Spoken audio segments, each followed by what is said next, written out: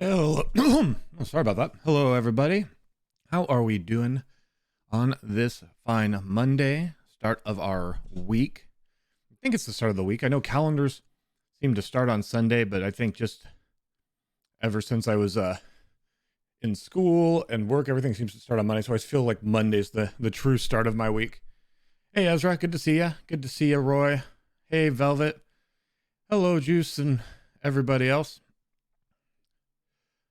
Bum, bum, bum, bum, bum. I did start the sticker giveaway at the start of stream. But without being a little TMI, I have IBS, so I had to rush there at the start. But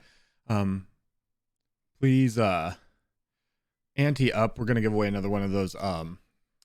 Giving away a Locktopus sticker, the party one, the octopus holding the disco ball. All right, let me go ahead and get some music up. Background music to start the day. Yeah, so how are we doing today? How is everybody? Hello, Ghost Mom. Good to see you. Oh, I'm glad, Ezra. I'm really happy. Yeah, I saw in chat yesterday you and CB going into the Tribunal event. We're gonna have Clockwork City, so I wanted to make sure you had access to fully enjoy the event. So. Ooh. So yeah. Oh, stretch. Just gonna ease in today. I am doing good, Velvet. I will get back up to my normal energetic self. I always do.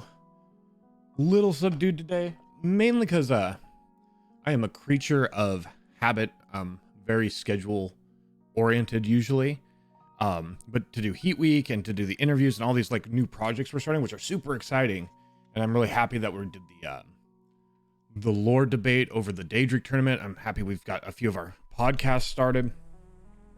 But kind of going into Monday having such a disjointed schedule last week, I'm kind of shaking it off and easing into today.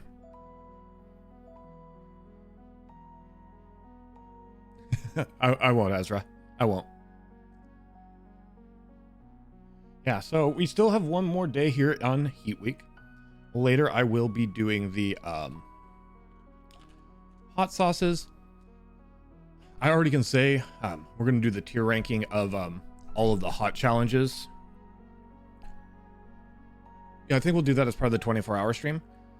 But I can already say the harshest and hardest challenge was the sucker. Like, I've done the one chip challenge twice. I've done Satan's Toe twice, but because this week we did Satan's Toe the night before I did the one chip yesterday, the one chip was like easy mode comparison. The one chip is not easy, not by any stretch of the imagination. Is that chip easy? Is that chip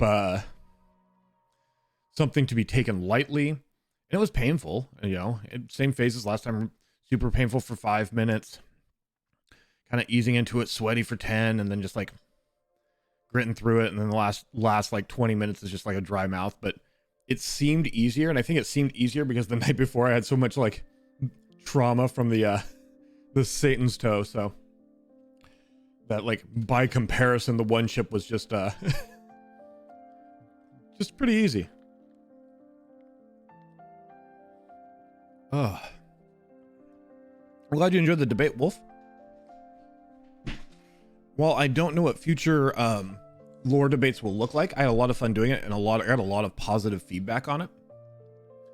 So I've been looking for more and more ways to kind of collaborate.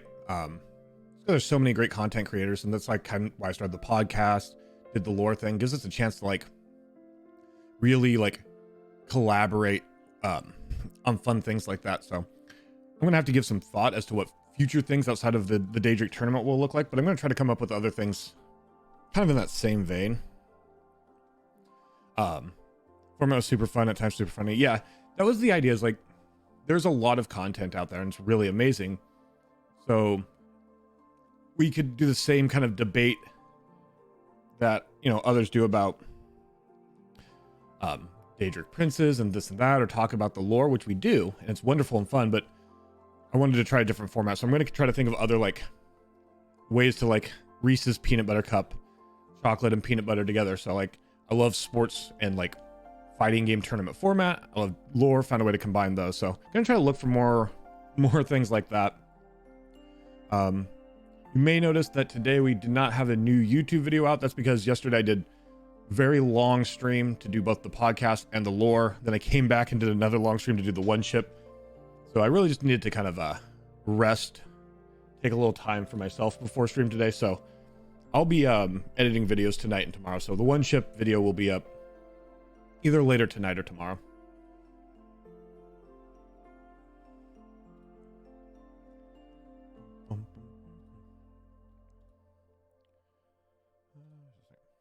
That said, if you haven't already checked it out, if you could consider just checking out the YouTube. Like we have all of our Heat Week challenges except for the one ship up there.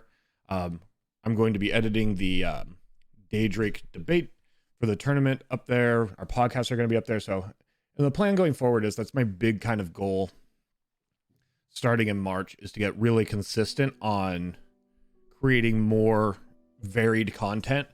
So like obviously after Heat Week, it's not going to all just be spicy challenges. So the goal going forward is to like continue to make varied content and really build the YouTube. Because when you listen to people like Harris Heller and Ludwig and these people who talk about like growth and things like that, there's a big thing about like you can't really be discoverable on Twitch unless you're live on Twitch. So I think by putting a little bit of focus and like more work into YouTube, it'll help with discoverability, and it'll also help me kind of focus our content. Because if we're making YouTube videos, then I'm coming up with ideas like the Daedric Prince thing or like the podcast. So not that we're going to stop doing Elder Scrolls Online content or marbles or anything like that. I just want to have like a little more variance to the channel, a little more unique stuff. So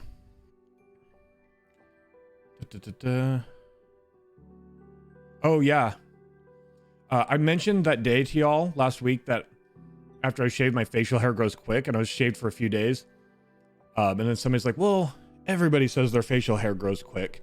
So it's probably fast, but not that fast. So that's why I just kind of shaved the neck and have been letting it grow just to show people how fast. I think people should know how fast my face grows, because like just how fast like the side of my head comes back. Hey, Azenica, good to see you. How are you? Afternoon, Kai. Wonderful to see you. Wonderful to see you as well. Happy Batty. Great to see everyone. How does Ye Old Gambling work today? I saw the Discord message. So, oh yeah, we do have a sticker giveaway going. I clicked over to my bot. That reminds me. It's exclamation point anti-up. It's the party Loctopus sticker. So the blue octopus holding the disco ball. So, real quick.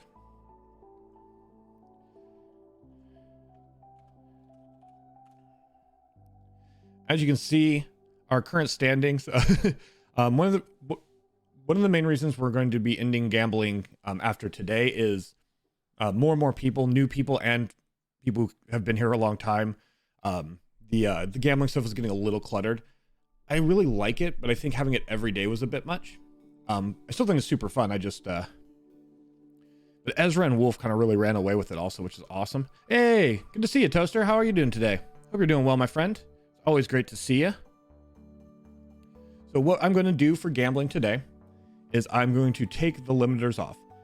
First things first, before I took the limiters off, I'd already said there was a prize. So today we were always taking the limiters off. The plan originally was to continue to do gambling with no limiters all week.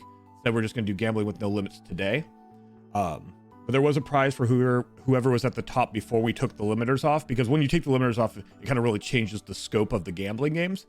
So big congratulations to Ezra on winning a prize. I'll announce that during the 24-hour stream. Not that there isn't more to win. So what I'm going to do here real quick before I continue chatting is I'm going to go to my modules. Heist minigame.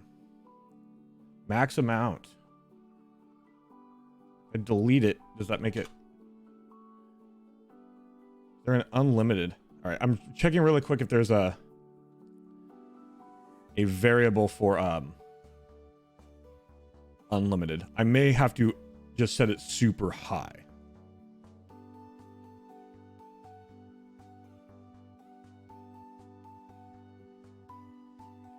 Okay, yeah. I just have to set it super high.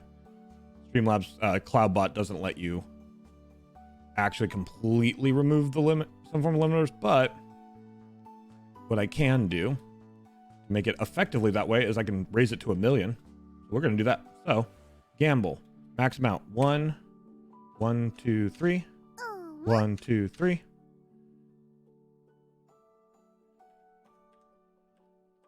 That's 1 million. I can set it for 1 million, right? Let me check. Yep, I can set it for 1 million.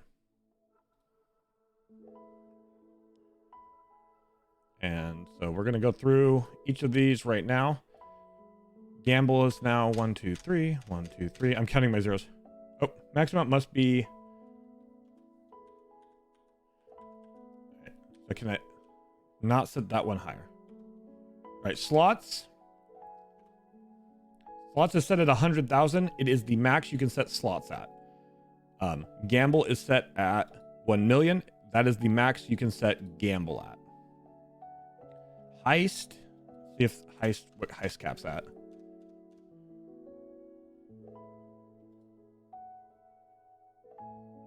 All right. And heist is capped at 1 million. So heist, so you can just use gamble max and use as many points of yours as it can. But it looks like heist and gamble are capped at 1 million, but slots has to cap at 100,000. Those are set and actionable now. All right, let's go ahead and take a look at chat real quick. Hello. Neum. Hey, Ezra. Hey, Sage. Dummage. TV, how are you? I do too, Ezra. I do too. Yesterday was really your day for giveaways. I mean, like I said, I posted the top, like, take nothing away from Wolf having 8 million, 8.2 million, but the fact that you're at 13.8 million is wild. Congrats on just putting in that gamble work. Yeah, I set a special uwu sound effect and stuff for when I did my maid stream when I was dressed up as a maid. And people liked the uwu, so I left it on. I'm gonna add a few more sound effects here before the 24-hour stream. I'm gonna update the soundboard, but more importantly, I'm gonna update the ones that cost channel points, because I think having some cheap sound effects, having some cheap sound effects in there is just nice. Nice little other things to use channel points for. That's fair, Wolf. That's fair. Time zones make a difference. I think if I do the gamble games again in the future, I'm probably not going to do it in March because we like to try to keep things different and rotate our content around. I think if we do the gamble games again, I'll have them on a schedule. So basically, I would just, for the month, be like, this is the time I'm going to have them turned on. But no, it's been a lot of fun.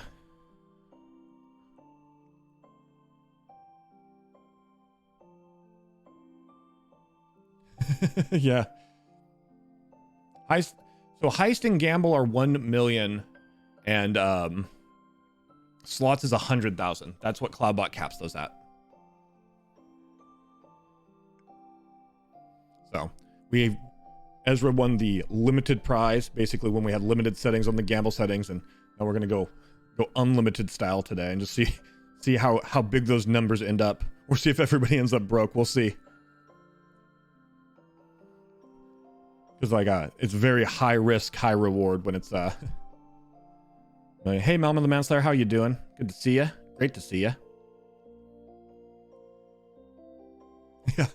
Yeah, that's the main reason I set a prize for before I went unlimited, because it's almost a different game with the gamble games when there's no, like, when the limits are so high. So yeah, just kind of easing up. Heat Week's been a lot of fun. One ship was one thing. Satan's Toe was another.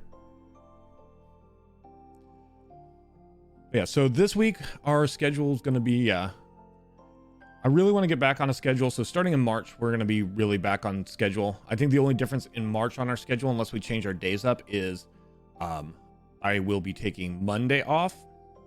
That's because the plan is to start the 24+ hour stream on Saturday, and I'm going 24 hours no matter what. And then I'm going to set a kind of a small sub goal, but if we hit it, it'll have a maximum time of 36 hours because I want to push myself. So we're going to do somewhere between 24 and 36 hours. So after that, I'm going to take I always have Tuesday off. I'll take Monday off, give myself 2 days to just like recoup. And then in March, we'll get really back on a schedule.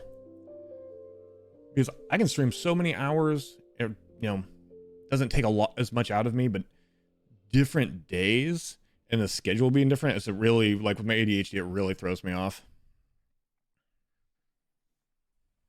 Wowee, yeah.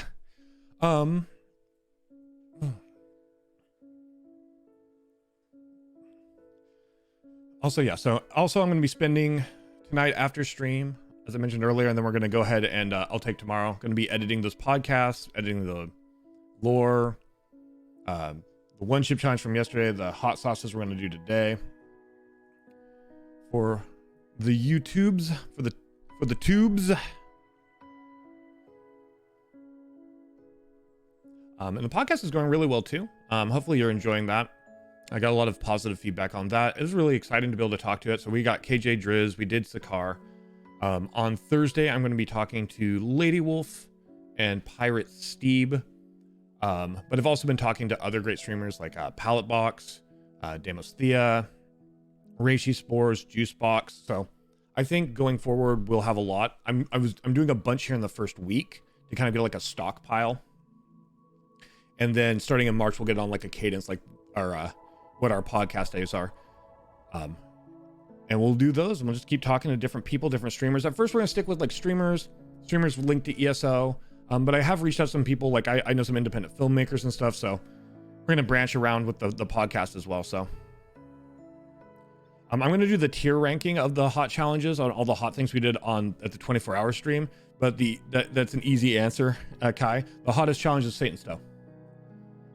Satan's Toe was so hot and so intense that when I did the one chip challenge yesterday, it did not seem that hard. The first time I did it, if you go back to the VOD, and you see the first time I did it, like with the one chip challenge, I get out of my chair, I'm pacing the room, I'm doing jumping jacks, I'm trying to read lore, I'm talking to chat, like for about 20 minutes in the one chip challenge, it's just like my mind is like in Heat Town.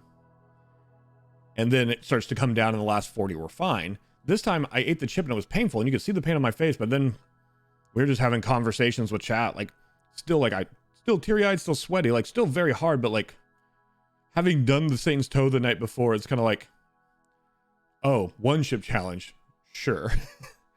So yeah, the Satan's Toe, it's because you have to have it in your mouth. So like the death nuts are hard, and we started off Heat Week with the death nuts, and I hadn't done a spicy challenge in a while, so those hit me pretty hard, and then kind of eased into heat. But the death nuts are hard because you eat the nuts, you have to wait a minute, and then after like the fifth set, you have to wait 5 minutes. So it's 10 minutes without being able to cool your mouth. One chip is a whole hour if you do the whole thing. It's really the first 30 minutes that are hard. But you eat the chip, the spice is there. Satan's Toe, you have to leave it in your mouth for 5 minutes, and like it's a sucker, so you're constantly generating like a mouthful of saliva, and if you let it out of your lips, they get swollen and it hurts, so you have to swallow it. So you're just like swallowing fireballs every like 20 seconds. It's just like a major shot of fireball down your throat. If you go on YouTube and you watch that video, because I edited all the other ones for like the best scenes.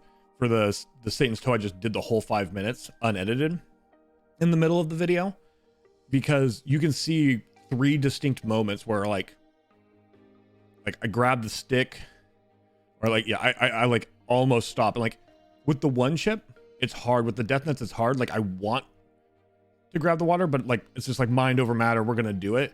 With the sucker, it was like really like zooming in on like messages in chat, like they're saying keep going. I'm like, okay.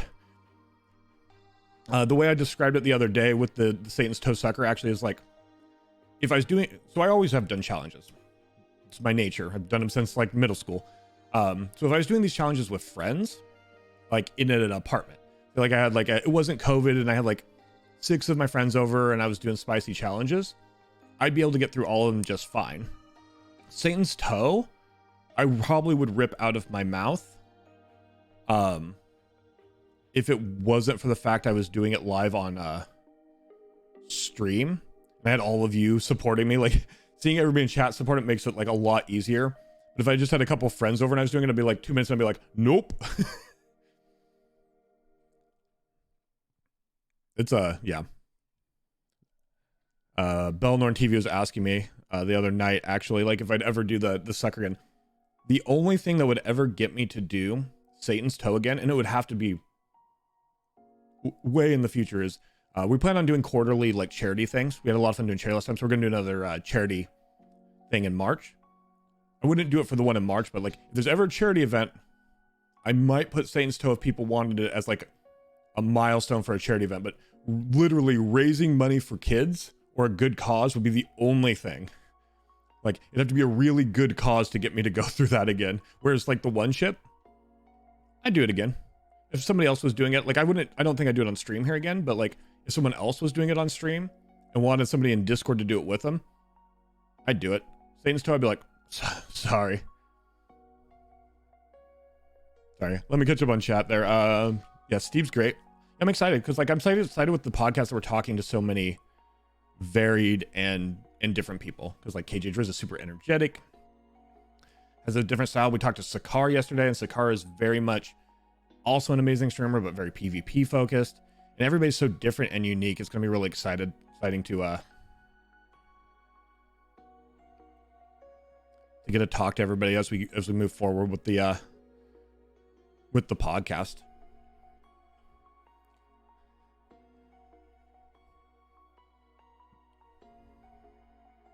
Yeah, I was definitely that. I guess that's the best word, is kind of conditioned. I've always done spicy things, but yeah, Satan's Toe kind of conditioned me, because I was just like, in the back of my head. So with the one chip, the first time I was like, oh, this is hot, this is intense. I've done things this hot before, I can get through it.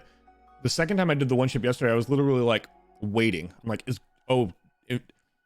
after 5 minutes, that's when it gets intense. 20 minutes is when it gets intense. And then around 30 minutes, I'm like, oh, I'm waiting for this to get more intense, because my brain like is still remembering the sucker. Honestly, when I do the hot ones sauces later, it's the same thing with the hot ones. 1, 2, 3, 4, 5, 6, 7. They keep getting hotter, hotter, hotter. They all taste delicious. You get to 8. It's a huge Scoville jump. It's also Da Bomb, which is just spice and heat. It's like a super high IBU IPA, like just bitter for the sake of bitter, except for there's just heat for the sake of heat. It tastes horrible, but it's such a blast of heat after Da Bomb. Like 9 and 10, they're hotter, and you recognize they're hotter, but they're kind of easier because you did 8. Because I've done the last dab, the 10th sauce alone, and it's much harder than having like built up to it. And I think the same thing is what happened there with the Satan's Toe. I can't even do Atomic Fireball Candy. Fair.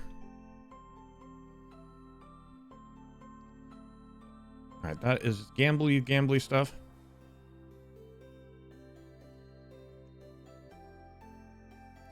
Well, Bane, I wouldn't say anticlimactic, because we had really good conversations, and kind of like with hot ones, I think having the heat and the intensity of the chip made for like the conversation be a little bit different than normally would. So I think it was really good. I wouldn't say anticlimactic, but I'd say like a good novel. I feel like we've ridden this flip. Like we start with the Death Nuts, that's up here, and we kind of start doing the other like heat things, and it's climbing. And there's like this peak, this apex point that is the sucker, and then it comes down, and not that far for the chip, and then the sauces are going to be right there and carry off. So it's kind of like a good book where like we hit the like, or even like climbing a mountain, we hit like the highest, hardest point. We climbed the steepest cliff, and the rest of the way to the peak was a lot easier than getting up that cliff face. So in a way, I think changing up the order how I did was better, because I feel like by doing Satan's Toe and then doing the chip and then doing the hot sauces, which are pretty equal to the chip, it creates a like better ebb and flow to the contest we're doing.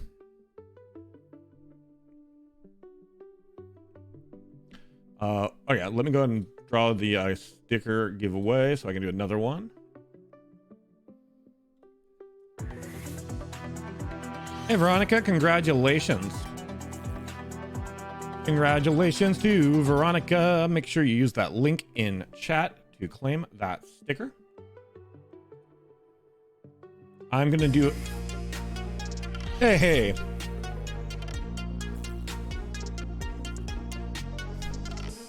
Hey, Snowstorm Studios, how are you doing? Thank you so much for that host.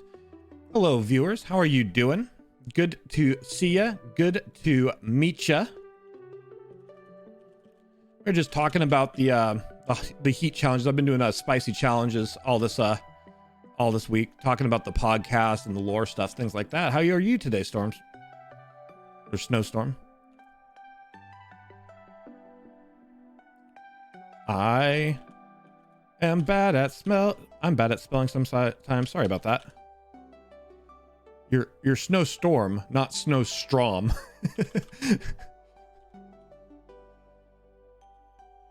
There we go. There we go. Happy you can stop by too. It's good to see you. Good to see you. Had an awesome stream. Cool. What'd you get up to in Elder Scrolls? We're gonna play some Elder Scrolls later, so curious.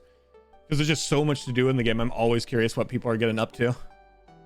Hey, HCP, great to see ya. Hey, Livy. Hey, everybody.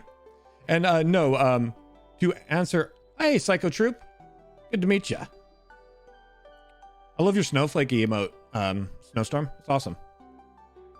To answer your question, Happy Bag, no, when I was doing the Satan's Toe, well, not while I was doing the super hot Satan's Toe challenge a few days ago, but every time I say Satan's Toe, I also was like, sucking on Satan's toe. Yeah, it's I hear the sucking on Satan's toe to knocking on heaven's door myself, Happy Betty. So you're not the only one, not at all.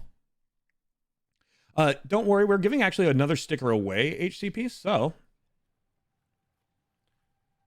I'm actually getting that set up. So you may have missed the Disco Ball Octopus, but we're also having new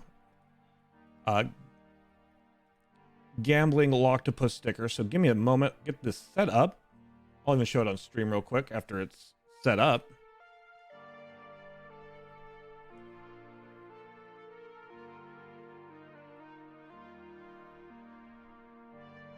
Evening, eggs on legs. Just doing dungeon. Gonna lurk for yeah, no problem. Thanks for the lurk. I'm glad you had fun doing dungeons. Thanks again for the host. Really appreciate it.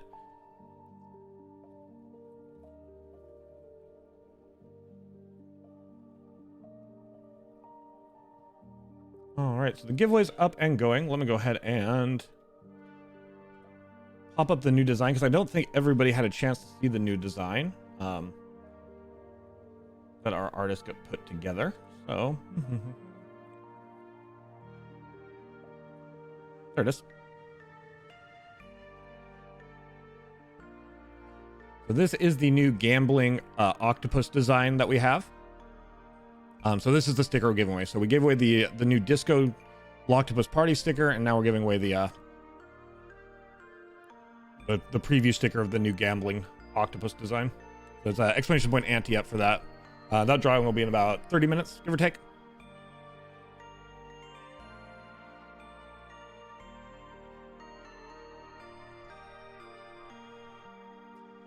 Bum bum bum bum bum bum. Hey, Blasty, I'm doing great.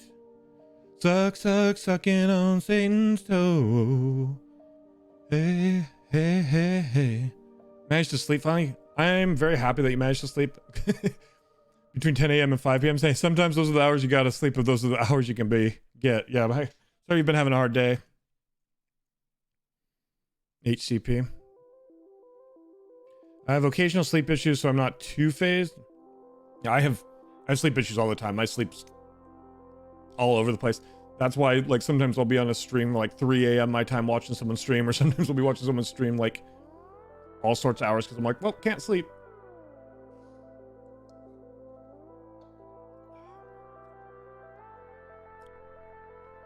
Yes, one chip challenge was intense, but not as intense thanks to the Satan's Toe. Like I said, don't have the video put together for the one chip challenge yet because after streaming so many different things yesterday, I just had to take some time. So we'll get the video put together for that.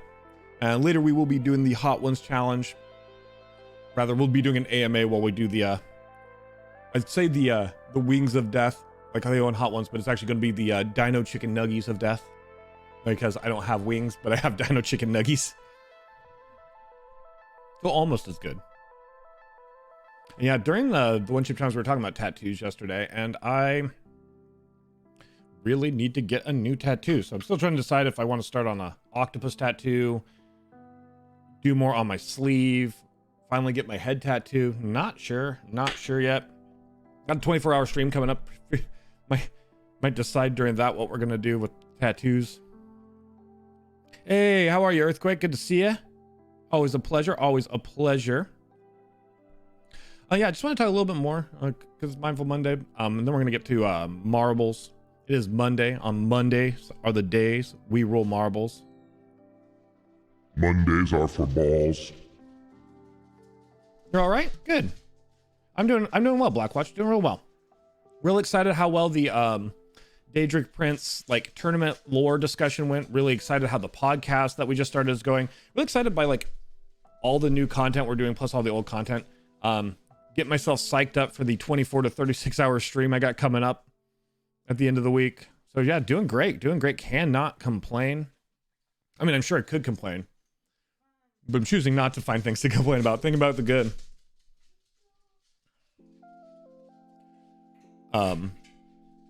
But yeah, so I'm gonna keep thinking about new and fun and interesting things to do. Getting your haircut. I'm getting my haircut April. So, you know, awesome, Earthquake. That is awesome. Oh, another little stretch. Ooh, there we go. To pop my back there. So yeah, one of the things I want to talk about is like we've been doing Mindful Mondays, you know, starting with just chatting, talking about whatever comes up on Mondays, and we're not going to get rid of that to start Mondays. But I've been doing a lot of thinking about a little more kind of direction. And what I mean by direction is not like I have ADHD, you know. It's my superpower, it's my kryptonite. I have 8 individual things going on that I'm shifting between at all times in my mind. So we'll still talk about whatever comes up in chat, whatever comes to mind. What I mean by direction is instead of being like, we have to talk about this, is for me maybe preparing a little bit for Mondays and me having like an initial kind of focus. Like if there's something going on, I'll just talk about that. But I posted on Twitter recently about networking. Because when it comes to streaming, I see a lot of people like, there's like a big misconception about what networking is. And I understand why there's a misconception about what networking is, because not a lot of jobs necessarily require networking. I worked as a brand and reputation management person for tech companies. I've run conventions. I have a lot of background in fields that require networking. So I see a lot of people they don't know what networking is. So they think networking might be something it's not, or they go into it with a lot of expectations, or they think networking is this bad thing that people shouldn't do it. Or they mistake making friends with making like doing networking and things like that. So I am going to be putting together a stream, and that way I can turn that into a few videos for YouTube about networking, just because I think that's information that's out there, but it's not out there as like readily available as other things. Because I think when networking is done right, when it's done without expectations, used to actually build meaningful relationships and things like that, it's an amazing thing that has endless benefits. But when it's done wrong, when it's viewed as like, when networking's like, you know, going to somebody and trying to get them to host you or raid you or whatever, that's not networking. Or if it's just going in someone's Discord and never talking to them, never being part of their community, never like interacting and just posting in the promos tab or things like that. So I think doing some discussions maybe next Monday. Well, I'm going to take next Monday off because of the 36-hour stream, but doing it in the near future, doing some videos might be something that could be beneficial to people, because again, when done right, when you actually are networking like in a true like business sense related to networking, it's a great thing. Because really at the end of the day, the best thing that comes from networking is not like, oh, if I network with so and so, I'm going to get bigger, or if I network with so and so, I can get them to do this for me. The best part about networking is really just the sharing of ideas. That's what, at the end of the day, that's what networking really is meeting people, getting to know them, and especially when they're in the same field as you, being able to share ideas. And like, it might lead to collaboration, it might lead to this or that, but no expectations of that. Mostly just getting to know someone and sharing ideas within your field. And then honestly, idea sharing is so crucial and important. So I'm glad it seems interesting, Ezra. Yeah, a couple when I posted it on Twitter, got some pretty good feedback too. So that's why I want to do it.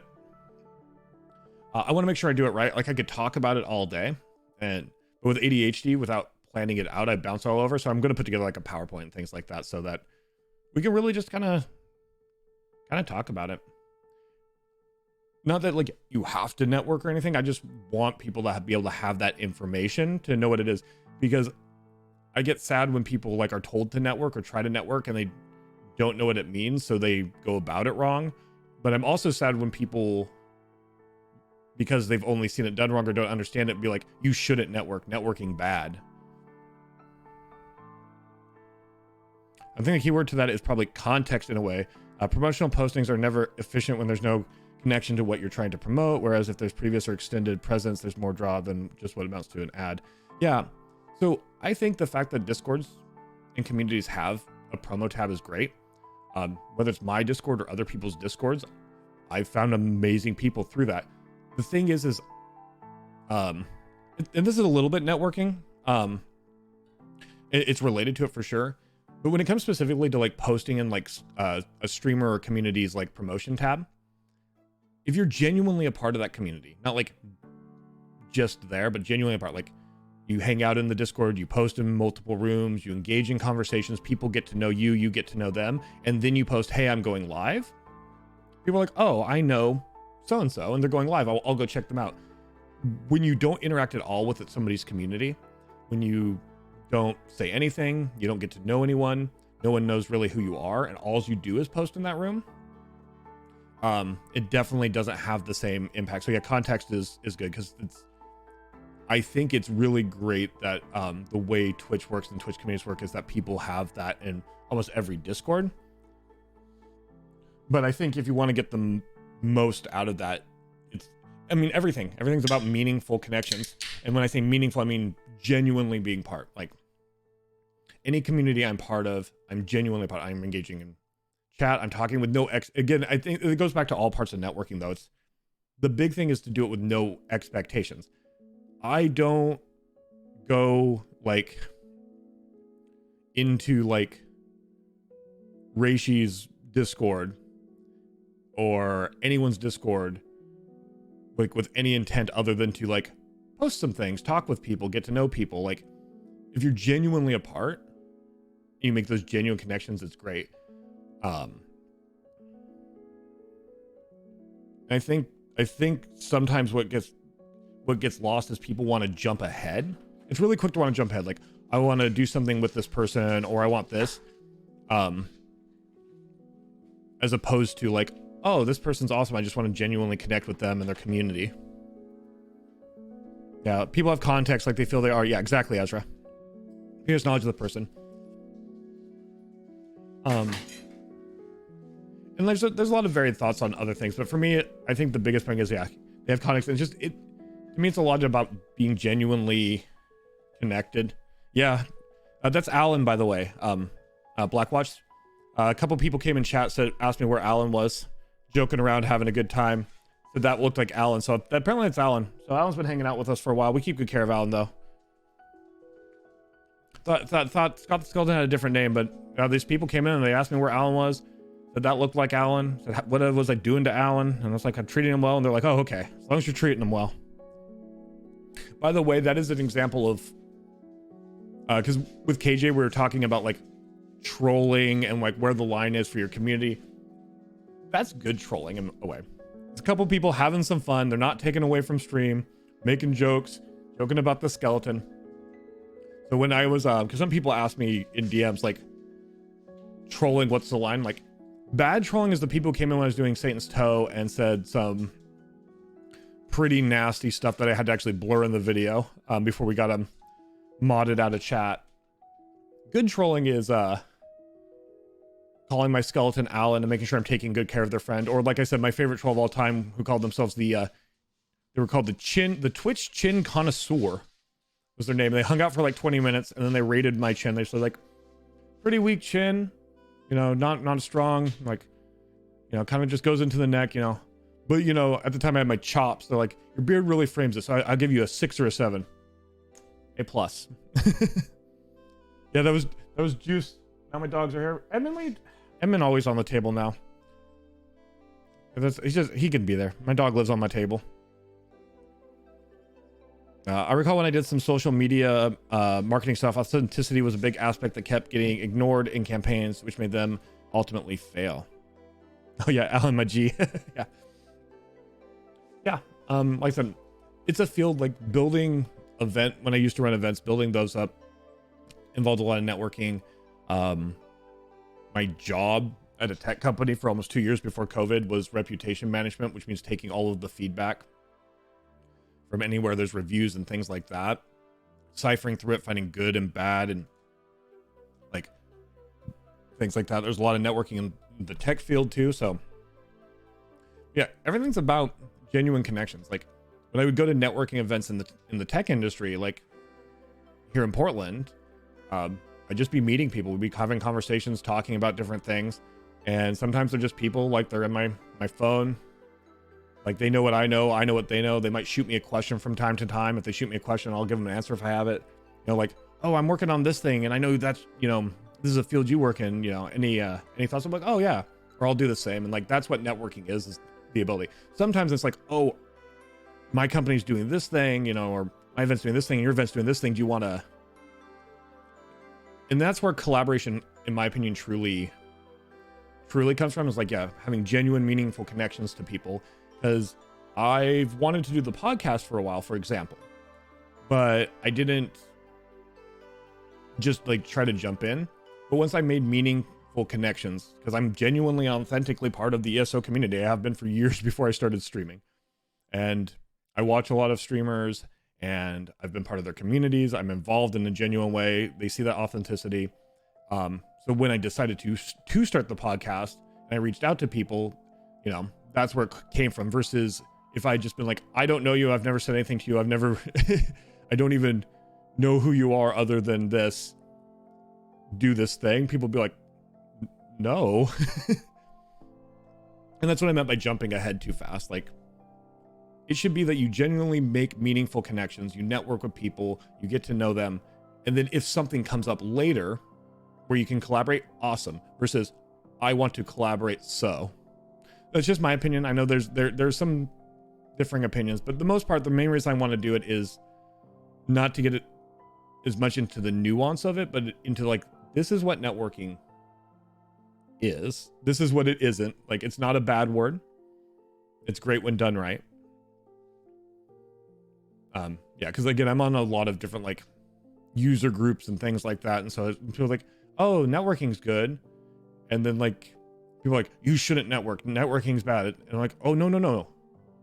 That's not networking, but I'm about to do a ADHD loop. By the way, that's where like I connected here to here, we jumped back here, and then this connected back to something I said before, and I just caught myself before I started repeating myself. That's again why when I do the actual talk, I need to bullet point it out a bit. There is a lot of streamers in the Portland area. I mean, there's a lot of streamers in general. Yeah, I think it's wild how many just Portland people are in like the ESO community in general, because of how many people I met doing just streaming that are all in the area. All right, let's take a look. I'm very curious today.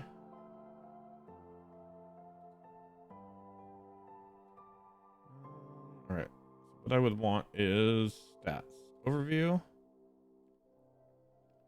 Here, let's by the way, this is twitchtracker.com.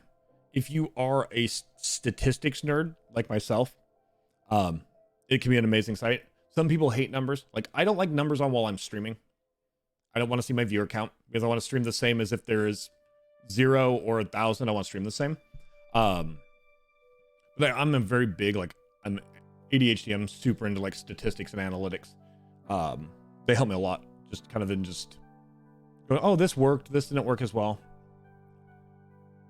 So there's a lot of streamers in Portland. I can't like look for Portland, but there was 9.8, almost 9.9 million unique streamers in January. Some of those are people who just went live once. Might have just gone on for 30 minutes on their Xbox or whatever. But yeah, just in like perspective of how big Twitch is, 9.8, almost 9.9 million unique streamers in January. What is this? 2 billion hours watched.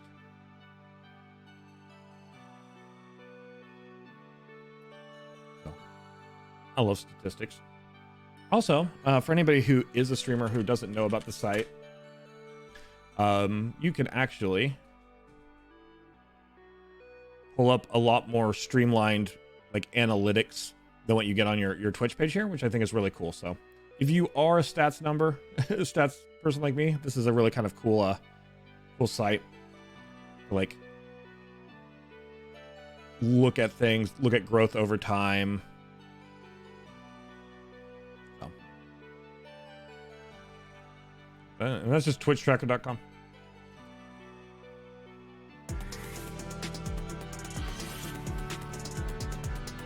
Hey, Lobos King, how are you? Thank you so much for the follow. So many streamers in Portland. All right, catching up. The podcasts are good though, and it's nice to know different. Exactly, Blackwatch. That's why I want to do the podcast. That's why I'm happy that people really responded well to the podcast, because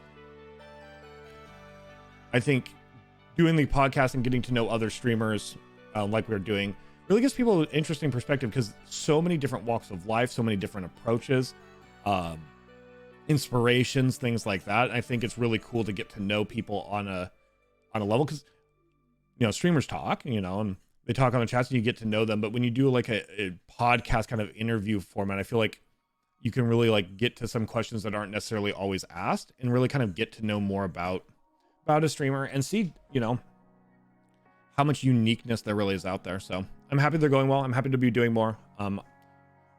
Happy to eventually get them on a cadence. Like I said, at the start of March, the audio from the podcast will have been cleaned up, an intro added to it, and they'll be available, and I'll post that, you know, on Discord and Twitter and stuff once it's live, on basically every major podcast carrier. And then I'll also be editing them down this week into like basically highlights. So I'm not going to be posting like the full 2-hour conversation with KJ, but trying to edit it down to like the big points for YouTube. Is it bad that I recognize that process? Sorry, I bounced over to Twitch Tracker in a round, so I'm probably off which process, Ezra. Sorry, I ADHD'd away from what we were talking about. I apologize. Yeah, keep yourself open and never, yeah, exactly, Ghost Mom. Never know what the future holds. That's always been my approach, though. That's been the approach to the channel, and almost everything I do is like, I look back at what I did, I go, this went well, this didn't go well. I try to find one small thing I can improve.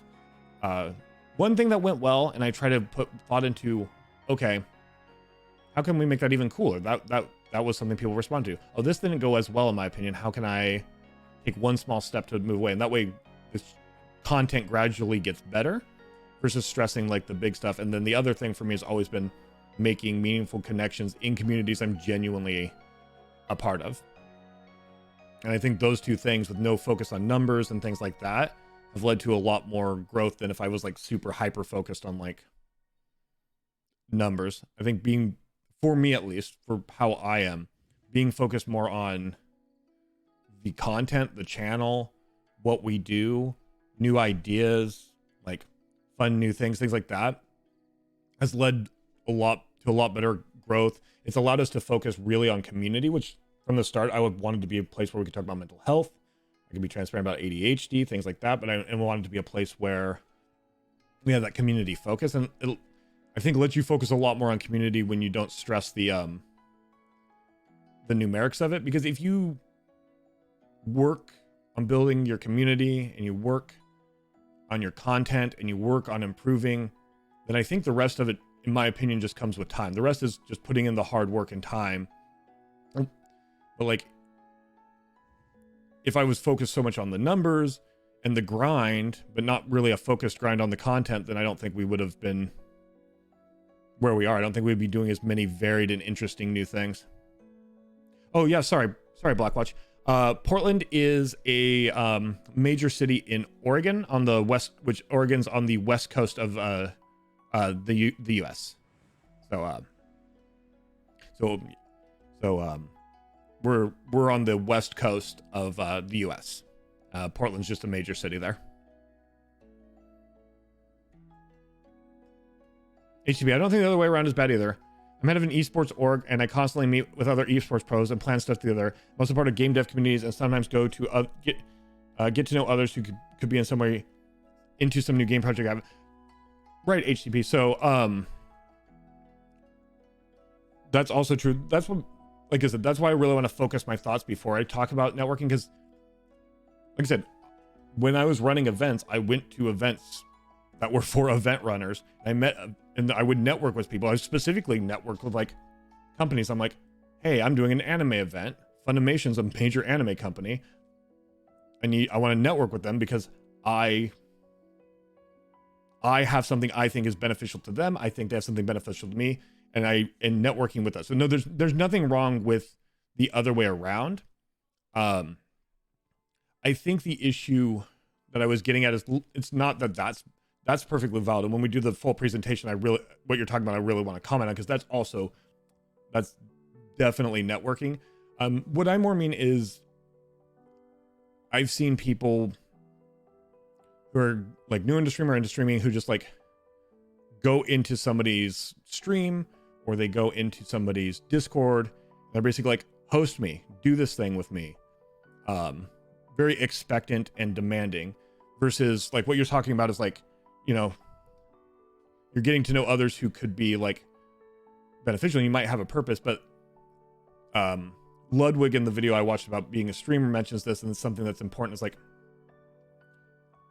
you have to be bringing something to the table in those like cases. Like, you know, you're the head of an esports org, and you're part of a game dev community. So when you're meeting with people, you're bringing something to the table. You're not just going, hey, do this thing for me, full stop. Like, not, hey, you do this thing, I do this thing, this is how we could come together well. Because like that's how the like lore thing came together that we did yesterday with Avron and Lotus. I'm like, Lotus, Avron, you do lore, you're great at lore, you love to talk about things like this. I have this unique format to do this lore discussion.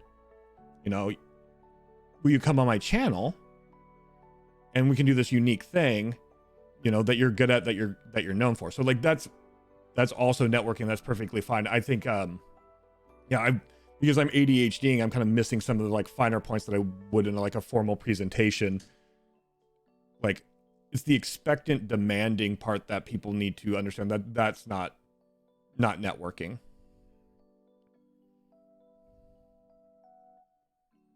What song you got stuck in your head? I'd play it for you. It's probably DMCA Earthquake. Hey, Lobos King.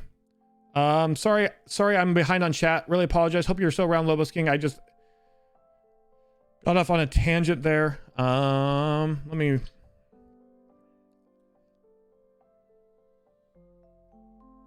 Oh no. Hello, says Lobos King. I've actually been lurking here for a while and stuck around for the convo. You seem very relatable, so I wanted to follow. Yeah, thank you so much. Sorry I got a bit behind on chat. I really do appreciate the follow. Glad you've been enjoying yourself lurking. Like I said, I always, one of my things I'm always big on is time. I think more than money, more than anything, the most valuable thing people have is time. So the fact that anybody would take any time to lurk or do anything, that's amazing to me. I really do appreciate the follow though. Glad you're enjoying yourself or enjoying the conversation. I'm making sure I get caught up on chat, because sometimes with my ADHD, I'll like start on a point and I just start talking, and then I want to make sure we get back. It's very important to me that we don't miss things in chat when we don't have to. Wolf, what's black and white and eats like a horse? Oh, I'm so bad with riddles.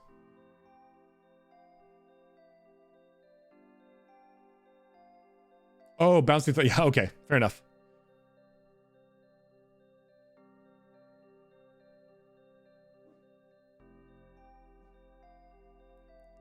What are you barking at, buddy? Oh, 1 a.m. for you? Wow. It's early late. Yeah, don't know. Boys! Just a second.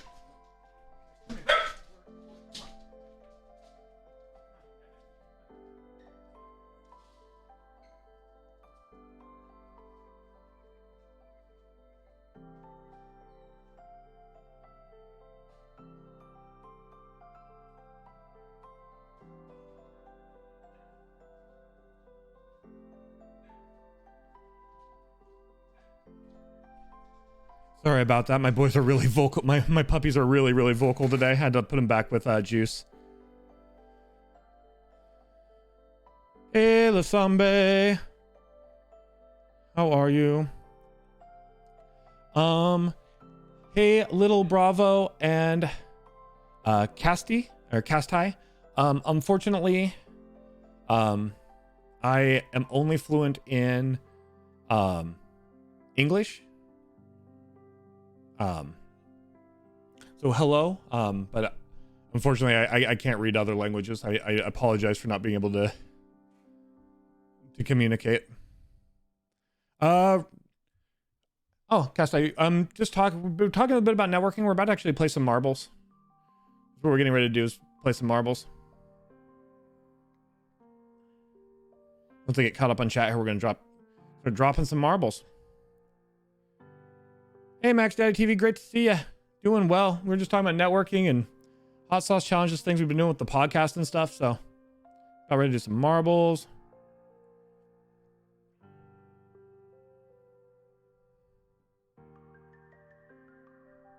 HCP, yes. First, you make yourself a meaningful person in the stream, and then you make you into more than you do slash house yourself.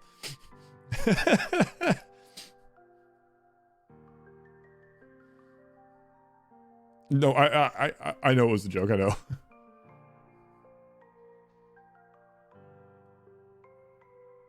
Awesome, Lobos. Awesome. Want to go to America on a holiday, to be honest, when my family does. There's a lot of really great places here. I mean, so I cannot wait for the world to open back up and us to be past this pandemic. I am a big traveler. Like, huge traveler. And then for the last year, haven't been able to travel at all. And I'm a little, I got a bit of the wanderlust. I wanna get back out there in the world. Go to new places. Then okay, I live in America, but I'd say it's overrated. I think there's a lot of grass is the greener. I think there's problems and beauty to anywhere, really.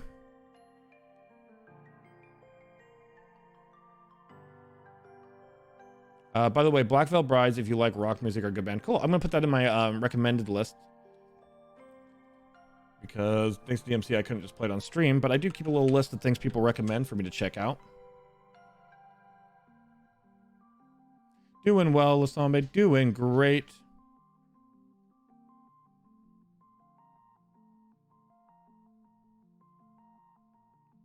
Over asked if you can send a greeting to Oscar Herrera. He's a disabled child.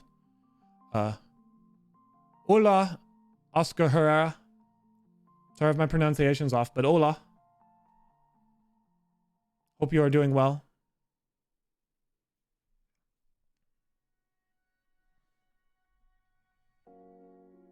Thank you, HCP. Appreciate you translating that.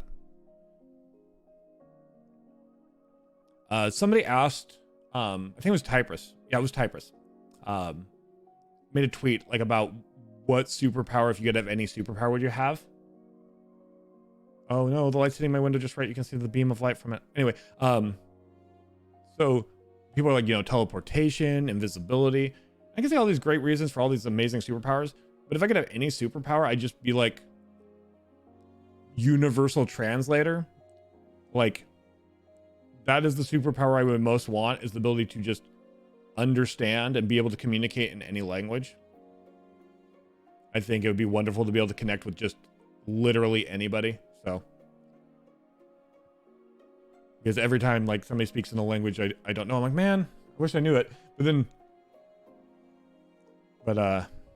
Yeah, so that'd be my superpower. Completely unrelated to what we're talking about, but it made me think of that question. That would be my superpower if I could have any one superpower. All right, so I was waiting for the sticker giveaway to finish up before we move to marbles. So let's go ahead and give away that sticker.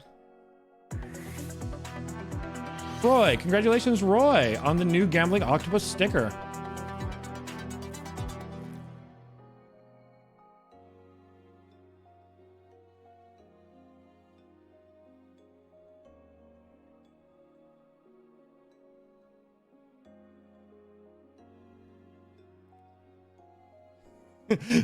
Have more tips on my YouTube channel and pass this link on someone else's social.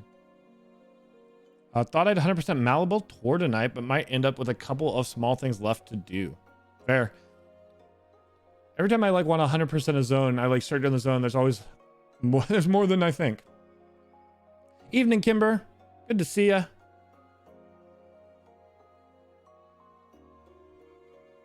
If you ever want to travel to another country, Lanzarote is a good country. It's located in Canary. Oh, Canary Islands would be beautiful. Be beautiful. I've traveled to Japan. I have been to Italy. I'm just Rome in Italy. So I've been around North America. Also, I've been down to Mexico, up to Canada. I do want to do a lot more lot more world travel. Honestly, 2020 starting plans at 2020 is like at least 2 places I'm gonna get out of the gonna get out there and world travel this year. Even before COVID, I was like, I'm gonna start streaming, I'm gonna get out there in the world, you know, gonna do this and this and this. Like, well, I guess I can't do that. Okay, streaming, we'll do that one.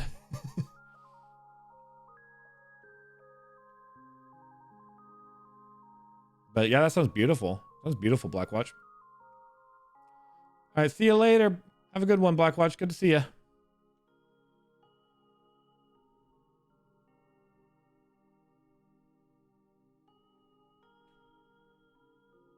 I wish I had such an internet presence, but no can do. Can't be all over the time. All right. I think I'm almost caught up on chat and then we can get to marbles.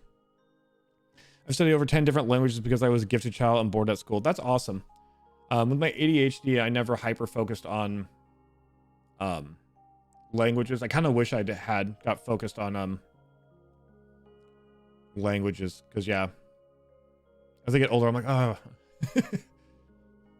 I just like to communicate a lot. I mean, that's another one of the reasons I got into streaming. So anything that could help me be a better communicator, I'd be all about.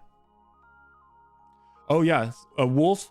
The reason I said that before, we always were having a prize for whoever had the most chips before I maxed out the limits you could use for the gamble games before we're doing max points gamble games. And this was the reason, because once it's not 50,000 chips is the max, it's like 1 million. The whole gambling game is just wild. That's awesome that you've studied 10 different languages at HTTP. That's really cool.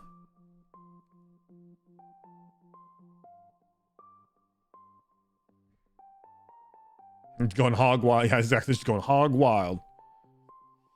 Traveling is great, Belner. I gotta say, the linked video you posted about how to get big on streaming made me really think I have to really plan stuff at. Same. So I watch a lot of Harris Heller. Still do watch a lot of Harris Heller. I watch a lot of stuff about like equipment and how to do things. But yeah, having Ludwig, who is a top 50 streamer now, who grew in the last 2 years, kind of just be like, these are things I did, made me go, like, that's what clicked with me. Is like, I used to think like, I'll do content, and then I will take that content and I will edit it when I start doing YouTube videos. And then I watched the Ludwig video and I'm like, no, I should go, this is the thing I'm building the day around, and then build from the content out. Which I'm not doing every stream. I want to get to a point where I'm doing it every stream, but like, we did that like with KJ in the podcast. We did that with like the lore thing yesterday. I think it works really well because you still play games, you still do all the stuff you do on stream, but yeah, having a focus. So yeah, it's more work, but streaming is a lot of work. It's a lot of work off stream. But yeah, I want to put a lot more planning into stuff, and I think like I always say, is like find one thing to improve one step. I think that's the next big, like the next, not big step, but the next step, like to work on for the channel is like more unique content, and we're doing that. But the next step is like planning more, putting more work into planning. So doing ESO, but yeah, still having like focuses and stuff. So yeah, it's a great video. Anybody who wants to be a streamer, I think, can really benefit from watching that video he put together. Kimber, I'll get a battle going when we get marbles going. I generally wait till, I mean, we're a little past when I normally start. I've started doing Stream Raiders battles a little bit later in stream because we would like lose a first battle here and there. There's not as many people in, so I've been trying to wait for a bit, but we are definitely going to get a battle going when we get marbles. I just was catching on chat. We're pretty much caught up now, though. I will get, I mean, because we can still chat about everything. That's the great thing about marbles. But I'll get marbles booted up. Marbles in stream. And I'll get Stream Raiders. New event coming for Stream Raiders at the end of the week. Oh, so you have bad leg, Kimber.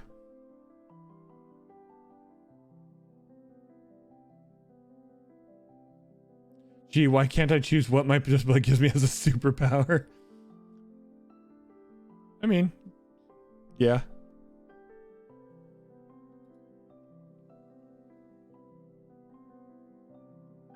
Alright. So, I'm gonna take a quick look at the map.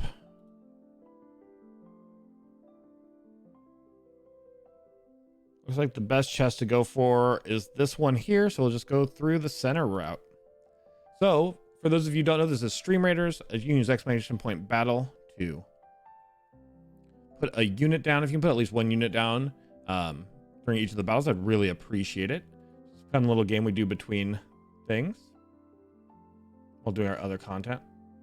That is apparently, I forgot to take this off. That is our new Gambling Octopus design. I switched scenes and it startled me a bit there, so sorry about that.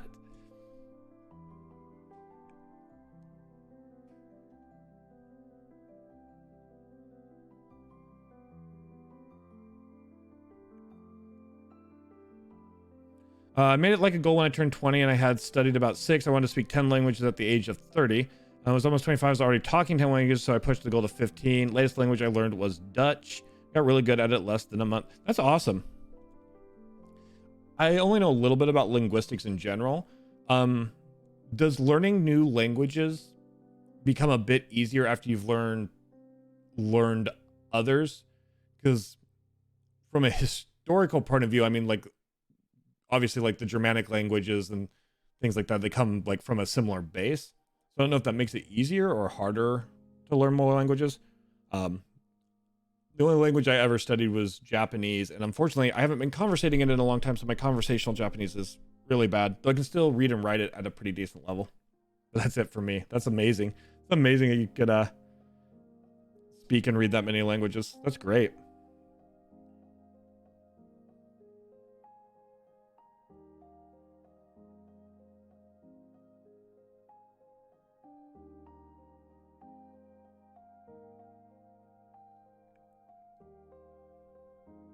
Bad sir, what does that mean? What are you telling me, Loctopusbot? Sorry, Loctopusbot just said bad server response too slow. I guess maybe that must mean it communicating with the bot. That's weird. I haven't seen that before. Oh no, that was in conjunction to HTTP posting battle.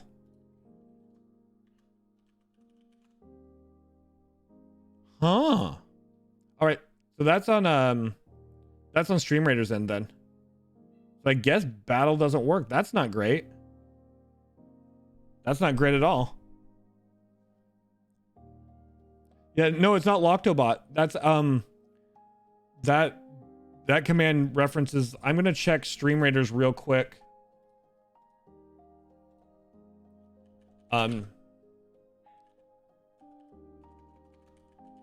to see if they changed their command at all. I hear my poor puppy Edmund back there with Juice going hog wild. He's been real barky today. He's in a mood. He's in a mood today, everybody. I don't know why he's in such a mood, but he's in a mood.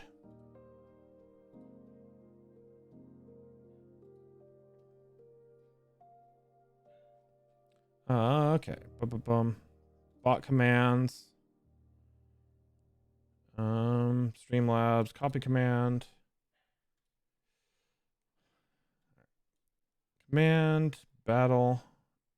It looks to be the same. I'm just gonna update it in case they changed something and I didn't know they did.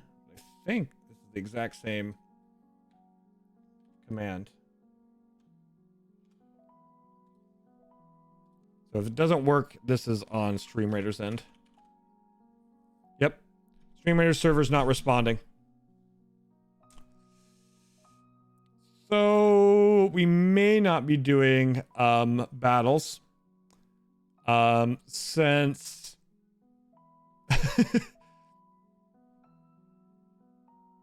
that command's not working at the moment. That sucks. But I mean, they're updating everything today. They're adding a bunch of stuff in, so I think that it should be fine here in a bit.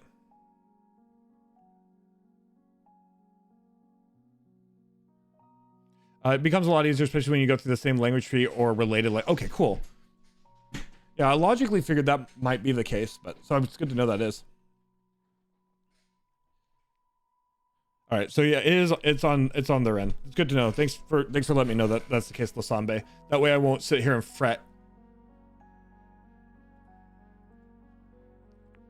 All right, so before we do our first races, I'll pull up our current standings while I go switch the stream info.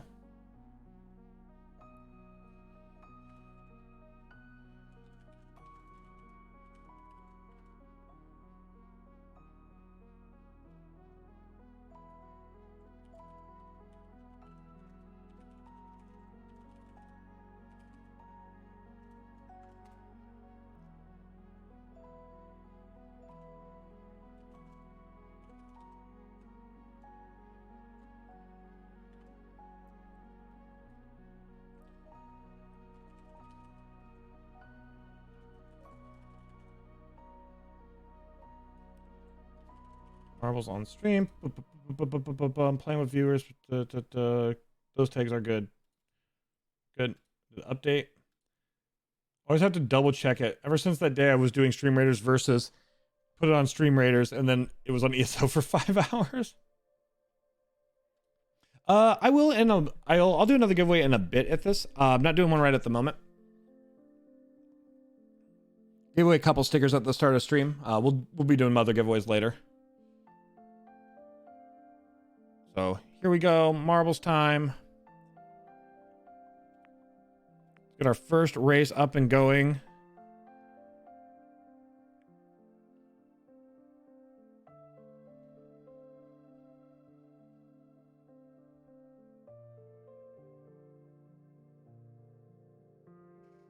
You're so generous to the community. You give a lot back to everyone. No, I'm just saying I thought that's what you're doing. Because every time I tune in, it's like, yeah. I do a lot of giveaways. So it's exclamation point play, by the way. I'll give a little bit extra time for people to get marbles on this. So my philosophy on giveaways is I never advertise them. I used to, but I stopped kind of advertising them in my my stream title because my idea is giving back to the community with them. So if I have the means to do a giveaway, I generally do. If I don't have the means, then I don't. I just really like to do them. I like to give back. The whole reason I created a merch store, as an aspiring streamer, created a merch store was mostly so I could give that stuff away. And then when it comes to ESO, I have a budget I have always spent on crowns every month. So if you see how much I give away, you can understand how much I used to spend on just myself on that game, because I now give away about 65% to the community that I used to spend on myself, because it makes me feel better. I like to share. Sharing makes me feel better. So that's why I like to do the giveaways for ESO. Because Because I'm spending money on the community, not just myself. Whoa! Whoa! Hey! Flimsy GG has gifted 5 subs to the community. That's 5 subs. Thank you so much. That's so many subs. Thank you so much, Flimsy. That is way kind of you. Really appreciate the support.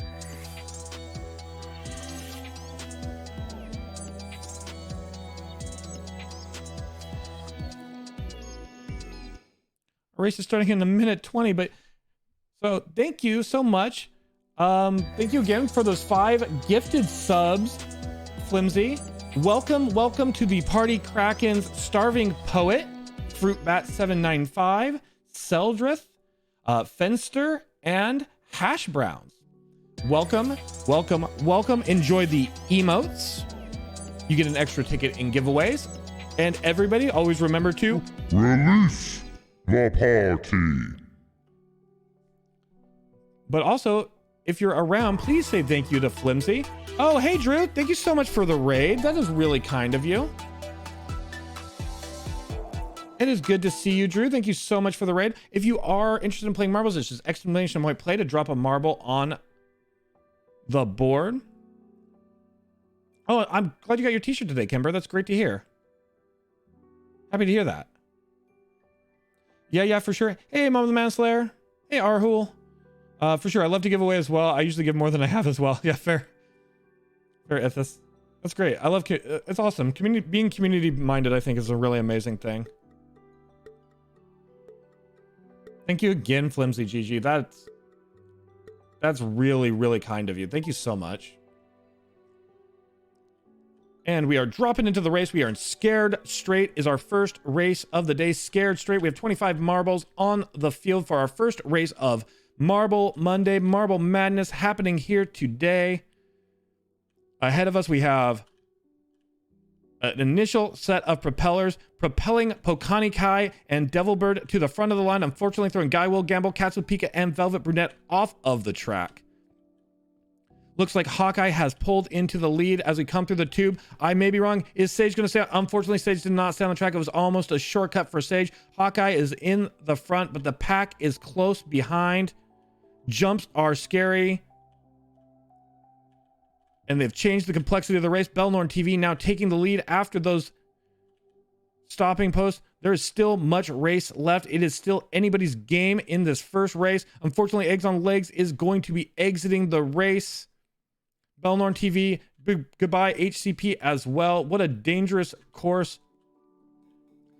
People being yeeted as we spin around the curves. It looks like Belnorn is in front, but there's Mama the Manslayer on the other side. Who will be the first to hit the slow down propeller? It looks like Belnorn TV, but Grumpiest Gus slipping past. Grumpiest Gus has now stolen the lead from Belnorn TV. As long as these spikes don't get Gus, it should be a victory for Gus. There it is. First victory of the day going to Grumpiest Gus, followed closely behind by Arhole. Grumpiest Gus also setting a new course record.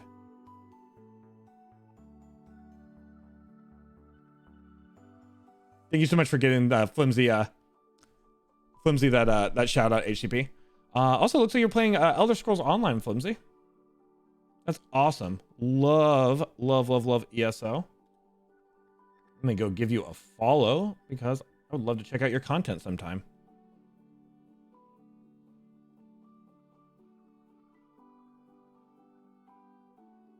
If I win anything tonight, my leg is super bad. No, it's fine. Thanks for letting me know, Kimber. Yeah,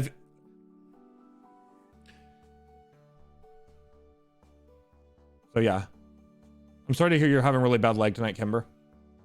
But yeah, since you let me know that ahead of time, we can definitely take, well, I will take that in consideration. Exciting race. So much yeeting, so much. But yeah, thank you again, Flimsy, for those 5 gifted. Thank you, Drew, for the raid. How was your stream today, Drew? You still doing the Nuzlocke? I'll get to the next race real quick. Let me add points.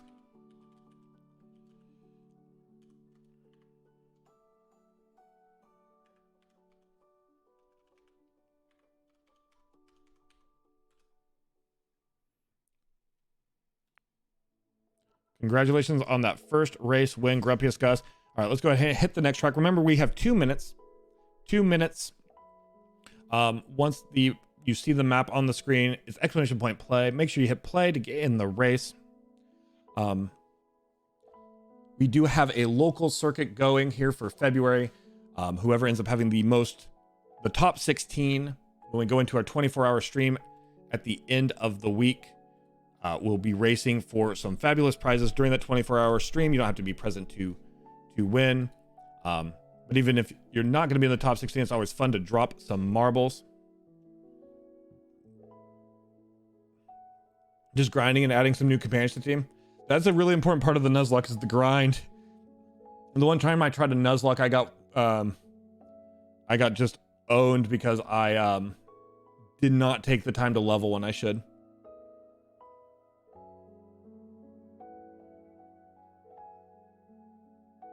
Wolf, you've got me hyped to the idea. Awesome, Wolf. That's great.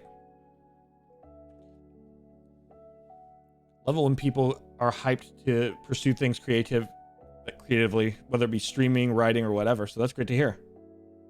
Lost your first buddy? Oh no, Drew.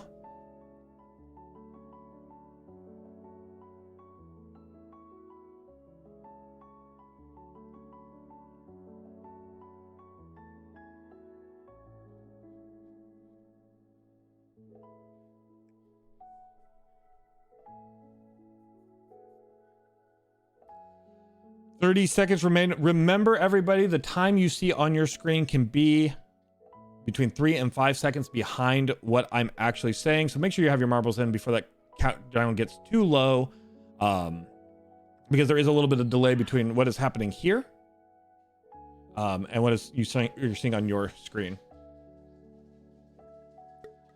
Did you get kicked out of the room back there, boys? What is going on tonight with you?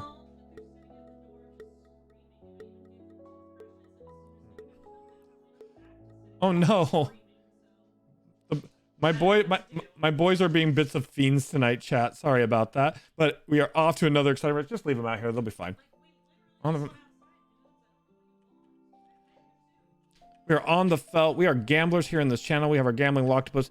So this is a fitting course. Looks like Mom of the Manslayer is pulling out to the lead. However, HCP is speeding ahead. An initial sorting by that horrible slow propeller blade is always nasty. We have more of them coming up. These things can be game changers because they can really ruin someone's race. Mom of the Manslayer, HCP, Starving Poet, Lasambe, all kind of neck and neck in that initial front pack. Can HCP get past the thing? No, unfortunately, they cannot make it past. So Starving Poet pulls ahead. It is Starving Poet now in the lead with Mom of the Manslayer doing their best to catch up. This air tube can be fast, it can be slow. It looks like the pack is going to congregate, and Mom of the Manslayer is going to be the first to exit the air tube and make their way into the back half of the course. I have to speed up to be the first yeeted map. Seems like it sometimes, HCP. Mom of the Manslayer getting slowed down by those spikes. Eggs on Legs, I thought was going to take a shortcut, but that shortcut actually ended up being their death. Goodbye, Eggs. Mom of the Manslayer back in the lead. Going into the plunges. Velvet Brunette falling off the course as well. It is Mom of the Manslayer followed closely behind by the pack. The pin has slowed down Mom of the Manslayer, but it was not enough. Mom of the Manslayer does take the victory. Another course record set by Mama the Manslayer. We are setting new personal records for our stream here tonight.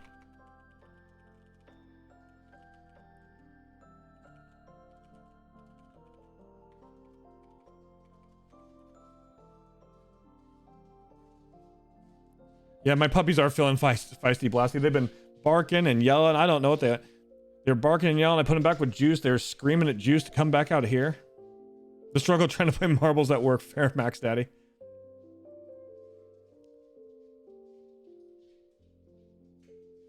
Work means I need permission, sadly. Gotcha, Wolf. The map, this map is really sick. Last mile you can do for some errors. Congratulations, Mom of the Manslayer. Remember, the top half get points, so all these points add up towards our local season. Also, if you're doing marbles on other streams, they add up towards the overall season as well. Let's go ahead and hit another track. It's Marbles Monday. We got some good races in last night. We're gonna get some great races in today. Our 24-hour stream is coming up on Saturday. So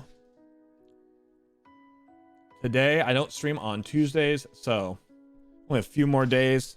This will be the best day to get your points kind of situated going in towards the final races for February. Don't worry, we are going to be doing another circuit in March. It's really fun to kind of do these monthly circuits for big prizes. I forgot to hit the start button, so sorry about that. 2 minutes on the clock. It's never me, says Juicebox Hero. That's fair. I race on a lot of people's streams, and it's also never me.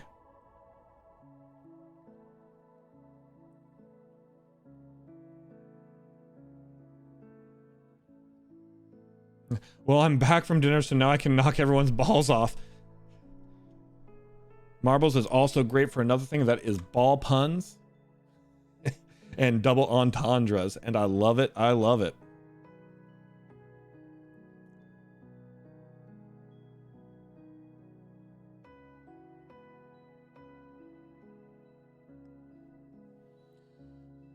Here we go. Here we go. Here we go now. Another exciting race. My Marble doesn't need help being knocked off. It does a good job by itself. So I'll be posting a schedule about the 24-hour stream on Tuesday. A loose schedule, because with the ADHD we could bounce around. But we're definitely going to be tier ranking all of the Heat Week challenges. We're going to be doing some Dungeons and Dragons. We are going to be playing Elder Scrolls Online. We're going to be doing our grand circuit for the top 16 people on marbles for prizes. We have our raffle giveaway. I have other planned giveaways and things like that throughout the stream. Some surprises. Maybe we'll put the maid costume back on. Anytime I say maybe, you know I'm just going to do it. So the maid costume is going to come back on. Because we did hit the Raid Shadow Legends goal. It's for sure 24 hours, but has the potential to go up to 36 hours. So we're going to push ourselves. The last time we did one was 2 months into being a streamer back in October. So it'll be really exciting to see the difference in a more planned out 24-hour stream here at our... It's a few days before, but it's basically our 6-month affiliate anniversary as well. All right. I love how this course looks. However, this course is a very long one where you have to dodge boulders and getting knocked backwards. So we're going to zoom in here on Arhul. Arhul, your profile picture is absolutely terrifying. I'm loving it. Yeah, these boulders fall and these orange things can knock you forward. However, if your Narb gets knocked backwards, these orange things can also end up pushing you backwards. But Arhul in the lead at the moment. Hawkeye doing the best to catch up. We'll go ahead and zoom out a little bit. The playing field is... I said Hawkeye was catching up, but we now see that Hawkeye has been destroyed. Has been castle sieged. You hate to see it. I mean, I guess you don't if you're Arhul, because it further cements your current lead. I hate to see it, though. Look at that. What a long and winding road we have ahead. I think we are going to keep with Arhul for now. Since there's no twists and turns at the back, it's just a matter of, does someone manage to catch up to Arhul, or does Arhul get defeated by the siege engines? This map makes me miss live action role playing. That's something I'm excited to do on stream when I can finally do it again. Probably not till next year, because unfortunately by the time we can get cleared to LARP again, I'm afraid it's probably already going to be until like the fall. But yeah, Nocturne, how you doing? Oh no, Arhul got stopped by some rocks. This could be... Oh no, it's happened. The rocks have knocked Arhul backwards. Arhul is being pushed backwards. Arhul is being sent back towards the pack. That was the pace marble. Arhul's at the front, but it's not going to be for much longer. We'll now move to Velvet Brunette. Velvet Brunette is now, oh no, the rocks have stopped Velvet. Drew is taking the lead. Things have changed. After a long and winding race with Arhul at the front, it is now Drew, followed by Velvet.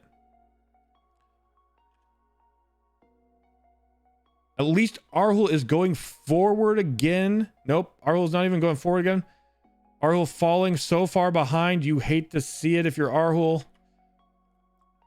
Now we're going to journey with Drew, our current lead marble, down into the victory. Congratulations, Drew. Securing that victory.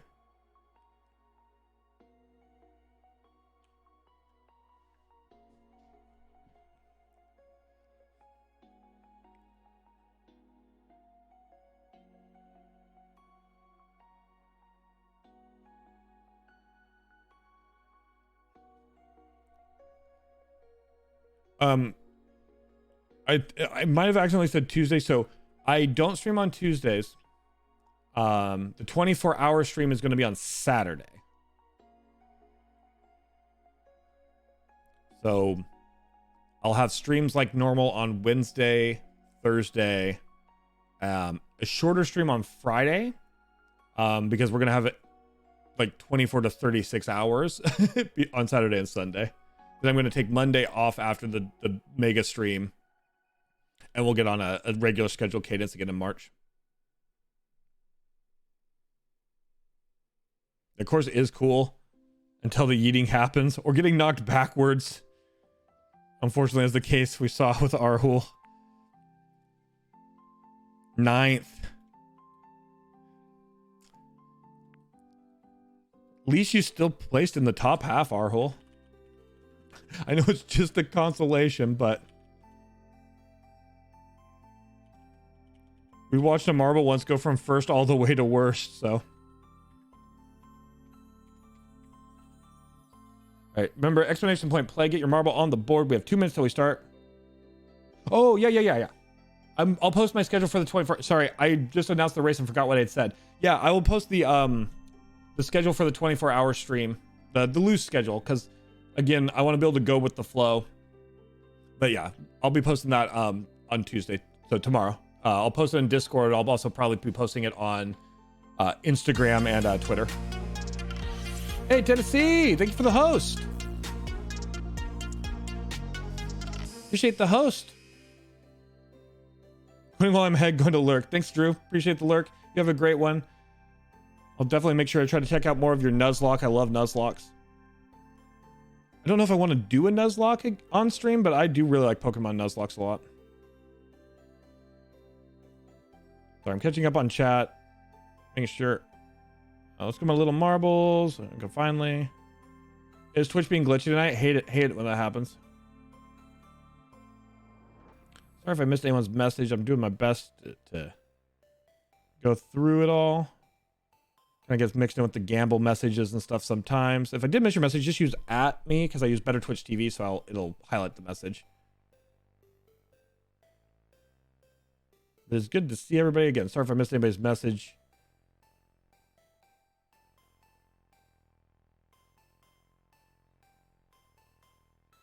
Play.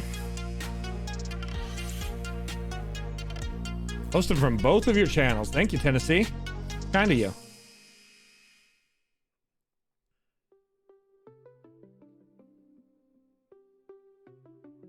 There's exclamation point play to drop some marbles. Or as in the case that Tennessee just did there, major streamers have emotes, and those emotes also works. All right, 23 marbles entering the multi-lane madness. Ezra, our current record holder here. Blasty skipping the board completely, but also skipping the course completely. I thought Blasty was taking a shortcut. Instead, Blasty was just ducking out from the race early.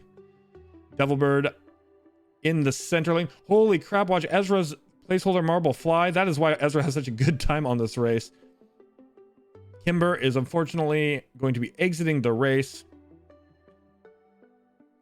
Ghost Mom looks to be in the lead, but the tracks are kind of different lengths, so it's kind of hard to tell if who's in the true lead as we approach the final obstacles. Grumpiest Gus, goodbye, my friend.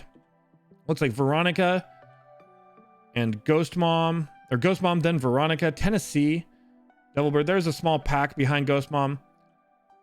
We are going to see a difference maker coming up, though, because this horrible propeller has ruined more races than people getting yeeted off. Ghost Mom, another to suffer the fate of the propeller. Veronica, Tennessee, and Wolf looks to be exiting the map. Tennessee looks to be exiting the map as well. So it looks like Max Daddy TV is still on the course, and I believe, yes, being followed very closely though by Starving Poet and Kai.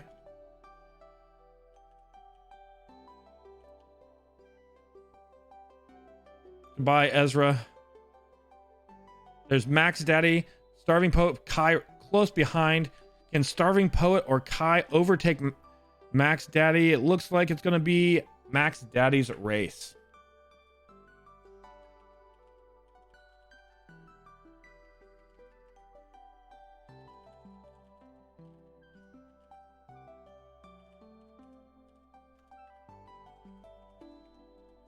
Hey, I'm doing great, Peso Shoots. How are you doing? Good to see ya. How you doing, Peso?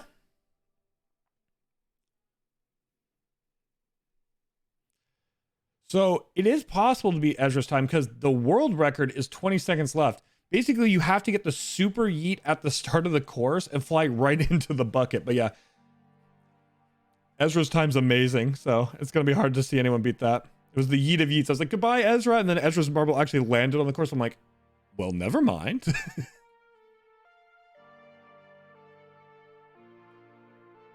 Well, hello. Not your marble day-to-day, Lasambe. Well, maybe not in these early races. Things can change. Congratulations, Max Daddy TV. Top 10 getting their points, at least continuing to be on the board.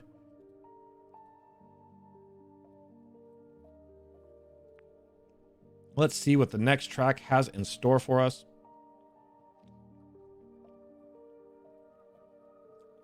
The Dangerous Dojo. I call it that because this track doesn't look like it can yeet you, but it's yeeted so many more marbles than I ever expected it to. Strike hard, strike first, no mercy. There is no fear in this dojo.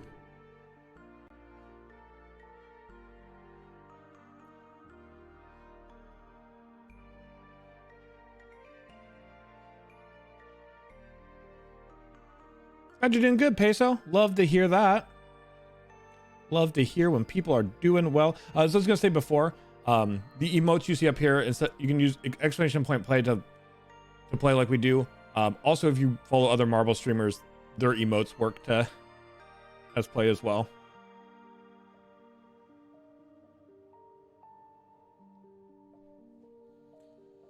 One more minute before the race.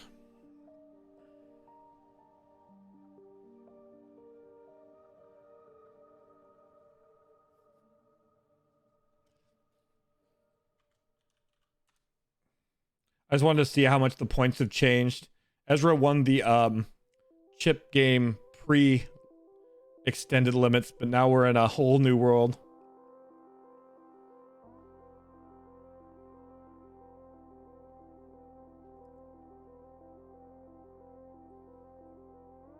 Drop those marbles. 30 seconds to go. No, so you don't need to put a number.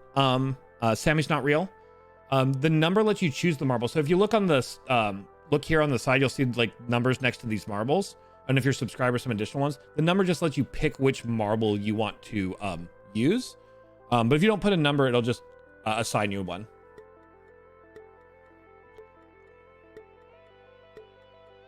$100% in Malibor? Nice. That's great, Wolf. Here we go, dropping into the Dangerous Dojo. In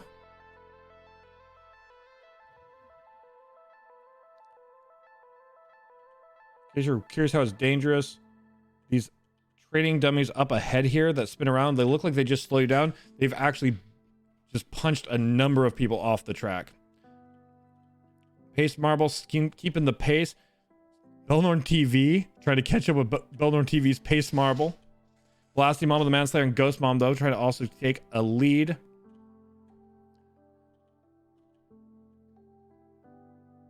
Initial leaps being taken across the bamboo thickets as we go into the training grounds to start the race.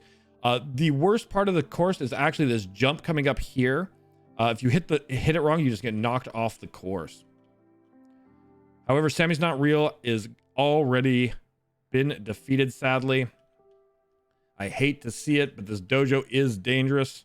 Mom of the Manslayer, however, getting stuck in the thicket. There goes Ghost Mom. There goes Cats. It is really close at the front.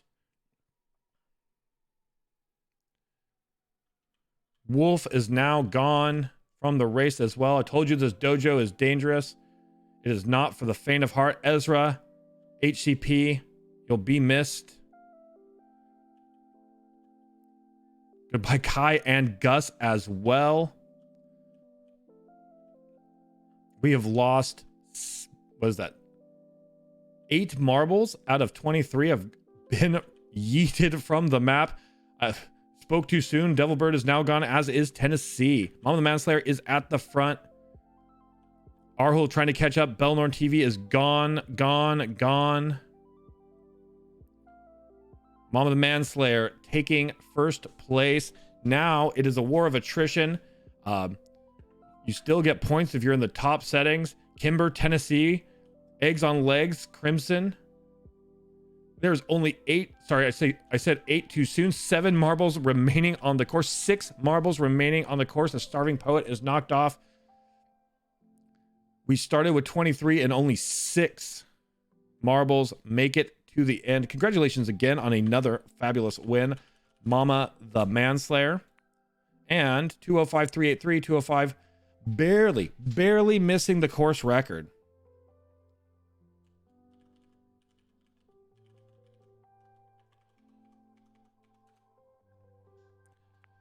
Here we go with another track, though.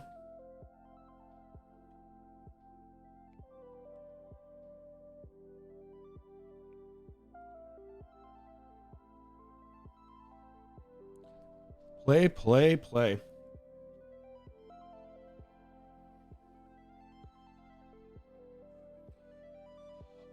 Also, I mentioned it yesterday, but I'll mention it again today. Something I'll be doing over the next few days is I'm going to be sorting through. I'm going to be adding all of the new Steam keys, the ones that are donated, the ones I've gotten from multiple sources, because I don't just get them from Humble. And I'm going to be taking some of the Steam keys and packaging them together in bundles. So on the Discord prize pit, for those of you who are still owed keys, you should see new games and bundles of games.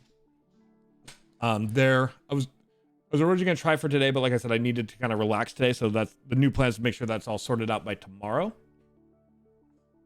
I forgot to hit start. So I'm going to actually click to start the race in about a minute. So you might see 2 minutes on the screen, but I'm actually going to click start here in a minute because I was talking for a minute, forgetting to hit the start button. But yeah, I'll sort that out, add more games. The reason for that is we haven't given out Steam keys in a while, but after the 24-hour event, we're going to be giving away Steam keys there. We have some people that are owed keys. And then going forward, when we do marbles races in March, we're going to do a circuit again like this month where there's a grand prize at the end. But I want to be giving out like Steam keys and other things for races and daily things as well. So just add more fun little prizes. So like for the people who can maybe only come to like one Monday and play marbles, there's still like some prizes to be won. All right, here I'm going to go ahead and click the Wilson Cinema hit play. So we're going to go ahead and drop the marbles in, starting with the funnel on hard landing. Hard landing does not make me think this is going to be fun. I mean, it'll be fun to watch, but it might be danger like that dojo.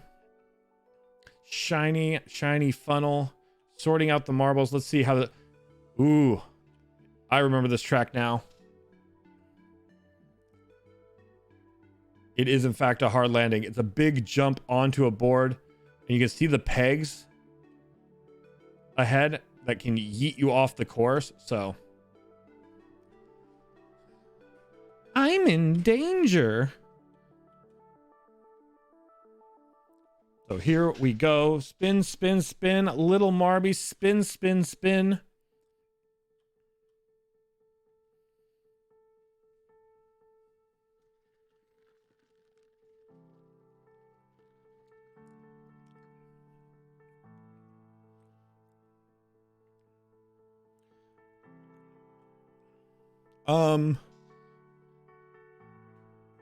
I think the heist is just still on cooldown. Kimber. There we go. Velvet Brunette has finally exited the funnel.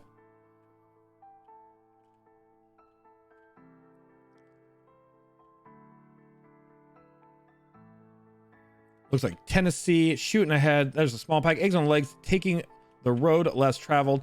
Here's the thing that we're really wanting to pay attention to, though, is Eggs making the jump first. Congratulations, Eggs. I'm going to zoom away from Eggs because creepy dolls are something that actually do freak me out. Fortunately, Eggs getting bumped. Goodbye, Devilbird. Goodbye, Sammy. Goodbye, Velvet and Grumpy. Goodbye, Blasty. Eggs is slow and steady. Cats with Pika is also slow and steady. We have lost so many people to this course. It's not going to be much better as we watch Tennessee get yeeted.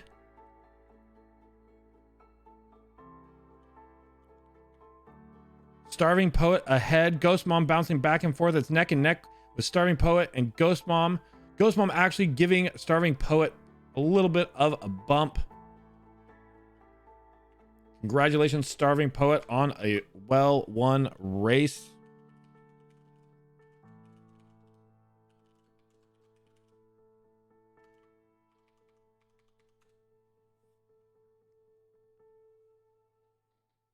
I have my eyes on one. I'm just saving up my challenge to be able to redeem. I hope I get there before someone grabs the key I want. A lot of people who are on the list have been on the list for a long time for Steam keys. So there's a good chance they're waiting for other keys. So hopefully.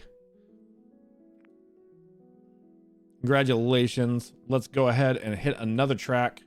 Keep the races going. Keep the Marbies flowing. The balls must flow. That did not sound right. That was not a good sentence.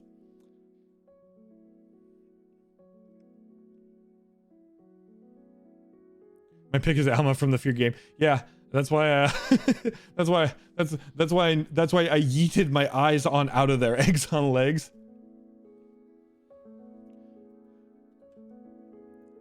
Not a lot of horror gets me. I haven't actually ever done any horror on stream, I realize now. But some horror really just like I'm not like a Scream, like, oh my god, horror person. I really love slasher flicks. That's like Hellraiser's my sort of horror. But there's just like certain things that just creep me out. It's like that like goosebumpy horror. Like not the like I'm terrified horror, just like a little creeped out feeling.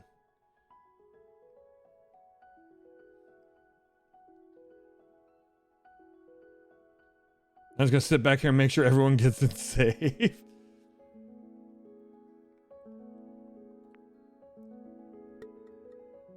I accidentally clicked start now. I'm so sorry about that, but it looks like everybody did manage to get in. Sorry about that. I didn't notice my mouse cursor was still on the marble screen. I thought it was on my main, my secondary screen. Seems like we're fine. Seems like people get their marbles in relatively quick. We might even be able to speed up the time before the start of the race in general. Like many races, we speed into the twisting tube. We speed into the funnel. It sorts out the marbles. And then it's going to send you into... Uh-oh, SpaghettiOs. One of two paths towards a yeet cannon. And then there's pegs down there as well. So we will see. Trying to get a good angle. This seems like to be a great angle to be able to adequately see the marbles as they hit the cannons.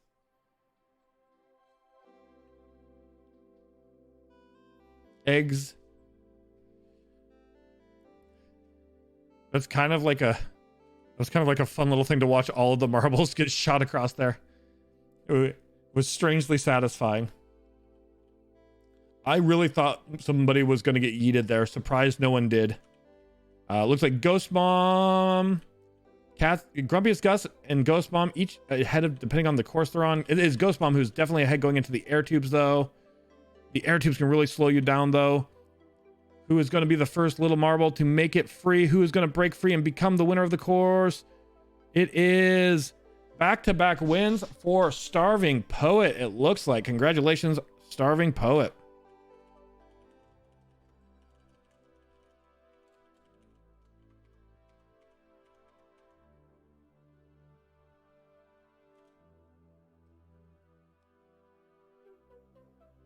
Back-to-back wins. Big wins for Poet.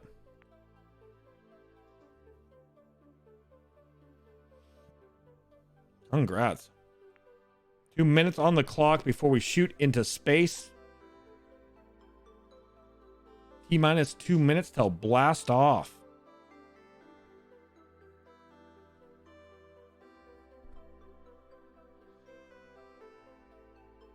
I didn't fly that time. Yeah, I saw the 2 cannons. I'm like, we're gonna lose a ton of marbles. But actually, on that race, we didn't lose anybody. that was wild in its own right.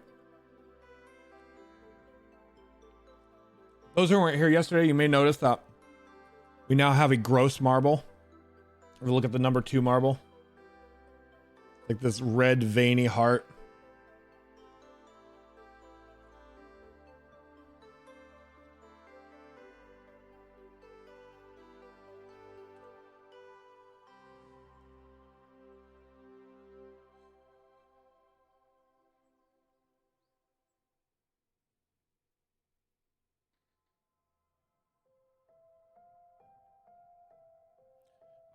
Here we go. 55 seconds remain. Oh, other things we're doing on the 24-hour stream, they're not activities, but things we'll be doing. Most likely, getting close to March, so it's getting close to my hair appointment. I was thinking about touching on my roots and keeping it green, but then I decided it became green, and I ended up loving it because of chat's decision. So I think I'm gonna let you all help me decide what color to make my hair during the 24-hour stream. I'm not going to dye it during the stream because I use a professional to dye the hair so I don't ruin my hair. I believe the 2 colors on the board are just blazing neon yellow and a pink, but yeah, we'll figure that out during the stream. I'm not going to figure that out today, but also might be asking your help during the stream for what tattoo, getting a tattoo designed to get, because it has been, I realize now, other than the one I got at PAX 2019, because Gearbox was giving out free tattoos and I wasn't going to say no, what I'm going to get tattooed.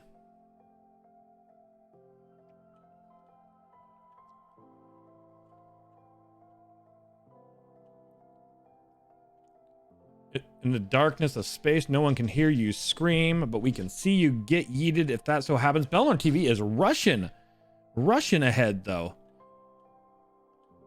Ezradel, CB, and Wolf Eggs, Starving Poet, have Tennessee, Roy. A lot of people have given up. Goodbye. Goodbye, Moon Man. Yeah. Goodbye, Moon Man.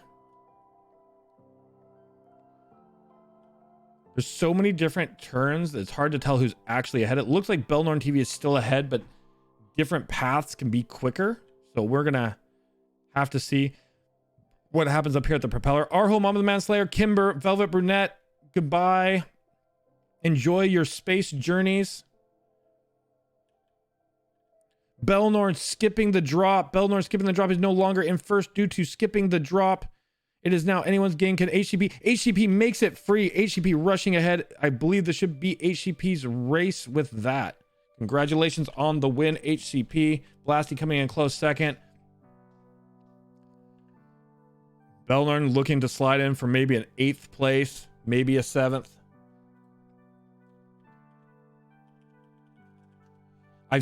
We've seen people in the front win, but more often than not, I just worry deeply because anytime I see somebody have 2 commanding of a lead, I'm like, oh, Marbles doesn't like it when you have 2 commanding of a lead.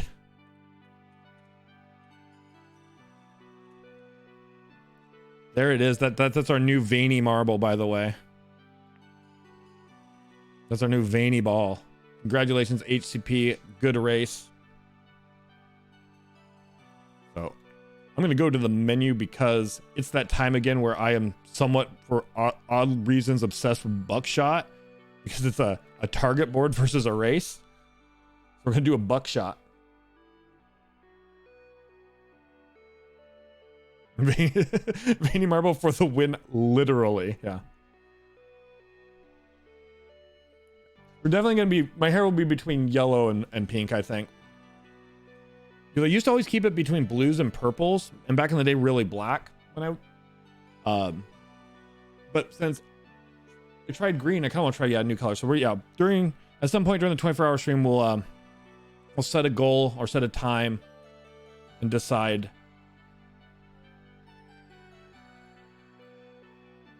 Because I don't think the yellow I think would look great if my whole head was yellow like a sunflower. And if I did pink, I would do pink the same way I did the greens. So I think we would do like a dark pink into like a lighter pink. So basically do a two-tone like we did with the green if we did pink. It's just, to me, those are the two that would look the best. Oh yeah, I did red, but I didn't do red. I don't want people to think I did fire engine red, babe. Because I did like it was a fall auburn red. It wasn't a natural red. But it was also not like a shocking red. But you're right, I did do red. I forgot about that actually.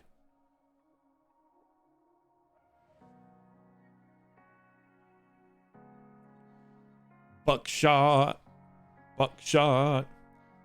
You'll see when the race starts, if you have not seen this course before, the way this course works is it's not about time, though there is because of how marbles are set up, there is a course time record. But at the end of the day, everybody's going to get shot at a giant target, and whoever's closest to the center is actually who wins. Oh, I have a lot of hair. I'm not shaved at all. I'm shaved all the way on the side, and then it V's down into the back of my neck. So like from the middle of my neck. So I'm just single side shaved. I actually keep all the hair on this side because it gives me more on stream. I need to start getting in the habit of getting ready for stream earlier. But yeah, I kept all the extra hair on this side of the head because there's more I can do with it, like with braids and things.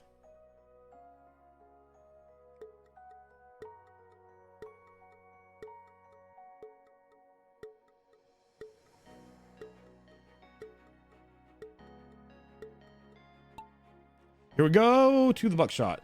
So yeah, the marbles are going to get sorted here.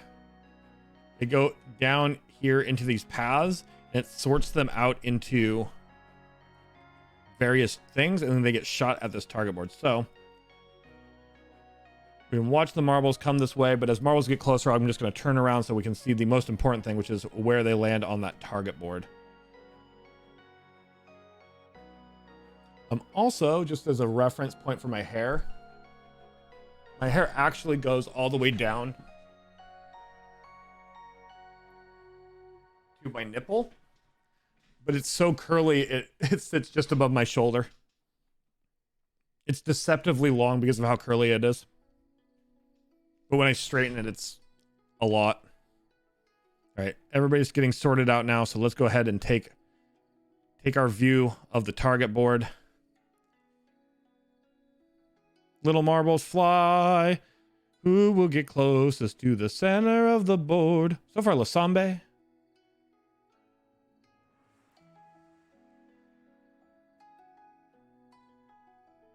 Couple more marbles to shoot. Somebody knocked Lasambe's marble away, but then got knocked back. So Lasambe, it looks like Lasambe. These are all the people who actually were the 10 that were close to the center to get some points. Congratulations.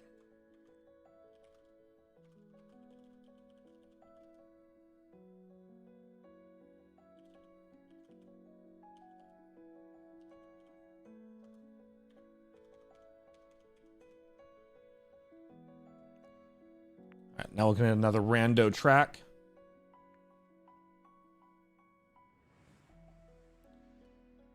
I actually know how to braid. I just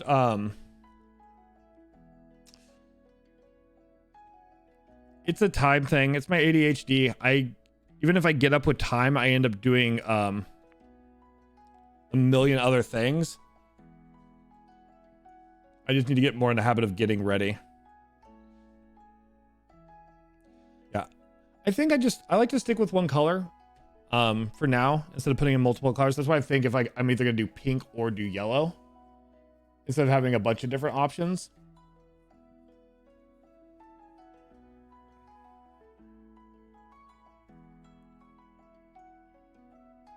But it is a good idea. I do like the hidden hair thing though. I haven't done that before, so that is a good idea. Something to consider.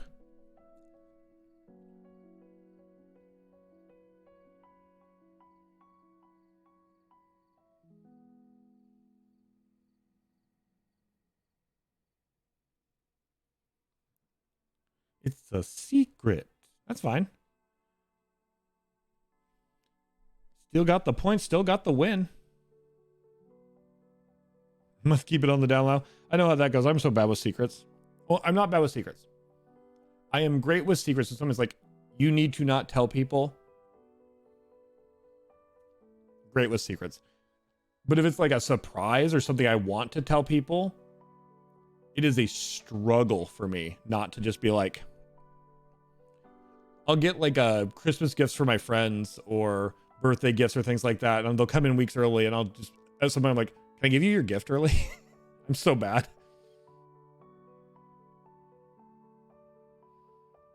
I used to hate it when I was younger, Ghost Mom, but now I'm very happy for it because I can keep color in it better. I can keep it healthier. I actually really am happy with it. When I was younger, I was like, I hate my curly hair. I'm going to keep it short. And like hairdressers would always be like, you're going to love it when you're older. I was like, no, I won't. Yeah, no, yes, I do.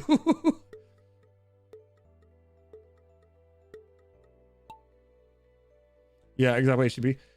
Even if I know it takes me a certain amount of time to do things, I'm still like, I have time.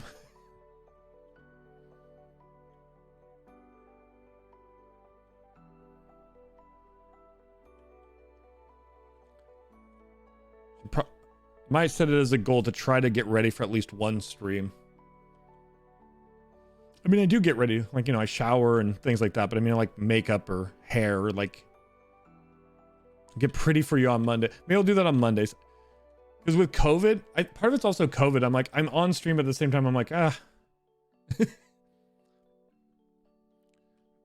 maybe I'll pick a day that I get fancy for stream. That way I can actually wear some of my outfits and feel enticed to do my hair or wear costumes or things. Hey, Matt, how you been? Good to see you, Matt 420. Always a pleasure, my friend.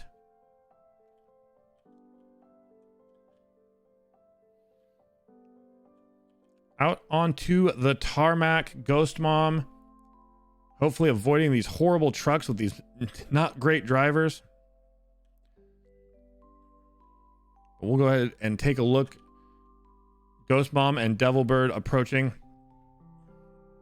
Blasty saying hell with you. Blasty living up to their name, and Blast. Oh, I had to go with Blasty. I was just too curious. If they were going to blast into the end zone. Unfortunately, they flew too close to the sun.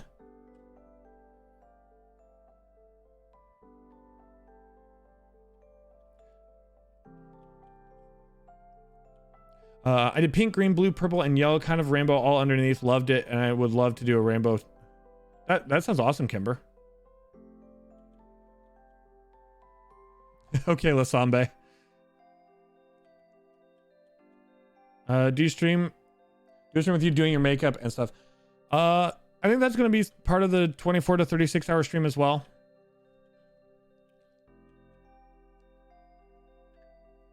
I was talking to chat, so I wasn't able to say it when it happened, but congratulations. There's a win for CB. Glad to see CB get a win, because yesterday, I swear, half the races, CB just got yeeted.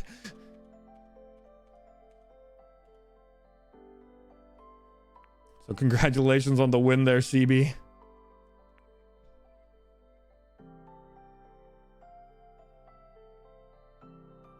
You know how early and I go somewhere. Okay, no, I went too far back. Yeah, I did blue. I did purple. I've done blue. My hair color before I changed it to green actually was icy blue to about here, and then purple. Juice, yeah, Juice currently has really nice blue hair.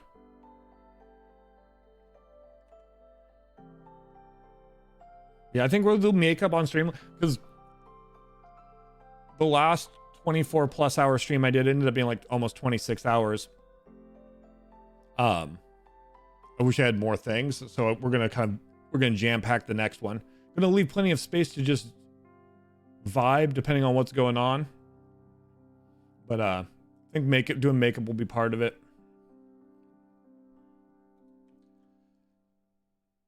Or an incentive, I don't know. I'm not sure. We'll figure it. I'm figuring that all out tonight. Basically have an idea board for the stream, and I'm gonna distill it down to that post I'm making tomorrow about it.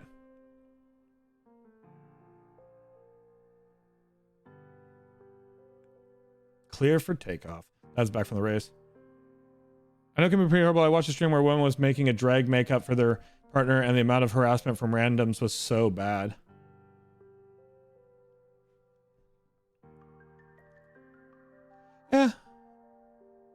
Yeah.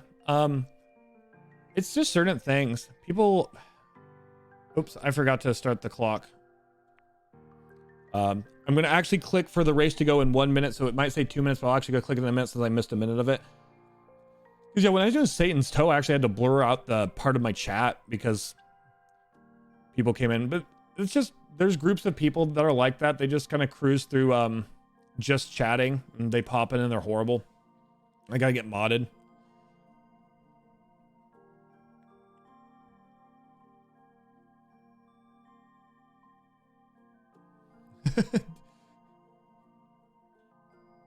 Yeah, the gambling's wild.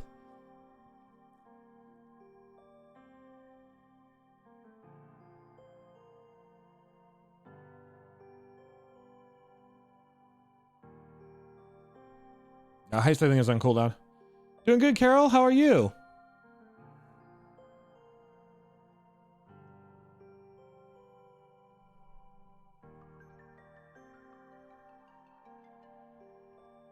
All right, we're gonna start the race since I started that timer late.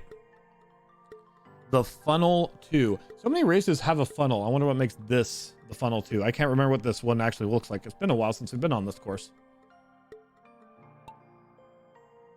There's the funnel at the start, and then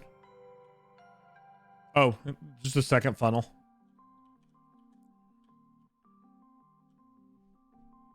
Just a second funnel.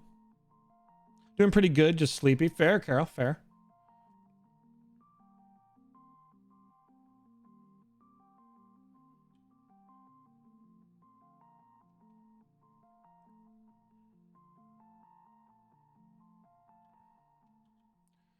Here we go. Ghost Mom, Lasambe, Max Daddy TV, Veronica, Arhul. The front pack is pretty close together.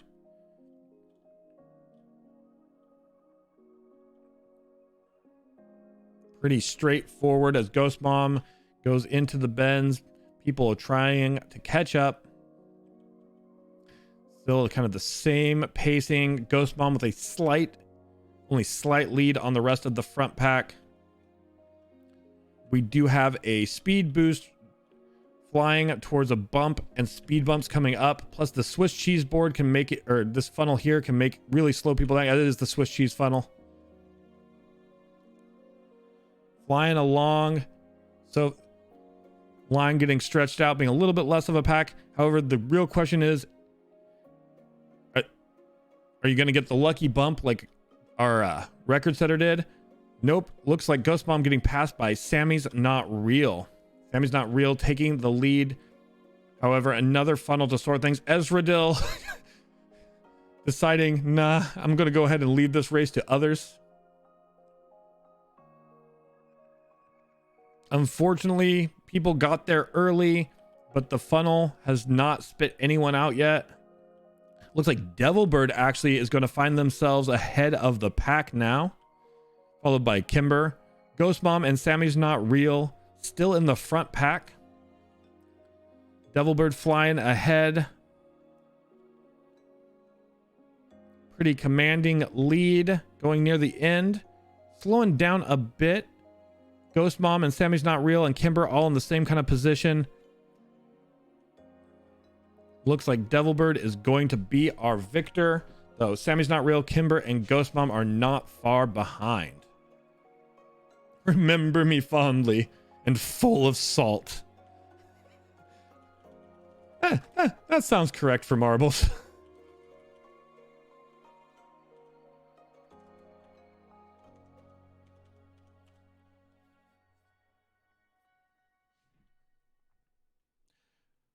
Hey, Phoebe. Anyone feel like today doesn't feel like a Monday? Normally, I would agree with you, Matt, but today feels, for the first time in a long time, today feels solidly like a Monday to me. But normally I'm right there, whereas it doesn't feel like a Monday most Mondays. I think it's because I did so much last week, so many extra streams and extra streaming, starting new projects, that like today feels like the start of a week for once.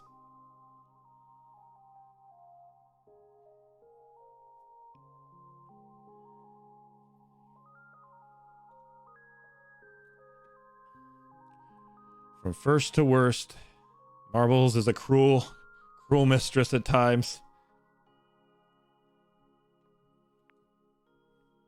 From goth to boss. Love the IT crowd. It's the first to worst, and it reminded me of IT crowd, which reminded me of Richmond and goth the boss. All right, anyway, let's see. All right, let's do another random track. Then we'll do maybe a battle royale or two. Let's stick with marbles for a bit longer.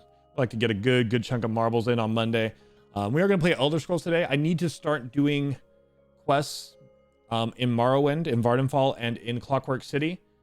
Thursday, for those of you who do play Elder Scrolls Online, Thursday is when the Tribunal event starts, and I need to have done the quests before Thursday so I can get the dailies for my tickets. So also the event just helps us focus on like, okay, the next zone we're going to do, that's not just grabbing sky shards, is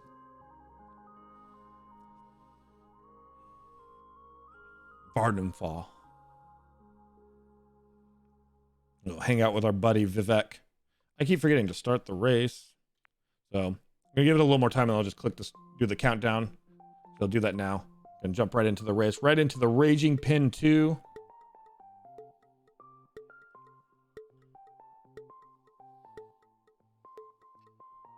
Yeah, I gotta decide the hair color. Definitely between pink and yellow. And then probably gonna get your help on deciding a tattoo. Because I'm not the sort of person that has to have super big meanings behind my tattoos. I just need some... Oh no, Velvet and Starving Poet! Goodbye, Kimber!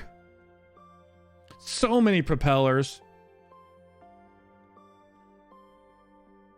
So the reason this is the Raging Pin, by the way, is if you make it through these horrible obstacles and get to the end, there's a giant pin in the middle that can just yeet you out of there instead of giving you the victory.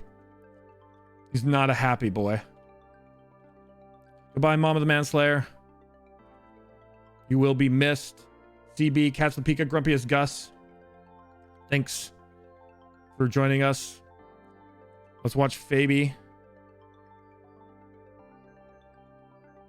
She's making her way towards the end, towards that Raging Pin. I was wrong. Arhul jumping ahead. Veronica jumping ahead. Never mind. This race is not about slow and steady. It's about getting yeeted and jumping ahead, it seems like. Pirate flags all around. Will you be lucky enough to fall in the bowl? Oh, Sammy's Not Real. Arhul. Ezreal. Devilbird. Eight remain. 7 remain. Sage is gone. Ghost is gone. Only 6 remain. You're just going to get points if you finish at this point. I thought the pin at the end was going to be the most dangerous point, but apparently the most dangerous game was before. We were down to only 6 marbles. Wolf making an attempt. And now we wait. The reason I say now we wait is that the end is not here yet. You have to now wait for the pin to yeet you to the finale point, because this is a funnel. Looks like Wolf is making the move towards the funnel, though. Then we could travel down through the funnel. Oh. The funnel is what takes us to the victory point. Wolf survived the treacherous raging pin to take the victory. Everybody else who finishes will at least get points, though, since we saw like 3/4 of the field just yeeted.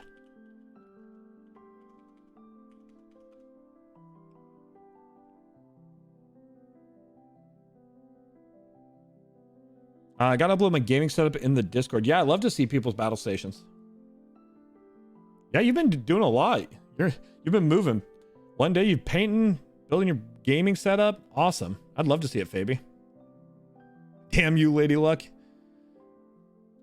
The question actually remains, is Belnorn going to finish the race? It looks like Belnorn will finish the race and get points. Hopefully. Oh, yeah, there's a minute left. Belnorn should finish the race and get some points. You did survive, Fabi. Like I said, with 14 other marbles dying, the 6 who lived at least will all get some points. All right, we'll do one more. We'll do more races later, but we'll do one more race, and then we'll move to a couple battle royales. Express delivery.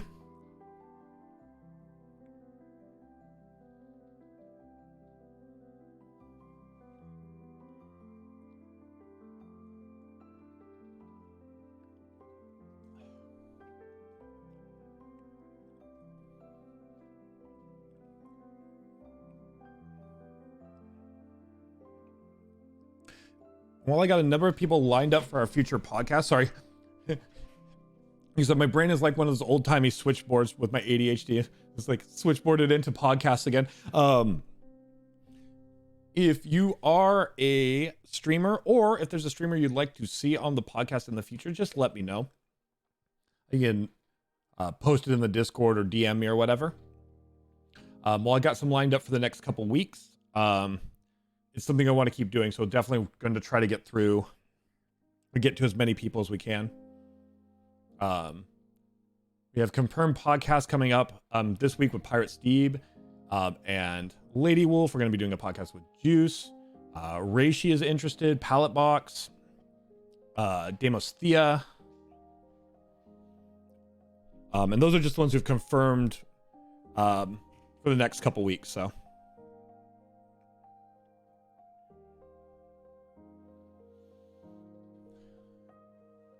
I thought they were really insightful and good. I'm going to try. I have a lot to do tonight. I'm going to try. I need to get the one ship challenge, and when we do the hot one sauces later, I want to make sure at least the one ship challenge video is done tonight. But I'm going to, of all the videos I'm going to edit, I'm going to try to get the KJ one edited down to highlights. But by the end of the week, I'm hopefully going to have the lore competition, the KJ podcast, and the Sakar one should all be on the YouTube, hopefully by the end of the week. That's the goal, at least. I'm still, forgot to put names up, still learning editing, so I'm getting faster with it. Oh no, where am I? All right, there we are. I got lost in the funnel myself there for a moment. Oh, I remember this track now. There is portals and tubes and just the dangerous playground coming up. Poor Mom of the Manslayer still stuck up in the popcorn maker. Thank you so much for the bits, Belnorn. Really kind of you. Rip, rip, rip, rip, rip in peace, says Belnorn.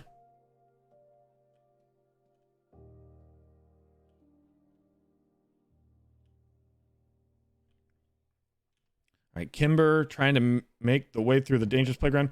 Into a portal goes Kimber. Where did you end up, Kimber? Oh, you're still on the course. You're still on the course.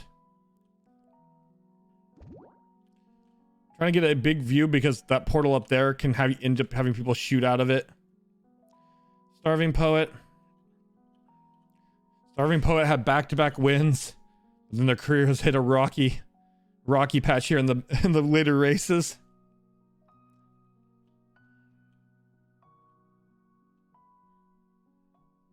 Kimber and Arhul. Kimber just making slow and steady.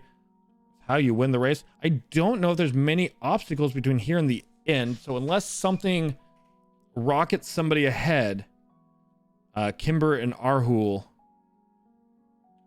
should be sliding into first and second here.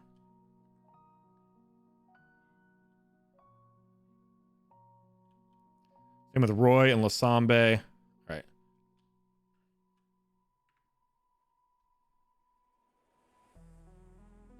I'll definitely reach out. Arhul. So I've only done...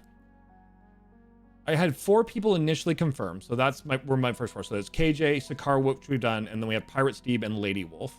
Reishi, I reached out to Reishi and Reishi got back to me. So we don't have a set date yet, but we will be doing Reishi. Set a date and time earlier today with Damos Thea.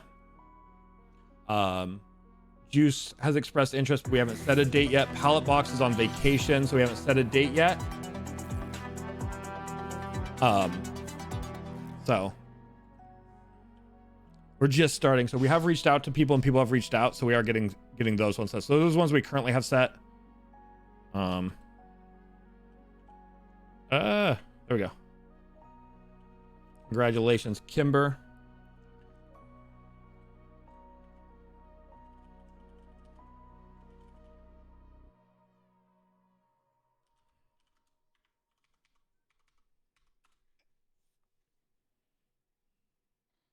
Finally, you gotta win, Kimber. You gotta win.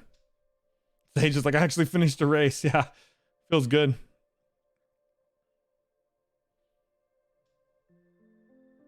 I think Belnorn was just further back in the course, other than the Belnorn Pace marble. So the marble that has this little square around it, that's just the current record for the course. So they're a Pace marble.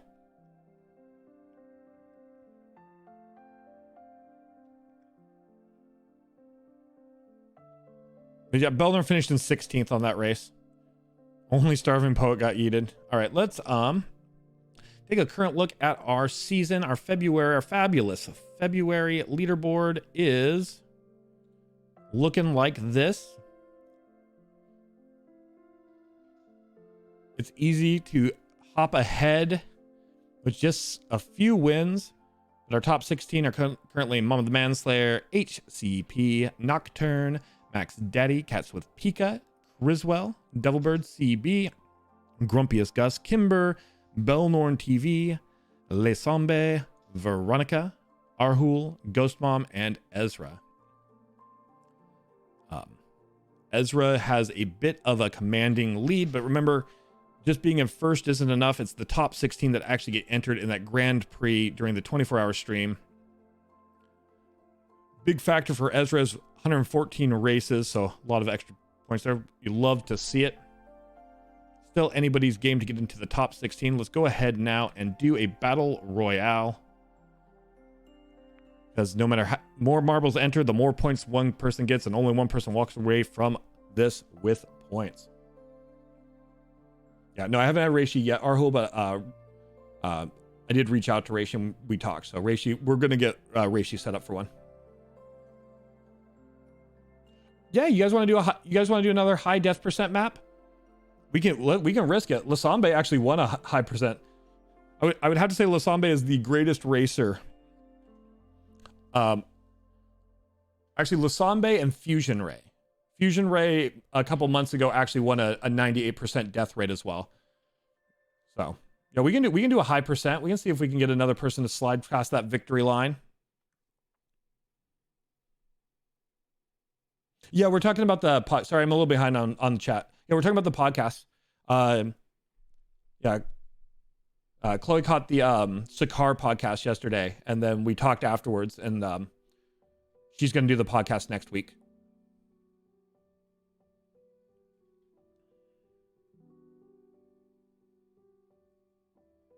Awesome cat, so Pika. Yeah.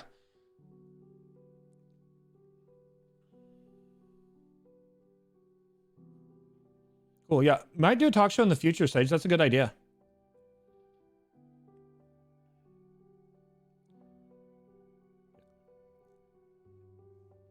I'll eventually try to do the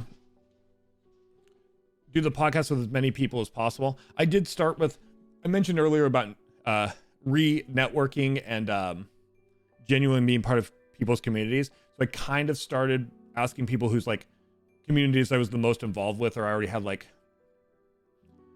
closer mutual friendships with. But as we do the podcast more, then I will feel a bit more comfortable reaching out to some of the bigger streamers as well, or like streamers I don't know as well. Because like, yeah, I would love to do an interview with streamers like Ninja, like Ninja619. But I wanted to start like basically proof of concept. Wanted to do the podcast, show that it was good and like well developed before I started reaching out to people I didn't have as close a connection with. Whereas people like KJ and Sakara I have a pretty solid connection with. No worries, Sage. When I'm not streaming but I'm watching streams, I'm with my ADHD, I'm basically a 3-tab streamer. I'll have like 3 tabs up and I go back and forth. That's how I lurk. But yeah, I like the talk show idea. So I'm gonna keep that in the back of my mind, and that would be something that'd be fun to do. All right. Anybody who hasn't done a battle before, here's how it works before it starts here in 20 seconds. The red line beneath your name is your life. Your marbles will run at each other and try to break each other on the course. You can. The only thing you do to control your marble in this is you can use target. If you go exclamation point target space the name of somebody who's on the board, your marble will switch targets. You'll see when it starts that your marble has a target above it. You can switch that in chat. That is the only thing that you actually have the ability to control. You have 20 marbles on the field. 20 marbles enter. 1 marble will survive. Winner take all.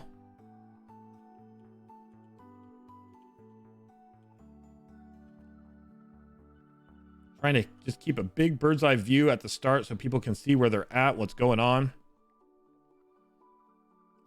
We'll zoom closer on the action as the field narrows down. Fabi, the first to go.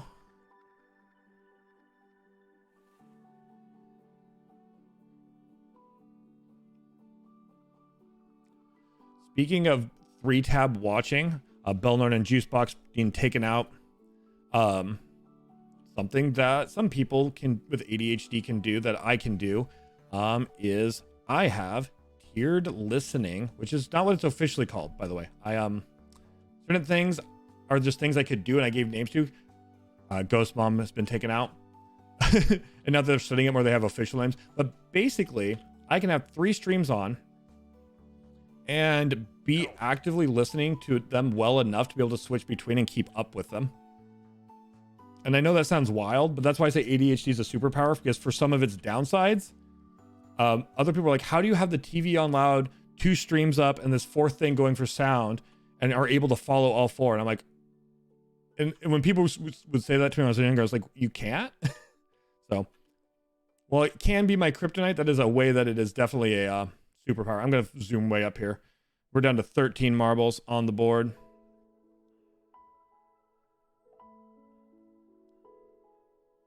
Any more I go a bit bonkers, that's fair.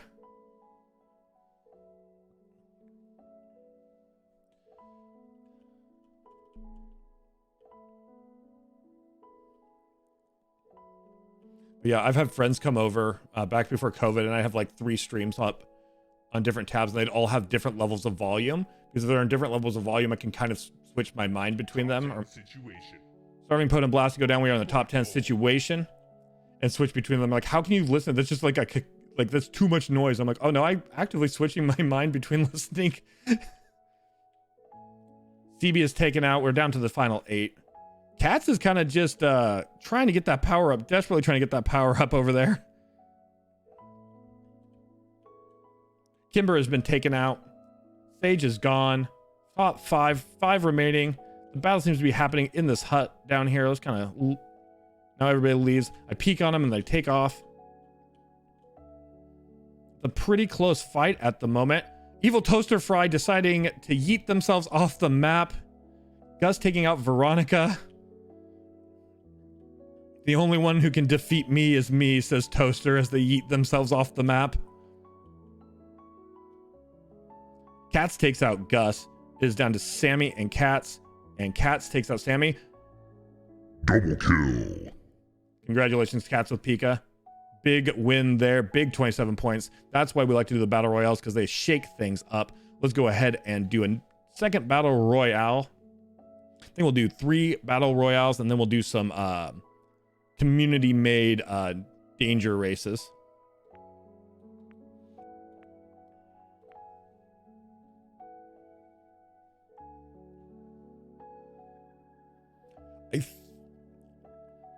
I don't want to get too ahead of myself. I do love that we do marbles a lot. So I'm thinking maybe one of these streams before we play marbles, maybe we boot up the level editor and build some levels. Or if that doesn't sound interesting, I could build some levels off stream and race us through them in March. But so yeah, if people be interested in actually watching and like chatting and like giving input while we built one, I could do that on stream. But otherwise, I think it'd be fun to build some like custom maps for us. Easy come, easy go. Yeah. Okay, Gus. Yeah. So yeah, I'll do that. Yeah, for sure. That would be the main reason of doing it. Like when I haven't done a decorating stream yet on stream, but like when I do in ESO, when I get to doing decorating streams, the reason to do it is just not is so people can hear my not just hear my thought process, but I actually want chat's input. Even if that input ends up being put more lasers down.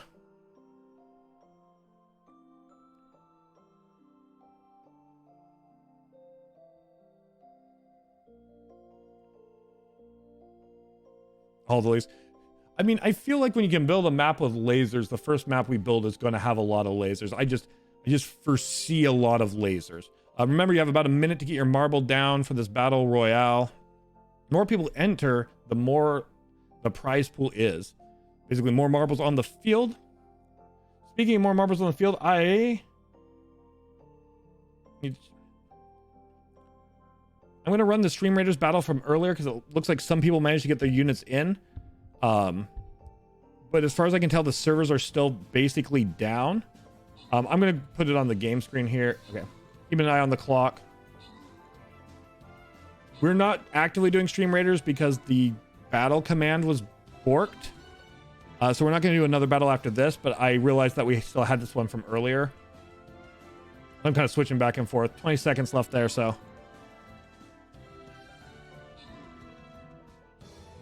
I at least wanted to get it knocked out so people could have their units back. I think there we go.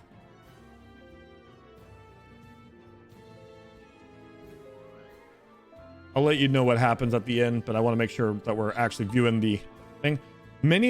All right, the field is smaller. Last battle had 20. This battle only having 12. Less combatants. This time around, we have a victory over in Stream Raiders, by the way.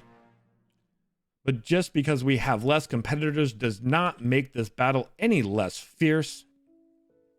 12 battle-hardened gladiators enter the marble field, splitting into 2 decisive battle groups at the start here.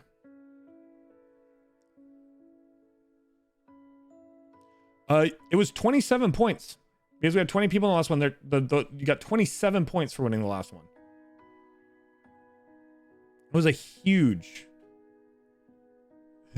Like I said, I always like to do a couple battle royals every time we do marbles because they shake things up, as they say, because you can get some big points. We're in a top 10 situation. All right. We're in our top 10, top 9 situation technically now. We just lost another one. 9 remain on the field. Y'all rude, says Ezra. I mean, Mama the Manslayer took you out. It happens, Ezra. The name of the game here is Destruction. Still trying to keep this bird's eye view so you can see. All right, looks like the fight is coming together, so we can get a little bit closer in on the action finally. CB is taken out by Wolf.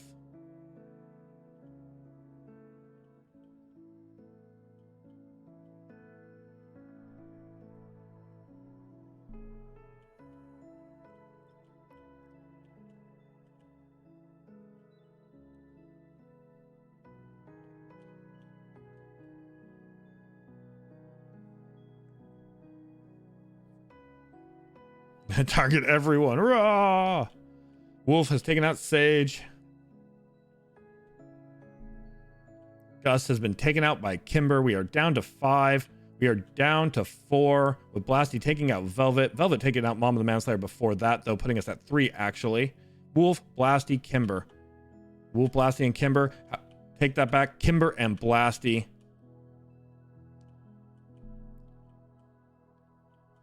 It is Kimber. It is Kimber who comes out on top with that gross veiny marble we've designed. I love that thing so much. It's so disgusting. All right. I said we'd do 3, so we'll do 1 more battle royale before we do a few of the death races. We can check out a few of the other community maps that aren't death races as well. So people get an idea of like creativity that's out there that's not just let's make this so hard. But much like Mario Maker, there's a strong appeal in making things as hard as possible.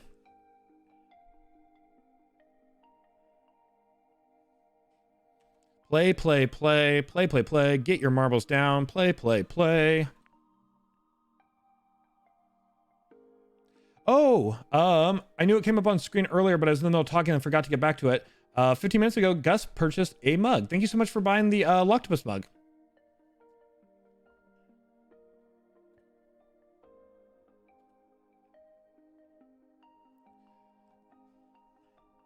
It's a good time to buy that mug because I only have so many merch slots on Streamlabs merch, and we have new designs, so I'm actually going to be overhauling the merch store here at the start of March. I have to wait till the start of March because anything I've given in a giveaway, I have to wait till it's like confirmed delivered before I can take it off the store. But yeah, thanks for purchasing that mug. Hope you enjoy it. Play, play, play. 1 minute left. 1 minute left to get into the battle. 1 minute left to try to win a good sized chunk of points. Cats with Pika. I use Streamlabs, so I don't have the answer to that off the top of my head. I can look. Stream Labs merch produced where? Yep.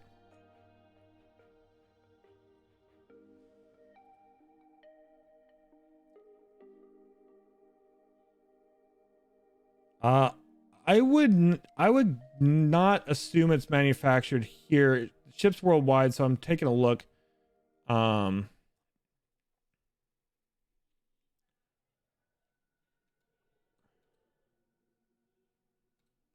It's made with love from around the globe, so I think it depends on the product and where it's being shipped to.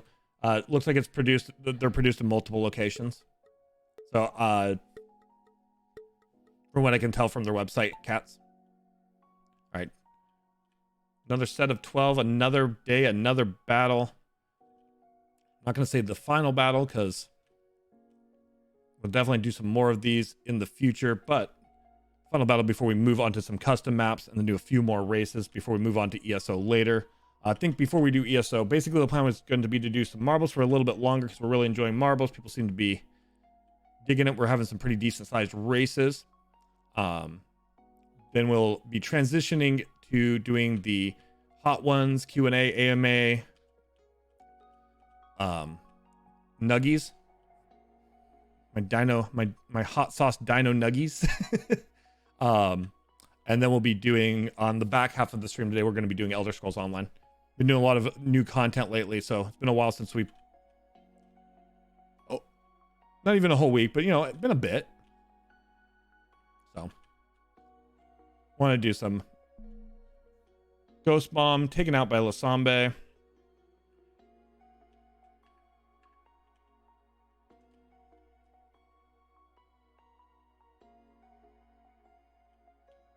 No problem, Katsulpika. I can probably take a look later and see officially, but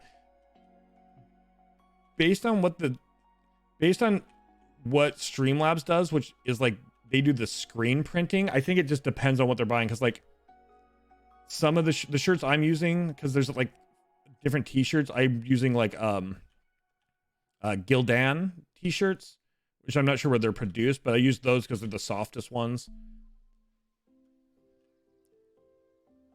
Still have 11 marbles. We have a boost being dropped.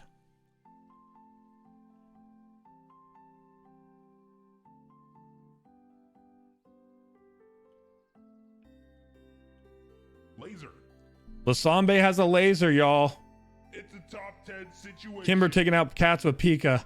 Lasambe shooting lasers all around the map. Unfortunately, Kimber takes out Lasambe, or maybe fortunate for the other ones, because last time someone had a laser was Nocturne and he went on a tear. Laser. Ooh, Wolf now has a laser. Frickin' laser. Roy taking out Kimber, top 8.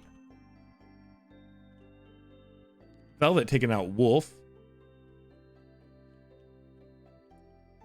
Ezreal taking out CB.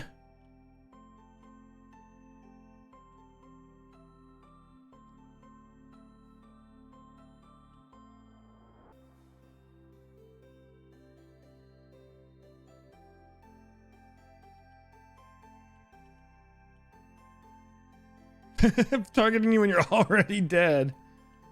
Oh no. Mama takes out Ezreal. Oh, leaving the only 4 marbles on the field. Who will it be now? Who will it be now?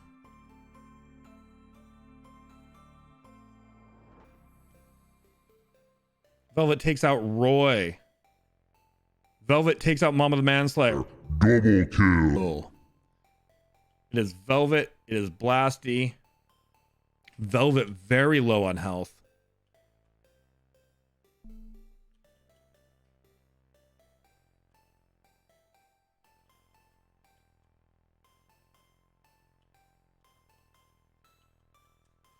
The marbles are about to fight. Here they go. Nope, never mind. They're both on different sides of the wall again. Laser. Blasty decided to get a laser.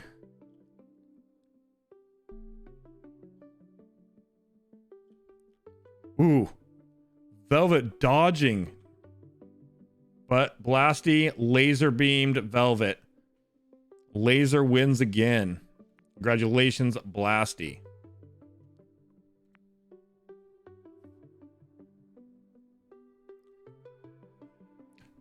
Heist has a 30-minute cooldown, which seems to be varied depending on how the bot's responding. Have a good night, Wolf.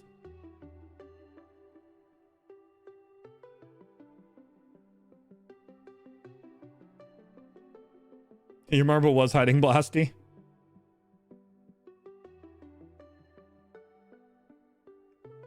All right. Community maps. I do have some death maps favorited. But I'm going to take a real quick. Wish I could search by elimination. But you can't. Nope. Let's see if there's any new ones that have a very high failure rate to add to our little saved folder. But if not, we do have some we found saved.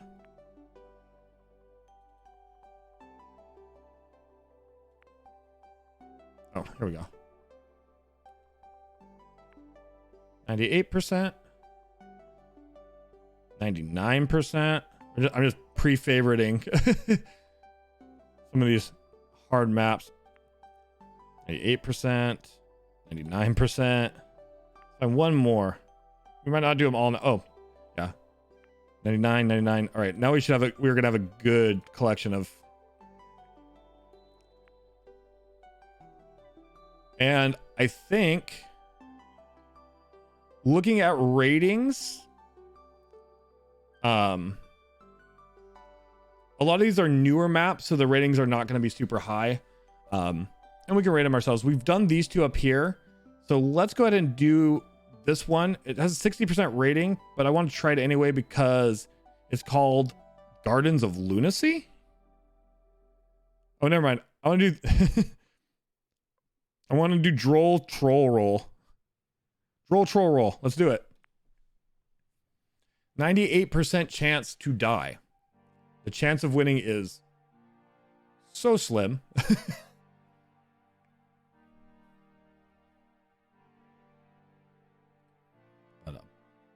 Play. Let's check out a couple of these these danger maps. It's like for 2 minutes to get your marbles in. Oh, good call. Good call. Let me get a fast prediction going. You're right. We can do predictions on these maps. I almost forgot my favorite thing. Prediction. All right, start prediction. Someone wins. Believer blue. Yes. Doubter pink. No. All right. 2 minutes. 2 minutes for predictions. Again, this is a 98% chance of failure. There's only a 2% chance to win. We've done quite a few of these. Fusion Ray and Lasambe have won these races, though. It has happened. It's not impossible. It's just improbable.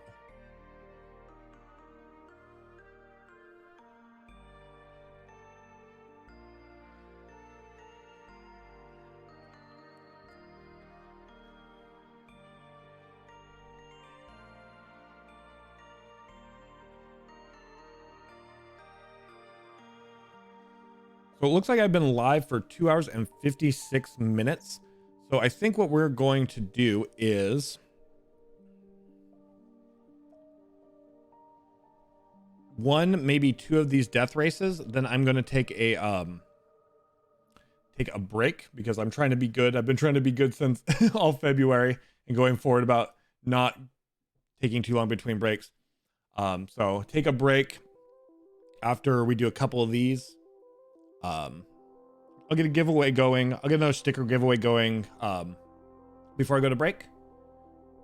And then when I come back, we'll do the Hot Ones Hot Sauce Challenge. And then from there, we'll probably move to ESO. Or we can do another little bit of marbles before moving to ESO, depending on what people want to do. But for sure, we're going to be doing that. This is a pretty map, by the way. I love the colors of this map.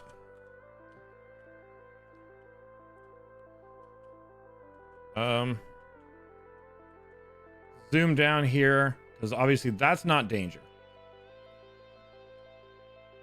Those lasers, those might be danger.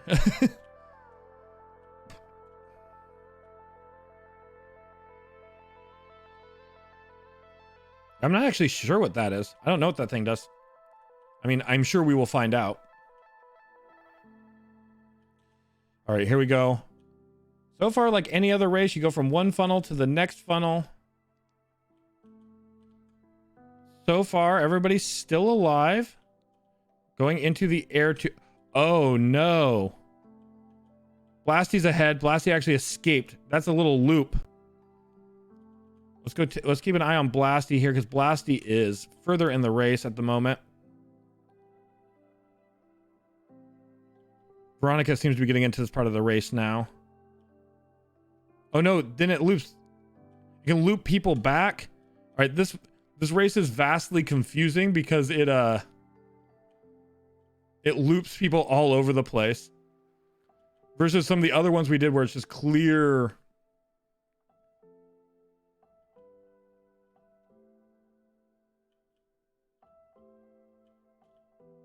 I'm gonna have to zoom back because it's kind of hard to tell what's going on when people get looped back and around.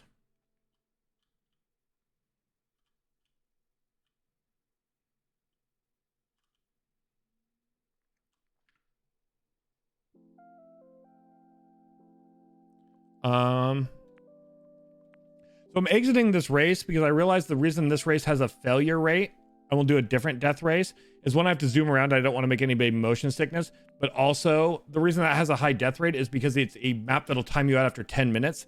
I should have looked at the average time before we jumped into it.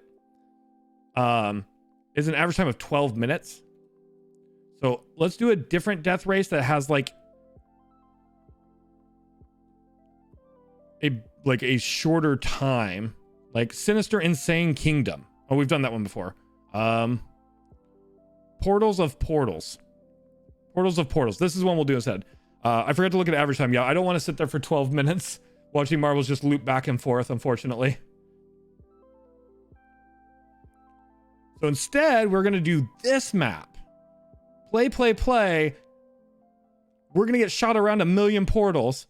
The average time for this one is 45 seconds. So this is a whole new world of map. This is what I love to see in these like community made danger maps.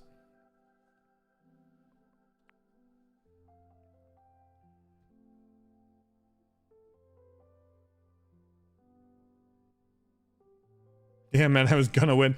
Yeah, I just 12 to 15 minute average time of 12-minute maps is it's just a bit too long.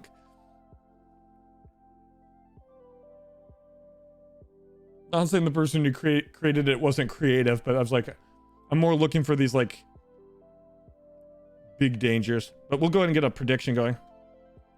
I have to end the last prediction because we exited the thing. So I have to delete the prediction, return the points, and then I have to do a new prediction. Someone wins. Blue is yes. Pink is no. Predictions are only running for 1 minute since the race starts in 1 minute. You have 1 minute to click the channel point thing or the prediction thing to get your predictions in if you want to predict with your channel points. Because yeah, the last map was a 12-minute plus map. So instead we are going to do Portals of Portals.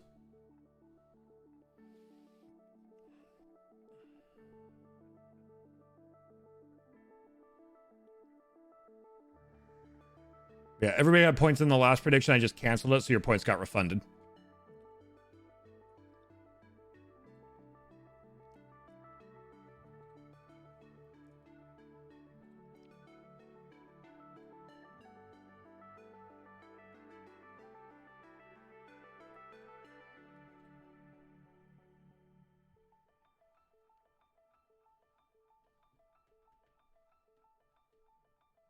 Hey, Cats with Pika.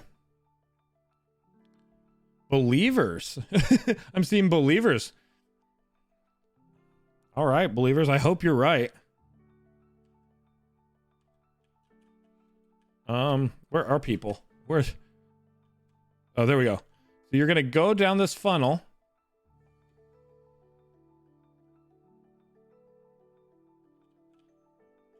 This funnel is going to shoot you into a portal. Okay, let's go back up here.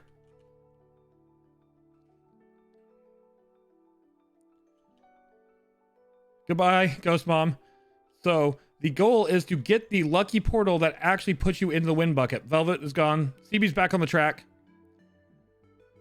Baby is gone. See the bucket down there by the bottom of the portal? You're hoping to hit the right portal to get in there, it looks like. Wild. Yep. If you hit the right portal, you will be able to fall into the wind line. So let's go ahead and zoom out and watch everybody just kind of dip through portals. I wish there's a faster way to zoom out, but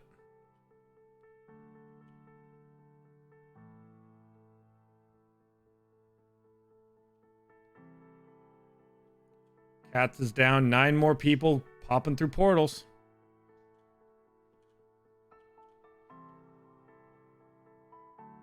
There we go.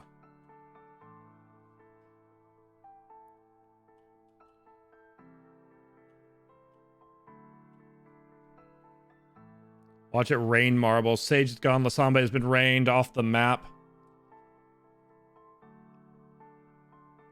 5 marbles. 5 marbles, hoping to find just the right portal out of hundreds of portals. You have to find just the right portal.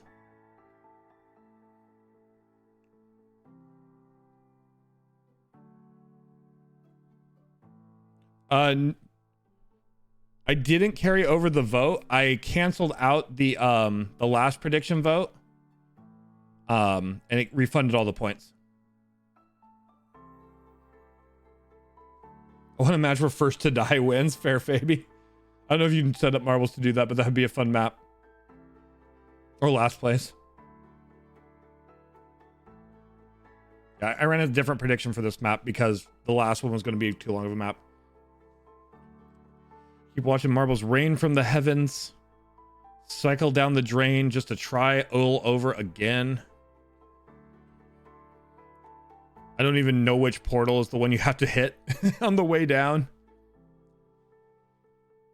This one is taking a bit longer than I thought it would based on the average time, but it's fine. It's a fun little map. Yeah, didn't I? If you won twice on death maps, Lasambe, that would be wild. It would be really cool. Yeah, you're welcome, Blasty. Thanks for hanging out. You and Roxy have a great night.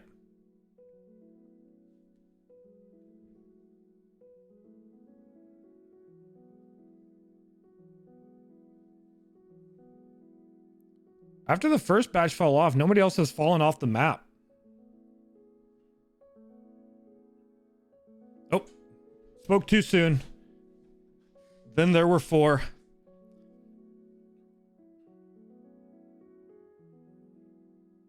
Oh, Veronica's too far on the outside. Then there were 3.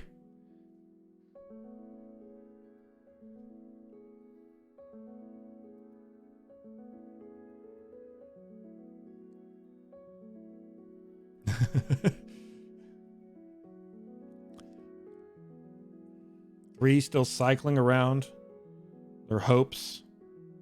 Get at least a victory.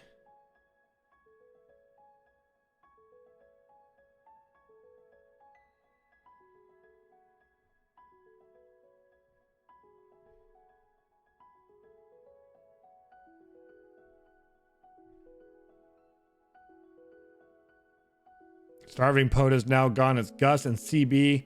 CB and Gus. Can they find the right portal in a sea of portals?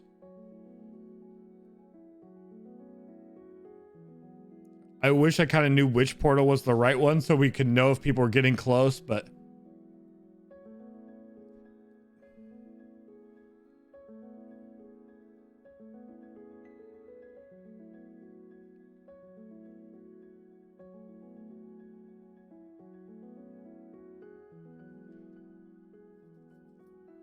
Here we go.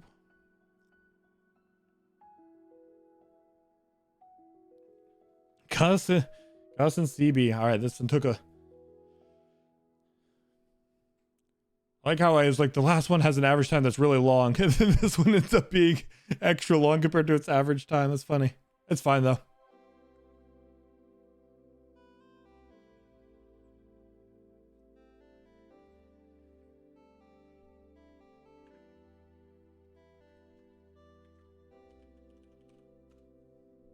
Still down. That's what I was curious about. I was curious if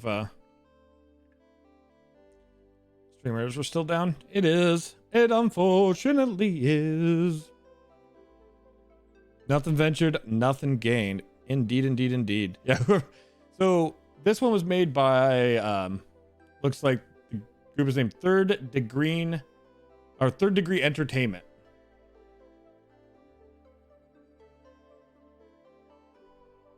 Gus is gone.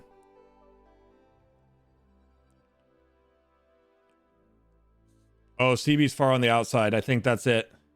That's all she wrote.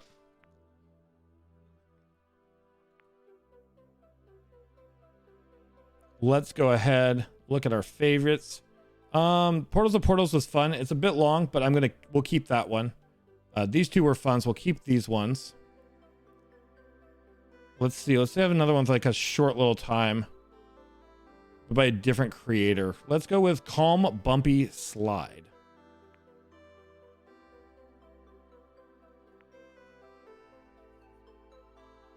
Let's try out Calm Bumpy Slide. Yeah, that's true. That's true. To be honest, if I ran that portal one again, that portal one seems like a good BRB marble screen where I could zoom it out so you could all see what was going on, at least with some element. If I was going to step away but wanted to keep marbles going instead of going to the BRB screen, that would be why I would use that portal one again. I wanted to do two. I wanted to do 2 custom maps before I took a break, Kimber. So I'm going to go ahead and pay out that last prediction. Need to get more in the habit of predictions again. No one succeeded. I'm going to then run a second prediction. Same prediction as the last one. It's very simple. Someone wins, yes or no. It's about so go ahead if you want to bet. We have a prediction going for this map as well.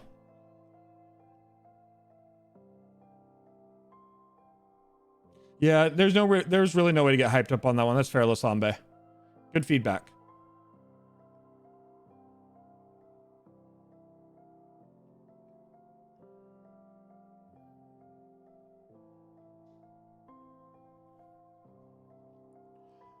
The death races I like are the ones where you can see where you're supposed to be going as well and have an idea. I like portals, like the main races we do, a couple of those ones have portals. I like them, but you can tell like it's like 6 or 7 portals and you can tell like where the portals are kind of going. I like those ones, but yeah, just that whole sea of portals was an interesting concept, but not as exciting as like the one you won or the one that Fusion won. The finish rate here, 98% or 2%. All the maps I run on custom that are just maps I'm checking out that people have made that have a success rate of either 1 or 2%. So it's another super rare to win map.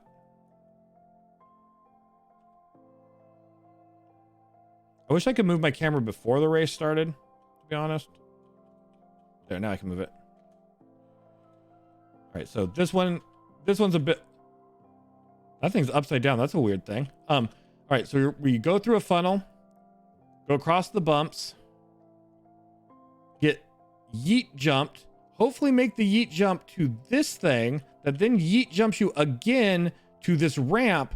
This ramp shoots you up into the wind portal. So you have to survive 1, 2, 3 yeet jumps. This is a bit more exciting, I think.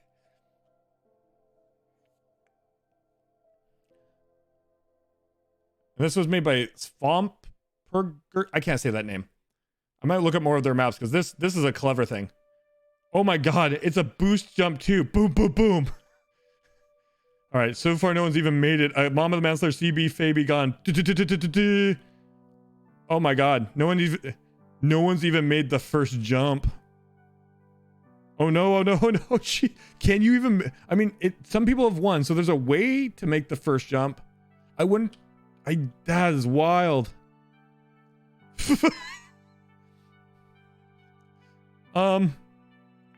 So we're gonna run that one more time because it's so fast. And then I'll take my break, but that one was great. So favorites. Portals of Portals, you're dead. Calm Bumpy Slide, you get a stay. Oh, 99, not 98. 1% chance to succeed. But I want to run that again. That was what. I want to run it again to see if there's a chance someone actually even makes the first one. I'll run the prediction again. Believers, it's these are long, the 1% chance believers, just so you know. But I guess if you do win, that's points. So yeah, play. 2 minutes till we just yeet some marbles across the chasm again.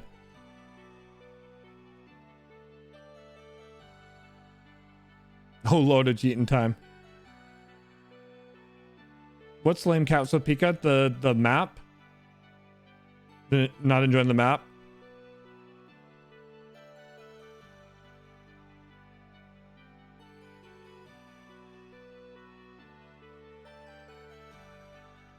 I like to do just a couple of these maps just because it's kind of fun to see if people can actually succeed on these like super rare. The 60 map. Oh yeah, that first jump is fucking isn't this whole map's intense.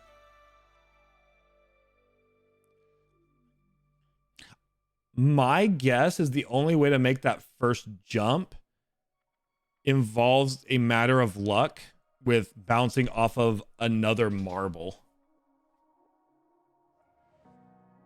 That would be my guess. Because otherwise that first jump is just intense. But I mean, 99% failure rate is the name of the game here. However, the fact that Hildegard 077 has the world record on this map indicates that someone has finished it. It's like that Mario Maker. It's like those Mario Maker levels, right? There's the Mario Maker level, like 10 people in the world have ever beat it. Target finish line.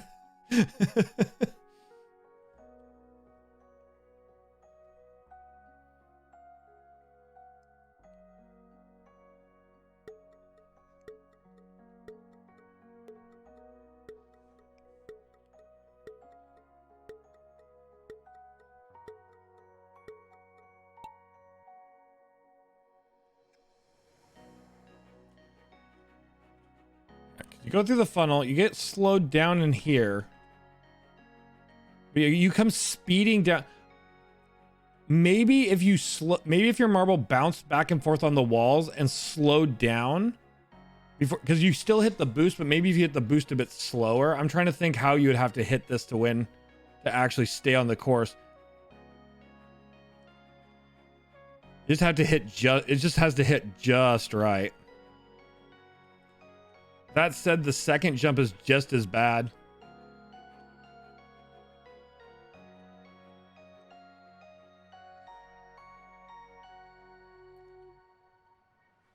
But I mean, that Dark Souls-like feeling if you manage to actually stay on the map. Like, you know you're gonna die, but if you somehow don't die... I can't even envision somebody staying on the map here. Kimber. Oh, still too far out. I thought for a second Kimber was going to stay on the map there.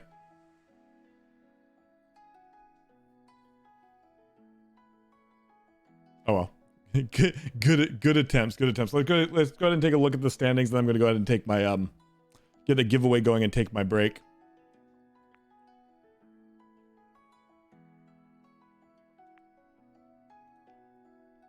So here is our fabulous February standings. Kimber putting on some more points, getting closer to Ezra.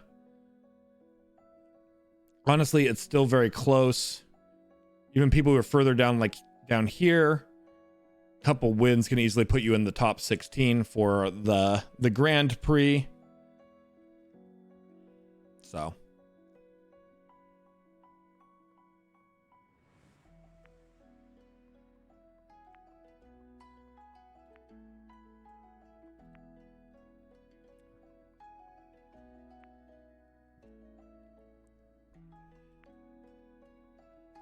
all right. Let me get a giveaway up and going before I take my break. By the way, for the Stream Raiders thing, because we only had a few people on it because Stream Raiders went down, we did win and Juicebox got an extra 15 gold. But yeah, we'll keep checking Stream Raiders, but I'm gonna guess Stream Raiders is probably not gonna be making its way back for us. We tried, yeah. Let me go ahead and pop the prediction points. Sorry, believers. I'm gonna do a quick poll, real quick poll. It's basically, it's gonna say sticker, party, meaning party Locktopus sticker, Gambler Locktopus sticker, Cyber Locktopus sticker. So Party Gambler Cyber. Just a real fast 2-minute pull. I'm surprised anybody. I mean, I guess it makes sense to maybe put a few points on Believer just in case, but yeah.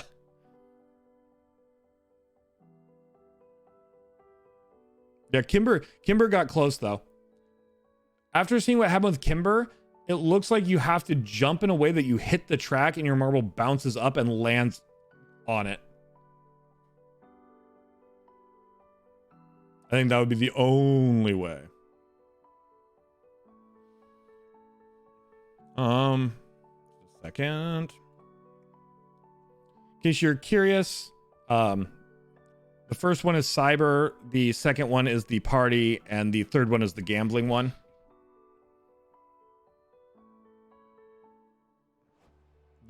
These be the stickers in question.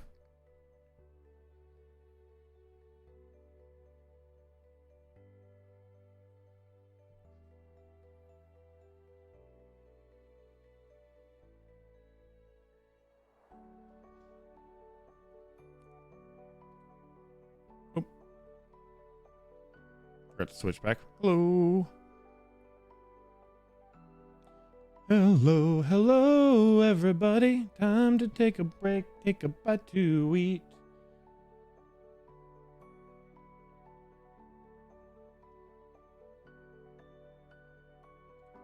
But we want to do a giveaway first, so we're waiting to see which sticker is going out.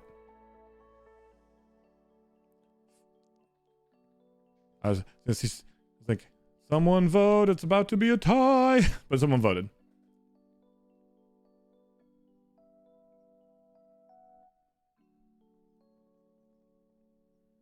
All right, Gambler it is. Bum, bum, bum, bum. Giveaway, Cloudbot giveaways. Merch. Gambler.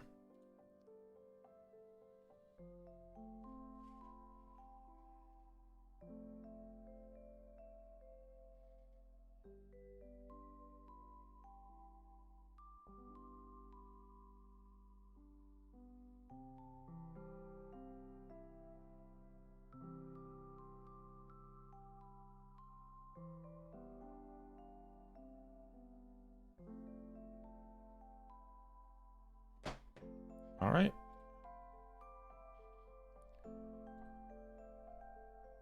It's waiting for PayPal. Sometimes it takes some time to think.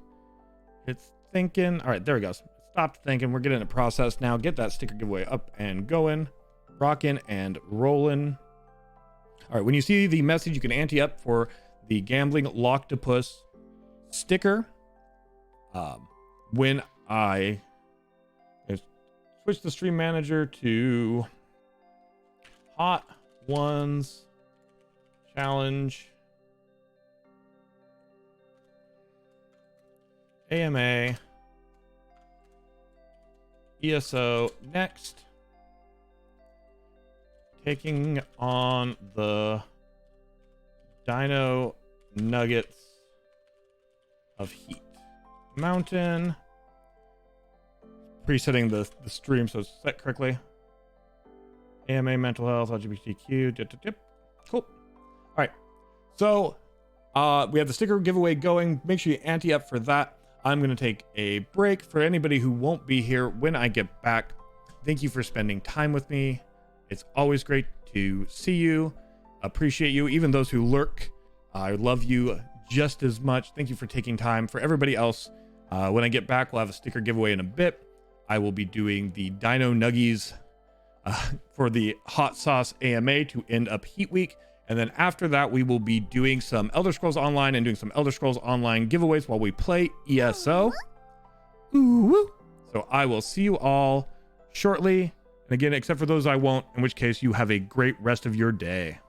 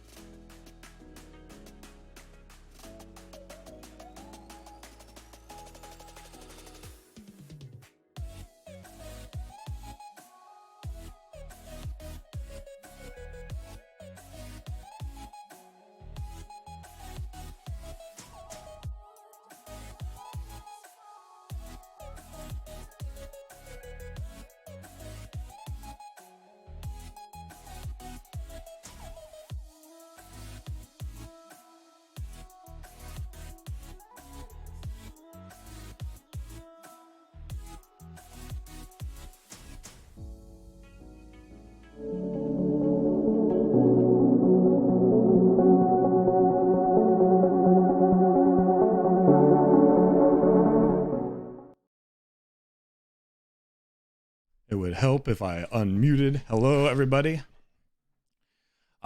Done washing the pan. The nuggets are in the oven. The hot sauces are gathered. So we're just waiting for the nuggets to finish. I'll catch up on chat. We do have a sticker giveaway going for anybody who came in. Thank you for running that ad HTTP. I really appreciate that. That does create a 30-minute window where people can join pre-roll ad-free. Sorry, it looks like it's gave a little fright to Broken Mold. Also, hello, Broken Mold. Thank you so much for the host, and thank you for the follow. Sorry you came in while I was getting my pan and getting the nuggets ready, and I was on a BRB, but it's great to have you here at the Locktopus party. We're getting set up to do the Hot Ones AMA. Now you want nuggets? Understand that. Feel that. Let's see where we're at on the sticker giveaway. 8 minutes left on that. 4 or 5 minutes left on my nuggies, my dino nuggies. Whoa. All right. Go and get some music back on and going. Not that loud, but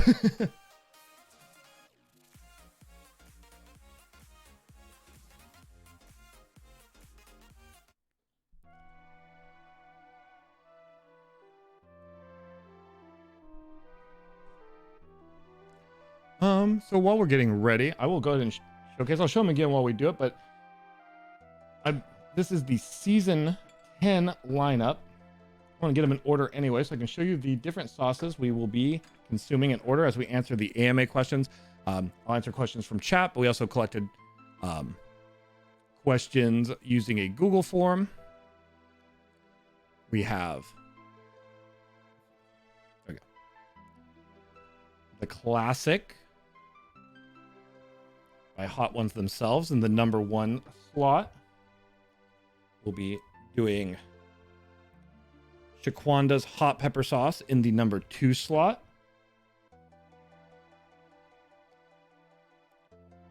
Sauce Bay habanero hot sauce with turmeric in the number 3.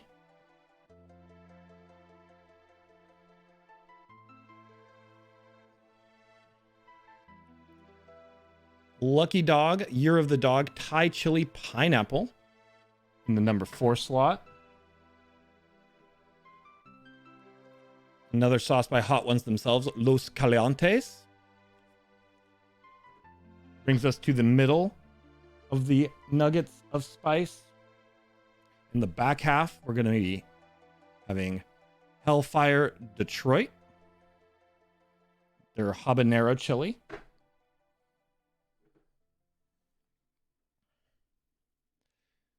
Faya Scorpion 4-pepper blend for 7.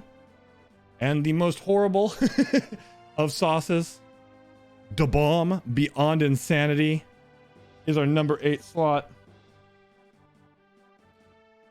In 9, we have Burn After Eating.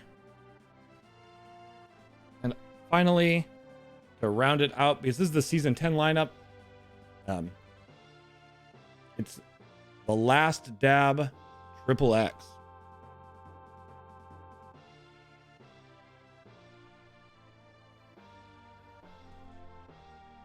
Those will be the sauces we're putting on our nuggets. We still have a couple minutes before the nuggets are ready. I did not have wings, so we're going to be using the delivery method of Dino Chicken Nuggies.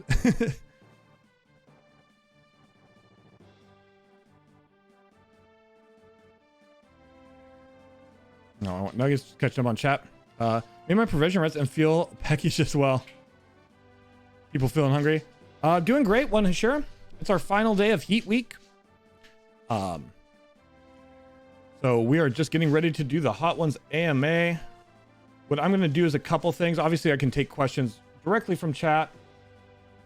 I'm also, we use it during podcasts normally, but I'm going to go ahead and turn on the 25 channel point guest question thing. So if you use that, it'll go into the reward queue, so I can pull questions from that. If you come up with a question or you want to put in there, and then I'm going to go ahead and get the Google Doc open.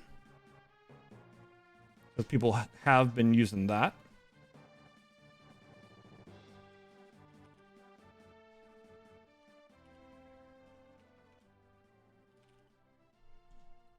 How are we all doing this fine, spicy Monday evening at the start of the week? I hope everybody's doing great. Hope you are all ready to spend some time with me as I consume these nuggets with these delicious sauces. Some probably not as delicious as others.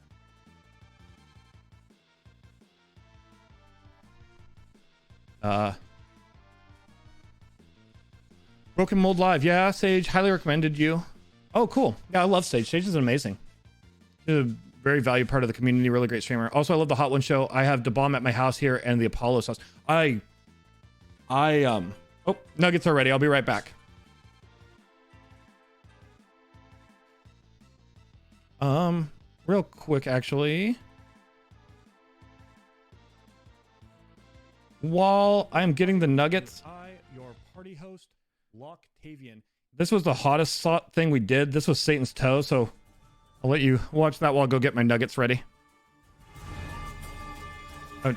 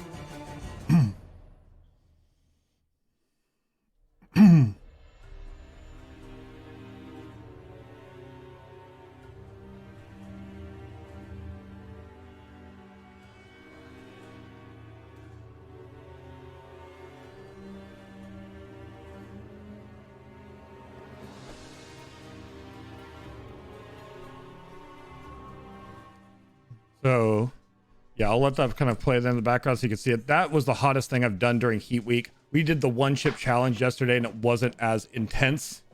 Oh, my dogs need water. Sorry.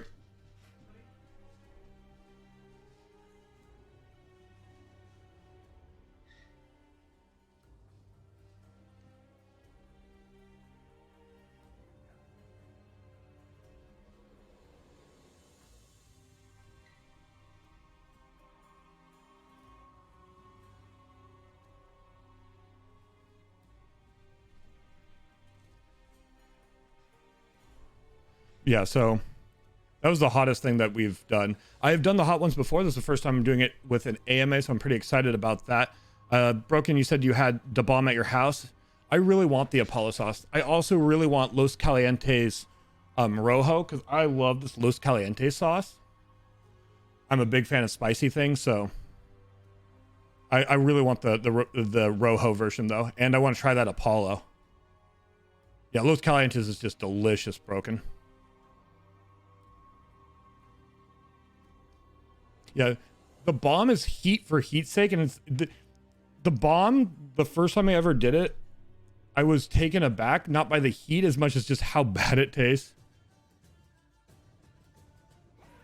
Apollo's barely less hot than the bomb. Gotcha. Catching up on chat. Born when you pee. Fair. I'll be careful. I've done the bomb a few times. For a while, we had a wheel, and I'll bring back the wheel, but at one point, one of the penalties on the wheel was Da Bomb. And one day I had to do like 3 spoonfuls of Da Bomb, and I'm like, that's off the wheel. Yeah. I eat a lot of spicy things, but I'll be very careful. I also tend to really chew things up, so it hopefully it's better on the digestive. Which reminds me, our final little prep phase before we actually do hot ones, while this video's finishing out for Satan's Toe Sucker. I'm gonna eat my Tums ahead of time. Drink a little Pepto ahead of time. Thanks, Broken. Appreciate it.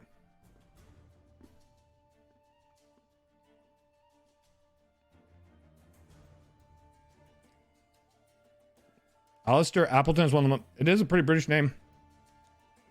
I'm not gonna let my dog go steal my nuggies. You know they would.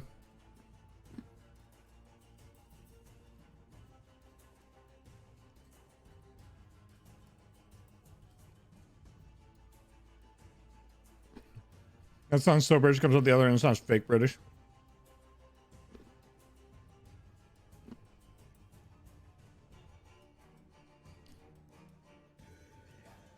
Yeah, that was Satan's Toe. I am taking these hot challenges and making videos.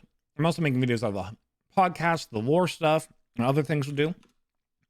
I'd appreciate it if you haven't already, if you could subscribe to my channel. It's absolutely free. I'm actually only 3 away from being able to have a vanity URL. But with that, where's my light controller?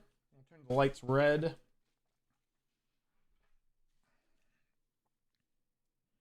There we go. That seems the most fitting.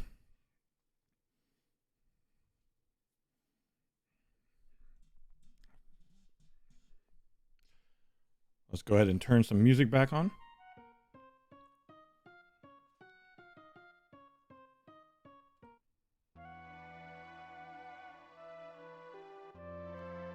Just as with the other ones, just to make it easier on editing, I'm going to do a little bit of a YouTube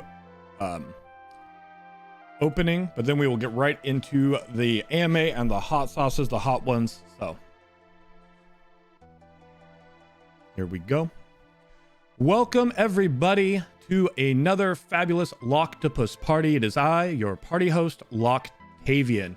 Today in this video, we are going to be consuming all 10 hot sauces from Hot Ones, climbing Heat Mountain while watching questions that have been asked of us doing a Hot Ones AMA.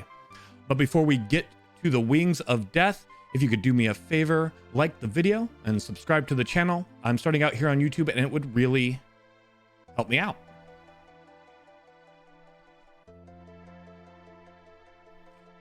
And before we start the hot ones, let's go ahead and do this. Congratulations, Cats with Pika.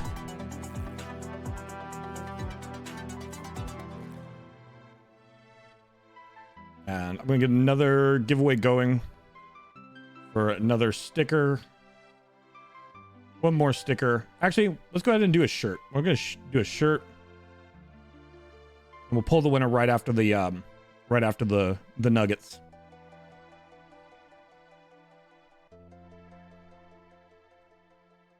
Hello, Yellowhammer. Good to see you. We're about to eat spicy wings, or technically spicy nuggies.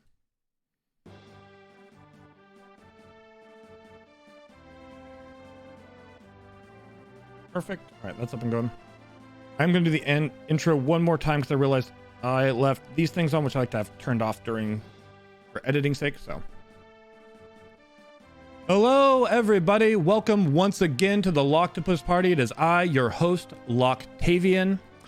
Here today in this video, we will be going through all 10 hot sauces from the Hot Ones show, answering questions in an AMA climbing Spice Mountain. But before we get to the nuggets of death, you could take a moment, like the video, subscribe to the channel. It would really help me out, and I'd appreciate it very much.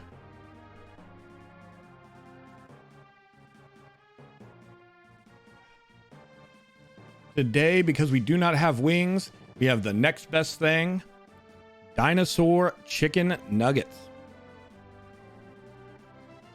Also, everybody in chat, feel free to ask questions. If you have any, I'm going to ask like 1 or 2 questions. I have about 11 already. And I'm happy to answer more if you have them while we're going.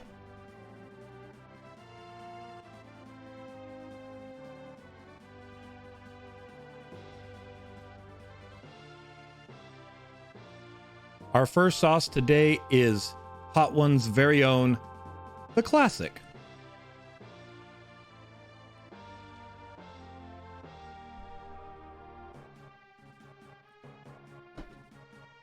Need to shake up the sauce. Oh no, it's a real thing. I deliberately bought the child's dinosaur-shaped chicken nuggets. Like they're all like that, or like this. Roughly dino-shaped.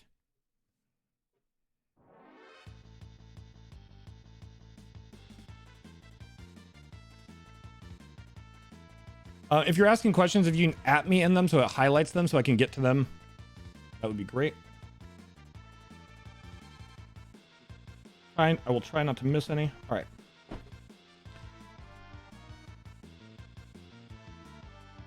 The Classic.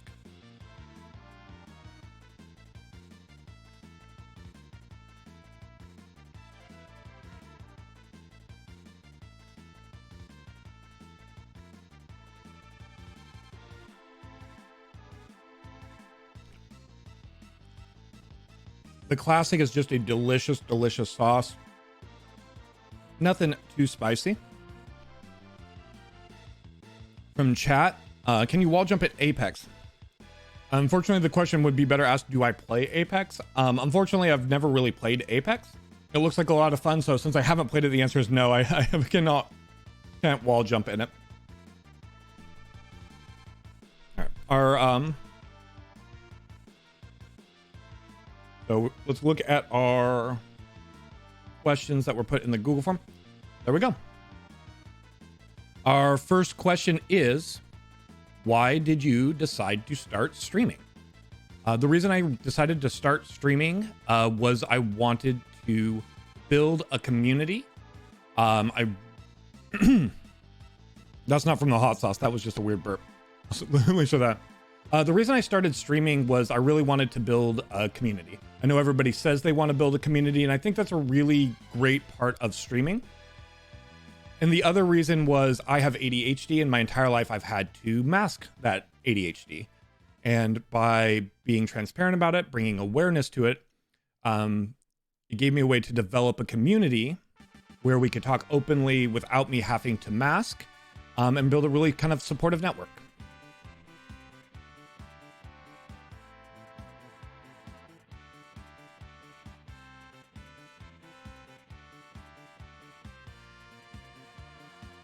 Next sauce we have Shaquanda's hot pepper sauce.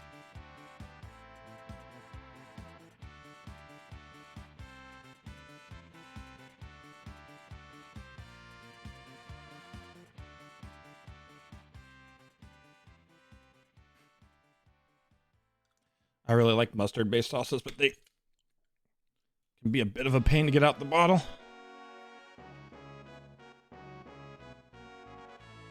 There we go.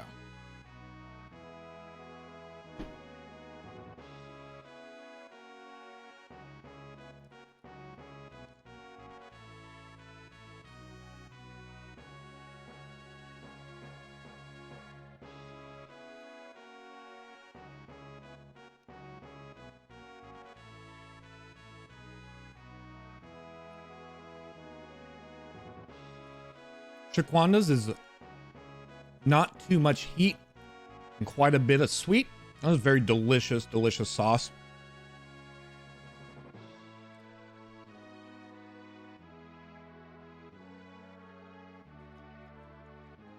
Fortunately, there's a number of game questions I don't have the answers for, but I'm happy to answer them still. Sylph Kitty, is it wrong to get so drunk you forget how to unlight a keg and Sea of Thieves, sinking your friendship?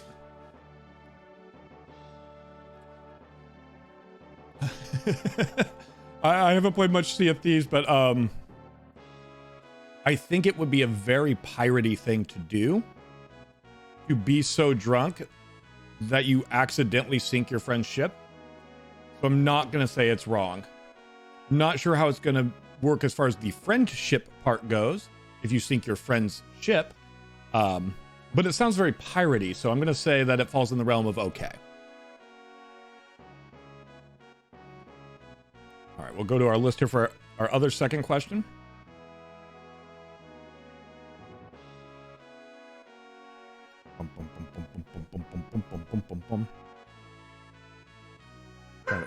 What? Boys. The second question that was written in is, why is Elder Scrolls Online the primary game you stream? The reason I primarily stream Elder Scrolls Online has to do with how much I play Elder Scrolls Online. I played for over 4 years before I ever started streaming Elder Scrolls Online. And I think it's a great game to stream because PvP, housing, questing, trials, there's so much you can do, so many different things that you can do within the game. You can create really varied and different streams all within the same game. And that's why it's always the game I come back to, because even before I streamed, it was always the game I came back to. And it's been the best game being part of that community to kind of build the channel around.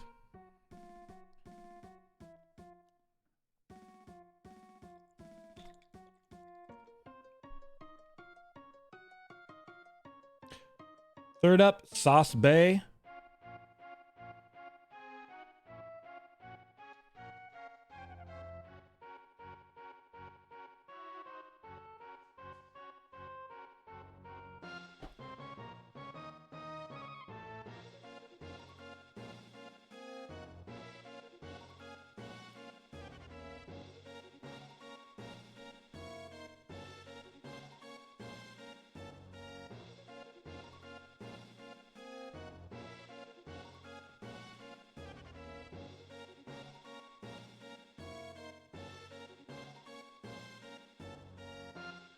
Feel free, HCP.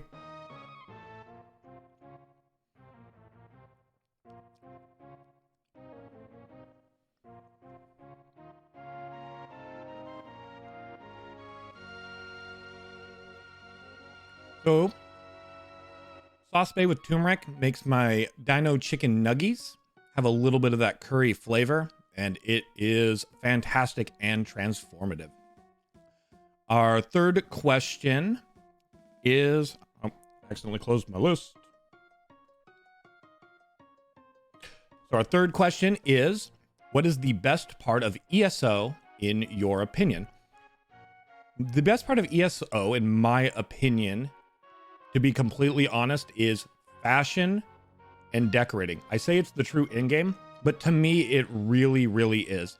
The fact that you can do scrying, questing, PvP, all sorts of things to track down all the right furnishing pieces, track down all the dyes you need for your outfit, and come up with anything from the most mundane to things completely transformative, makes it the thing that I most think is the greatest about ESO.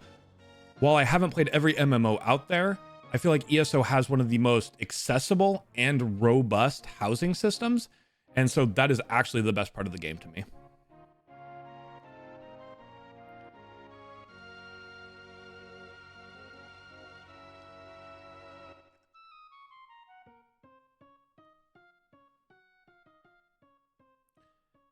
Next is Lucky Dog Thai Chili Pineapple Hot Sauce.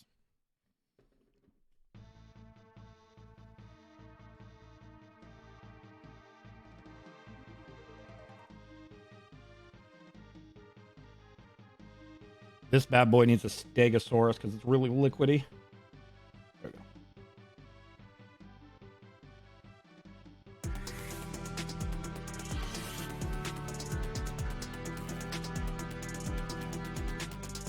Come on, focus. I want you focus. There we go.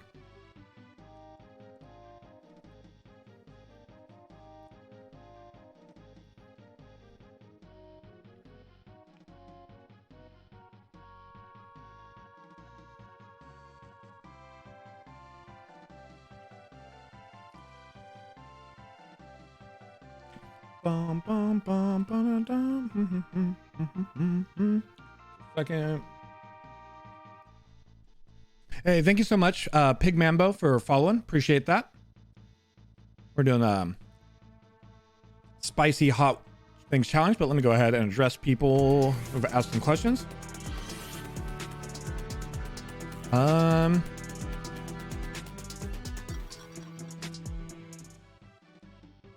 I don't see any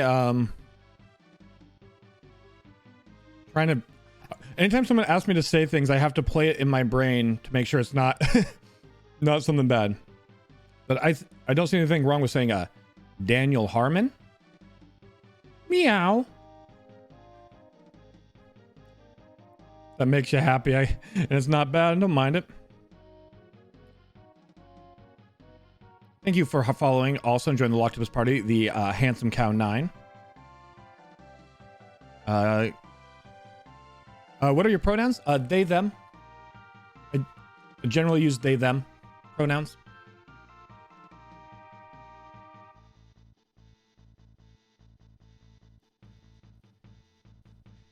All right. All right. So that was our fourth sauce again. Lucky dog.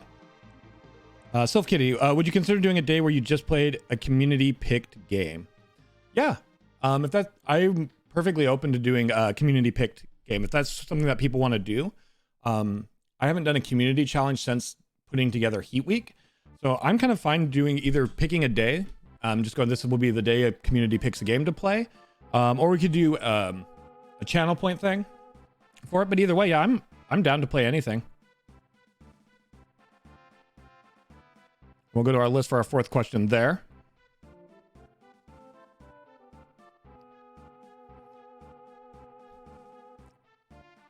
Where is our fourth one?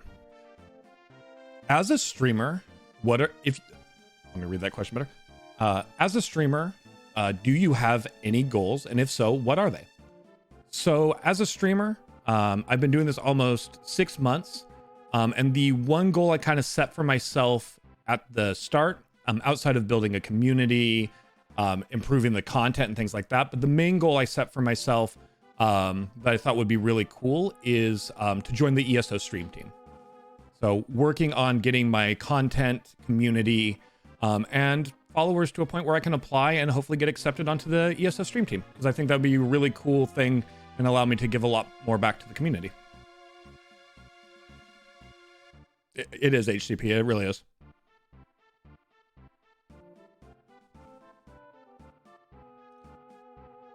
Halfway through at Los Calientes.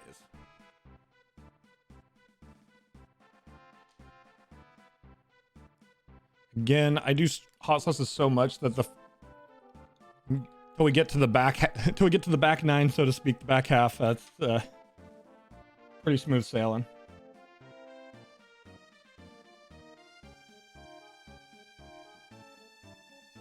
Done dripping.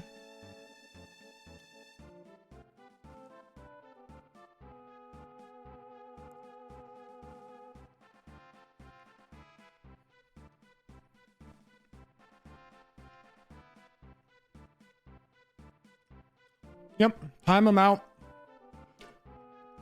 Just move on. Handle that perfectly. By and far, Los Calientes is my favorite hot sauce. Of all the hot sauces I've had in my life, Los Calientes for flavor and just the right touch of heat is amazing.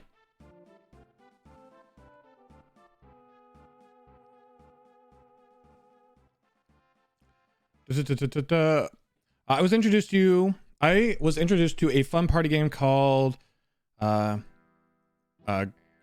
Phone. If you get a chance, I do hope you could check. Yeah, I'll check it out. No problem, self. I've always been super empathetic towards everyone to me, so it's so alien. It takes a lot to make me. I'm not sure why people feel the need to do that. Like they literally come into, like that's what because they go through a lot of people in the just chatting section and do that. I don't know. When they say bigoted things, it's generally because I'm in the LGBTQIA tag. So some people are just wired wrong. I don't know. I don't understand why people can be so hateful either, but try not to let it get me down and hopefully not get us down. We just So how much, so many great people here. We just can time them out, move it on. All right, so that was on our 5th question. Bum, bum, bum, bum, bum, bum.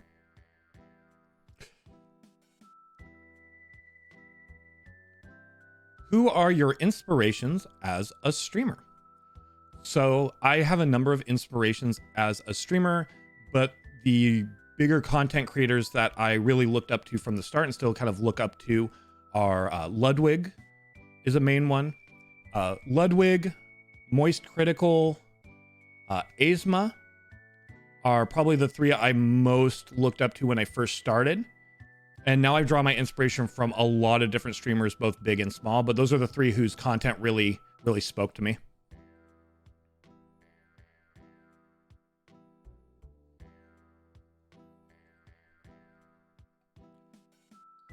Yeah, it's a meme question.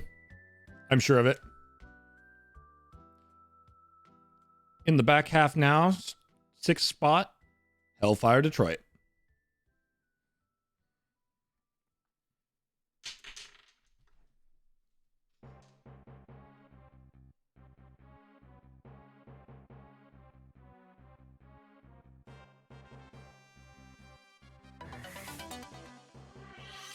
If it will come out of the bottle. Come on. Come on, sweet sauce. Hey, thank you for the bits.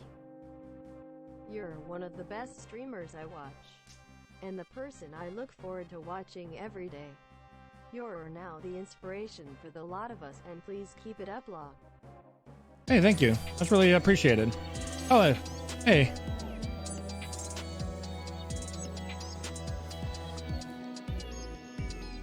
Come on, sauce. There it comes. There it comes. There she blows. There she blows.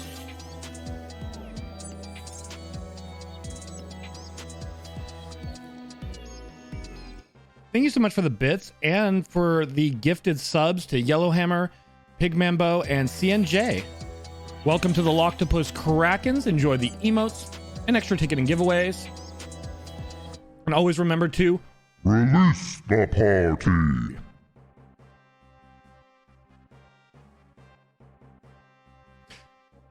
Before I eat that one, I'm going to answer the inspiration one again because I played it back in my head.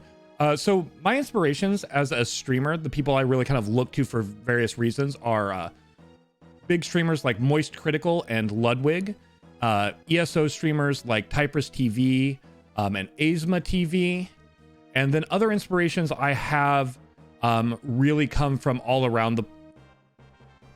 over.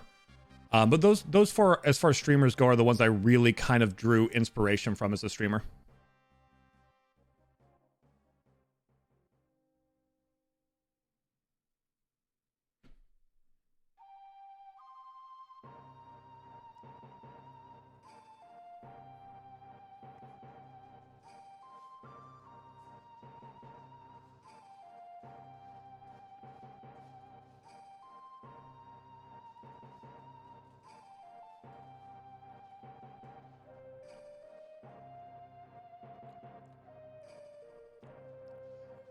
Starting to actually get a little spicy now with the number 6.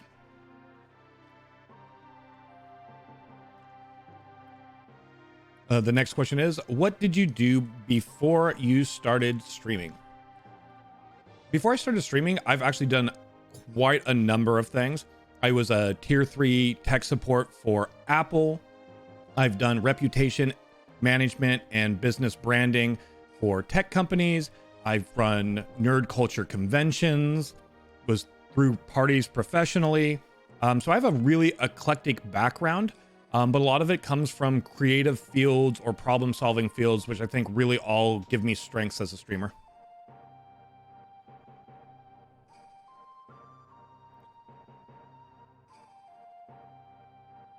RetroCat, I love Hivemind. I never miss Hivemind, or if I miss Hivemind, I watch the VOD right afterwards. I love that there's more game show content coming to Twitch, and given that like Charlie and Ludwig are 2 of my favorite streamers, like those are who I was watching for a long time before I ever decided to stream. I mean, I've been watching Charlie's videos on YouTube for probably a decade now. Yeah, I love their game show. It's a lot of fun.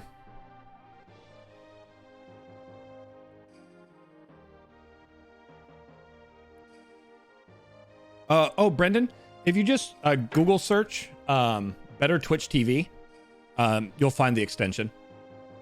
So it's just it's like a Google Chrome or Firefox, whatever browser you use extension. So if you just search Better Twitch TV, that's how you find it.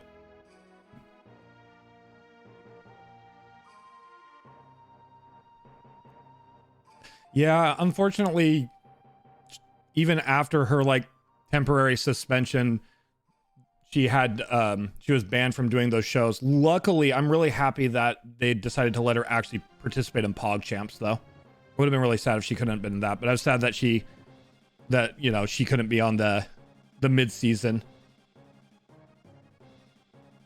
She's great too. I just started watching it. I was watching Hassan Abi when he rated her, and I've just been hooked ever since. That's like the next level of VTubing. She's so great. Time for number 7. Fire, fire.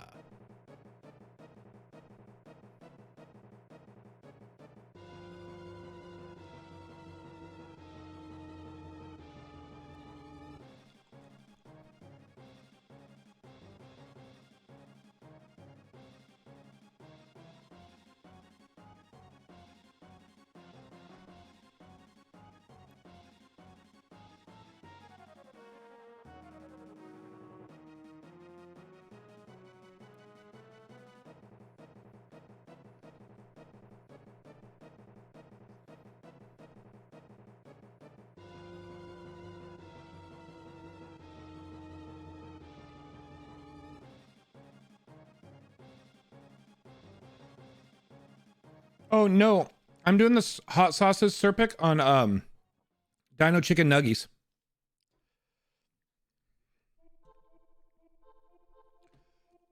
So Faya Faya is the first sauce where I actually start feeling the heat. I know the last 3 are much more intense. So let's go to our list here for our 7th question.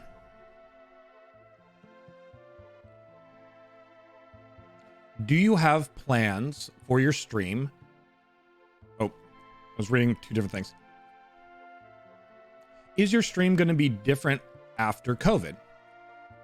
After COVID, the stream is going to be a bit different, but that's because every month and every week we're trying to do new, fresh things and introduce more variety to the channel. And once COVID is over, there's 2 major things that we're going to be able to do on the channel. 1, I can return to live action role-playing games, and I'm going to live stream live action role-playing games on the channel. And also I'll be able to travel again. And while we've been doing these spicy challenges, I would love to go to restaurants around Portland or travel around the world and add that kind of IRL content to the channel, along with the gameplay and other things we do. All right, everybody, here's where it gets bad. The bomb beyond insanity. Let me say that with my voice modulator. Time for the ball beyond insanity. Yeah, I really, because I was like, I'm going to get into, at the start of 2020, I'm like, I want to start doing streaming. I'm going to finally start doing streaming. And I had like ideas for games and all the stuff we are been doing, but also IRL stuff and restaurant stuff and things like that. And then COVID happened. I'm like, well, that's going to have to, that's going to have to wait. But yeah. Oh no. I don't want my dog to get that lid. I had to drop the lid. The bomb is like heat for heat's sake, so.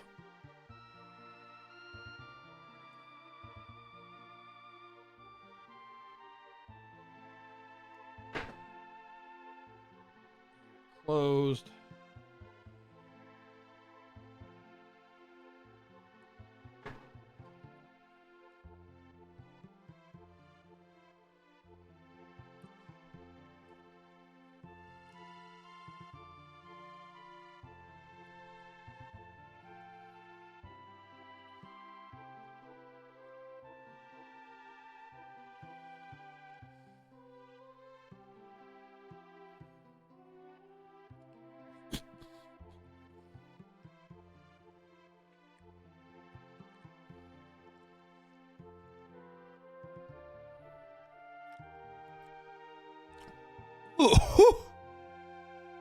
I'll do the masquerade right after Hot Ones, Kimber. Ugh. Yeah, that the stutter was the bomb exploding.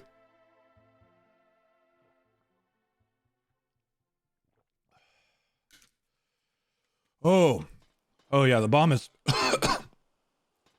there's no redeeming value to the bomb. It's just hot and it tastes like battery acid.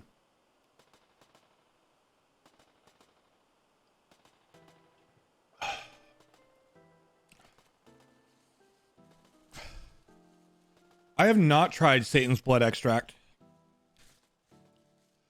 I want to look that up though.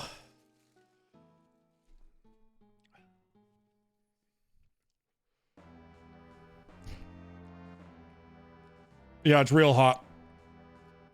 It also just tastes bad.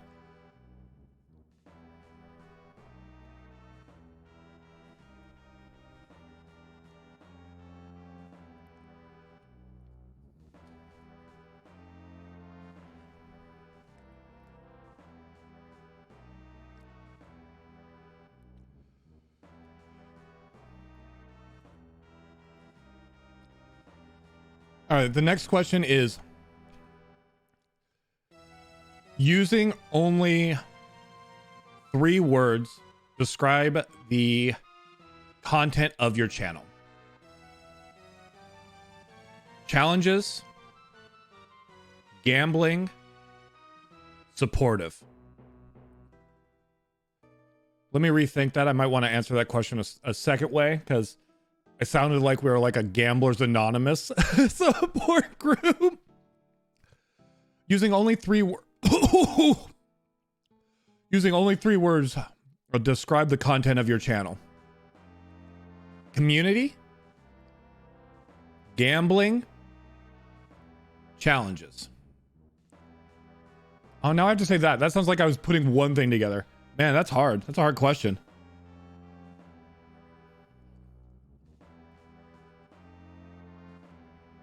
I'm going to change the question just slightly to make it a little easier. Using only 3 phrases describe the content of your channel. Oh, the bomb. That's not one of them. That's just, oh, the bomb. Community driven. Pushing the limits.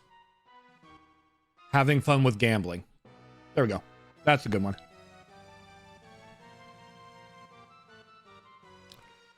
Pale Horse Rider asked, if Pokemon were real, do you think we should be able to have sex with them? No. I would think that would be bestiality because Pokemon do not seem to have the ability to consent, just like animals IRL.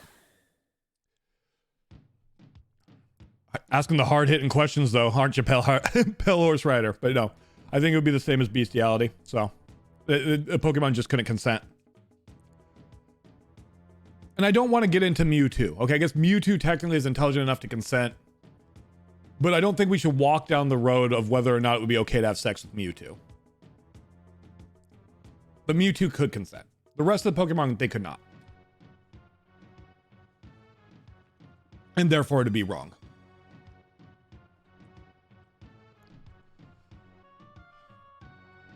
Yeah, push past your limits.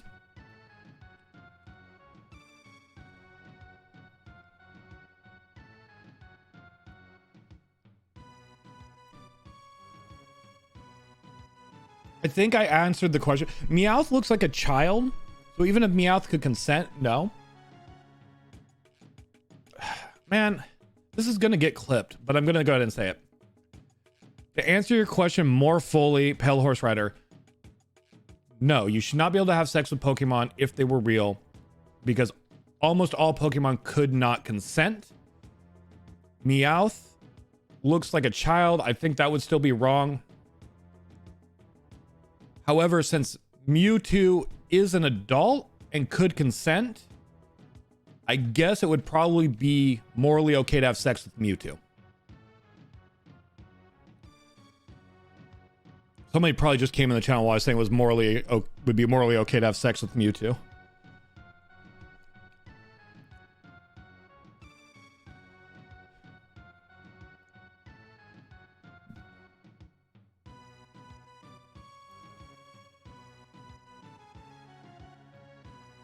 Do I think women are inherently more pale horse rider?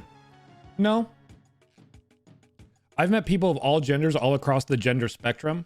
I've also met people all across the sex spectrum. And what I mean by that is I've met people who are intergender, born male, born female.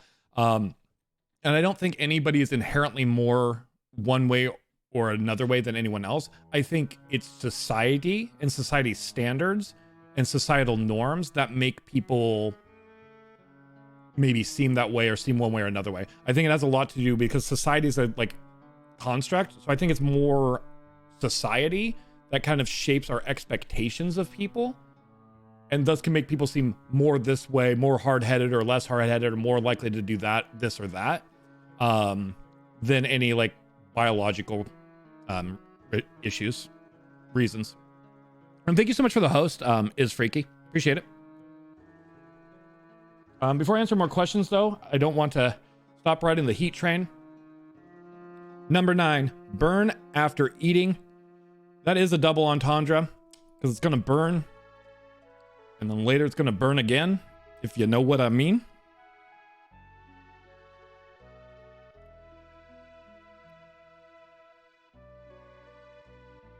Sure, pal horse.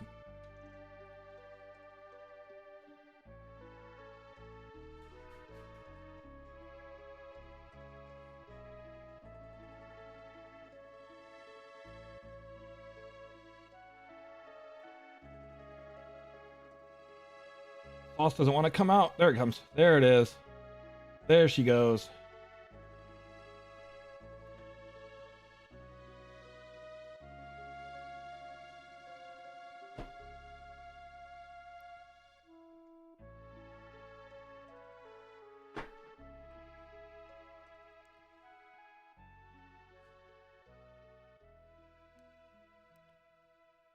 Come on. Come on, autofocus.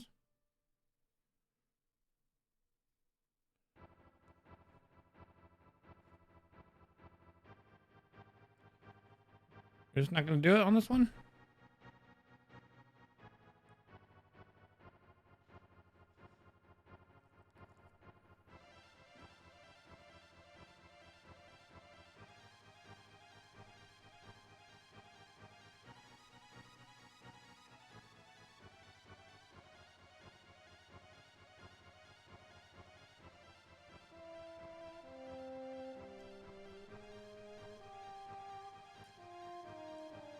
Burn after eating is very hot. Oh, yeah, it is. But it's also very good. All right, let's see the other questions. Who is your favorite Norse god?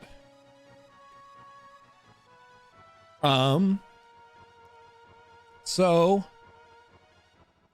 I am not as familiar with Norse mythology as I am with other cultures' mythologies. So I'm going to just have to go off of what I know. Like it'd be like, so of the Norse god. Yeah, I don't know enough about the Norse pantheon and actually know about Norse religion enough to answer this question in a meaningful way. So instead I'm going to veer and say my favorite Norse god is Thor because I love the Thor comics and the Thor Ragnarok movie. But I think it would be Thor. I mean, I don't know enough Norse mythology. I'm sure if I knew more, I would have a very, very thought out position.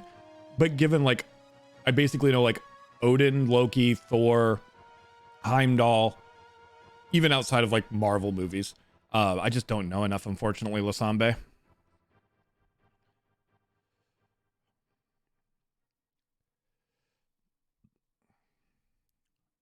Going through questions right now before I do the last sauce. Come on, just like what blink? Yeah, exactly. What's your favorite fruit and why is it pineapple? Bold of you to assume that my favorite fruit would be pineapple. Pineapple is a great fruit, by the way. It is amazing fruit.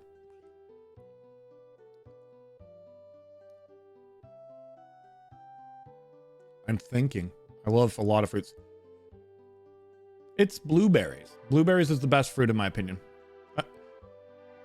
Wait, yeah, berries are a fruit, right? They're not, yeah, berries are fruit. I love blueberries. Just fond memories. Like, it's the one fruit that I would any day of the week just grab a bushel of and just eat consistently. But I love fruit.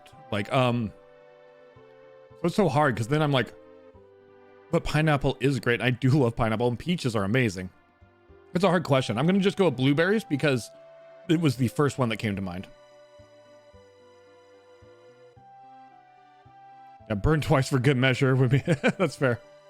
Mac and cheese or grilled cheese, which is better in your opinion? A gourmet mac and cheese or even a Kraft mac and cheese is really good, and it's an amazing meal. But a simple grilled cheese is one of life's great pleasures, in my opinion. Like, you can choose any cheese, any bread you want. A grilled cheese is just good all the time. And I've had bad mac and cheeses. I'm sure there are bad grilled cheeses, like if they use American cheese, which is not really cheese, it's like oil. But I think a grilled cheese. I would go with a grilled cheese because more often than not, I will make myself a grilled cheese than I will make myself mac and cheese. But when I want a mac and cheese, nothing better.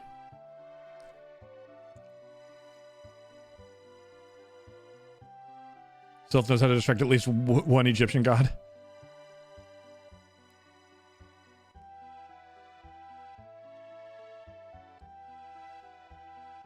Yeah, never had grapes on a pizza. That sounds interesting.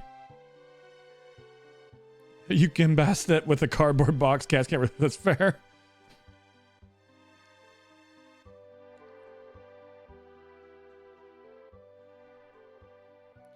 I think that all people should need to consume spicy food, real spicy stuff like you're eating. Do you think we could someday force that to be a new law where everyone must consume extremely hot foods because they're the best type of food? Also, other people's opinions who do not like spicy foods do not. Spicy food separates age and masculine.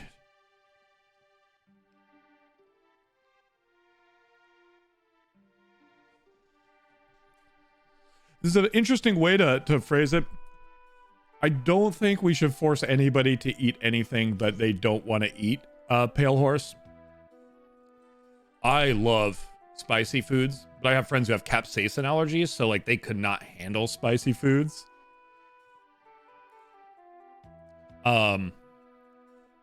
However, I do think as somebody who does like creative fiction, it's interesting to consider a society where people, instead of being divided by like any other societal norms, they're not, instead of being divided by race or class, sex or gender or anything like that, they're just divided based on how much heat they can eat. Like,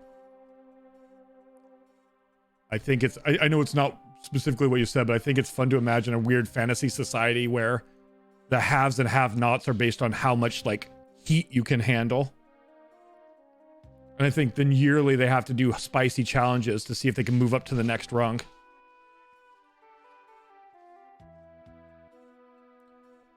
I know it is an elaborate troll, Ezra, and that's why I gave parts of it their due respect.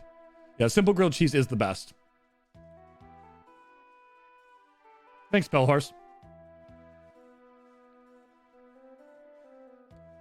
But yeah, I with my ADHD, when people say things like that, I'm on a tangent. I'm just saying, yeah, I'm imagining this spice-based society. Only the ability to handle heat matters.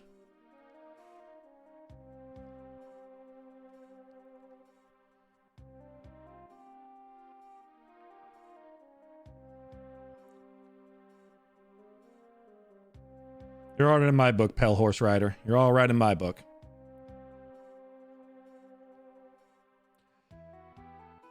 The final sauce. The Last Dab XXX.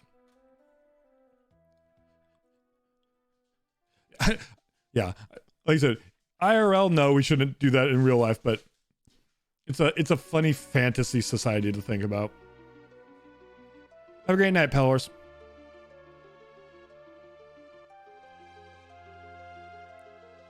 Did you ever see that Star Trek episode? I think it was Star Trek, where they encountered a planet where classes were determined by astrological birth signs. Yes, yeah, I have. It's probably things like Star Trek and episodes like that make me think about like weird societies. Also, just having done so much Dungeons and Dragons in my life and made so many worlds, thinking about really weird things that would divide people.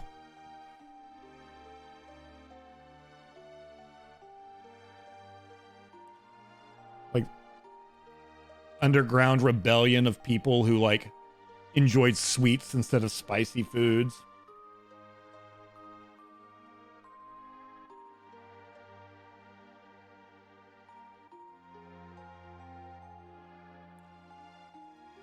I put double the sauce on this one because it is the last dab. Cheers.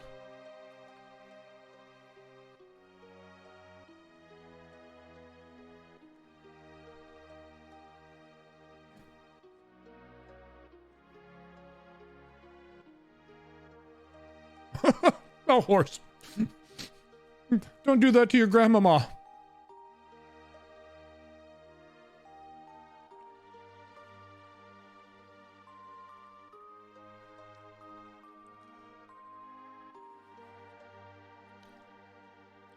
Ooh.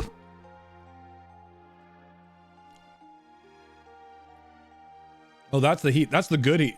So, you know, the bomb tasted foul. Like real bad. Oh, real bad. This one is hotter, but it's hot,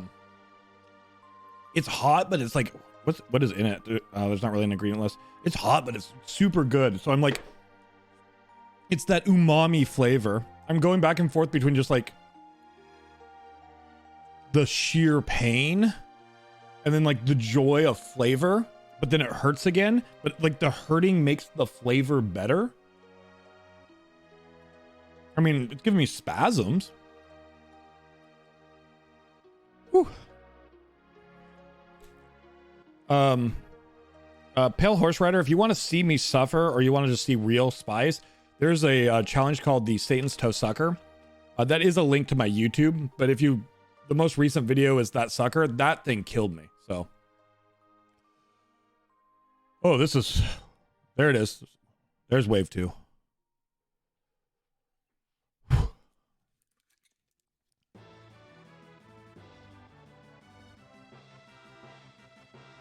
Oh, okay.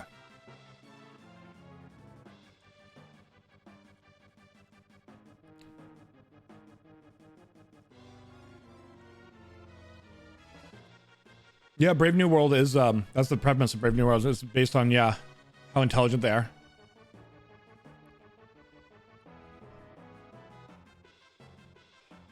The trick to be Semper Fi, the trick is actually eating Tums, drinking a little Pepto before the hot sauce, and chewing it fully. If you chew it fully, it hurts in your mouth a lot more. But then it doesn't hurt as bad coming out the other end. I've ate a lot of spicy foods in my life. I've developed a system to reduce the flaming hole, so to, for lack of a better term.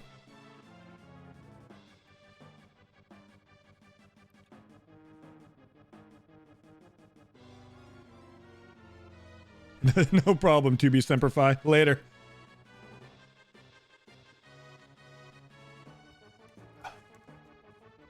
I think there's a lot of questions in chat, so I forgot to do the question for the last hot sauce.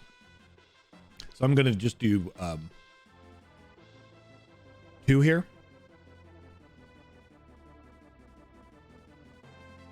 Hey, thanks for the follow, 2B Semper Fi. Actually, I don't need to do 2. There's plenty of questions from the last one. Let's see if we have any more questions in the Google Doc. Yeah, appreciate the oh yeah, the flaming hole. To use the Daedra voice. Avoid the flaming hole. Watching Arf Ramsley do the challenge. Yeah, I've done this challenge a few times, and we did the Satan's Toe, which kind of set my expectations. After doing this the first time and doing it this time, I kind of like to... Oh, there's a second wave. I kind of like to compare myself to, like, the people who got through it. I'm like, okay, they got there, and A lot of those people surprisingly just can't handle heat. My favorite thing about every spicy challenge is my nose sweats first. So I'm Roma. So I have my big Roma nose, which I love. But for some reason, my sweat starts here. So the like powder I do to take a little shine off the lights goes away. This is why I get shinier when I sweat. My nose always just gets like real red. And it reminds me of Grunkle Stan. I don't know if any of you have seen like a wonderful cartoon show, Gravity Falls. But obviously he's much older, but getting just this red nose reminds me of like Grunkle Stan. And it always amuses me looking at myself. I also say that because I've cosplayed Grunkle Stan. I love him. I love the grunks. Show is great. Fortify the exit. All right. We do need to do one more question. Now that Heat Week is about to be over, what challenges are you going to do next? I honestly don't have an answer to what challenges I plan to do next. I'm always trying to think of new and interesting content. So I think we're just going to see where the world takes us. Every year has challenges that come out during the year. The one ship came out in 2020, for example. So while we might not be doing spicy challenges, I'm sure something will come along and we'll use it to push ourselves. However, the next thing we're going to challenge ourselves with is by doing a 24 to 36 hour stream. So I haven't thought much past that as far as what I'm going to do to like push the limits. Take it to the limit. Next. Yeah, I mean, I don't know about a special week for each month, but I think doing a special week again would be good. I've tried to be very cognizant about overdoing things. Like I don't want to underdo things that people like. I don't want to take away things that people enjoy. But I also don't want to do something so much that it becomes like very standard. That's why like we're gonna do the wheel again. I love the wheel, don't get me wrong. But it got to the point that the only channel point redemption was the wheel. So much of the content each day was the wheel. So I kind of turned off the wheel for a while so that when I bring it back, it's gonna be like new again and special. So I definitely want to do more specific weeks. I don't know about monthly. It might be monthly, but yeah. Mainly right now, my focus is the podcast we started out and thinking of new lore debates and things like that. Can you say this in Daedra voice? Yeah. Just a second. I'll say it after I stop laughing because I just So I can set 6 voices on this and I haven't set them all yet. But I'll say, so I wish I had a more Zordon voice, but I got it. Rangers, you must act swiftly. The planet is in grave danger.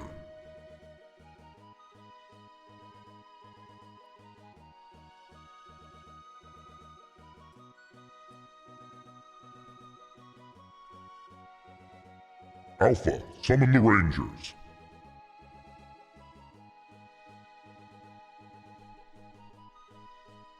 Oh yeah, I'm in my 30s. I grew up on the Power Rangers. And then when I got older, I discovered Super Sentai, which is the show in Japan that they take all the action from. And then release it again in America. So it's like basically they're completely different storylines because all the non-fighting scenes are way different. And I got really into Super Sentai too. Do we need teenagers with attitude? Just a second. I gotta look something up.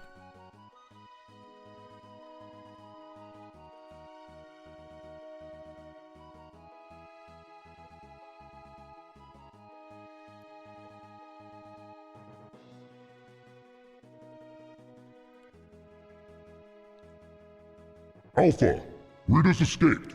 Recruit a team of teenagers with attitude.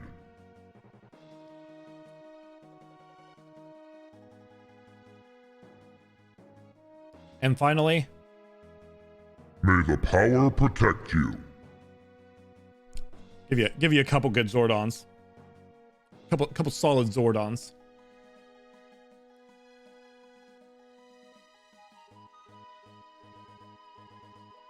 Who's your favorite Power Ranger? Who's your favorite Teenage Mutant Ninja Turtle? And who's your favorite Spice Girl?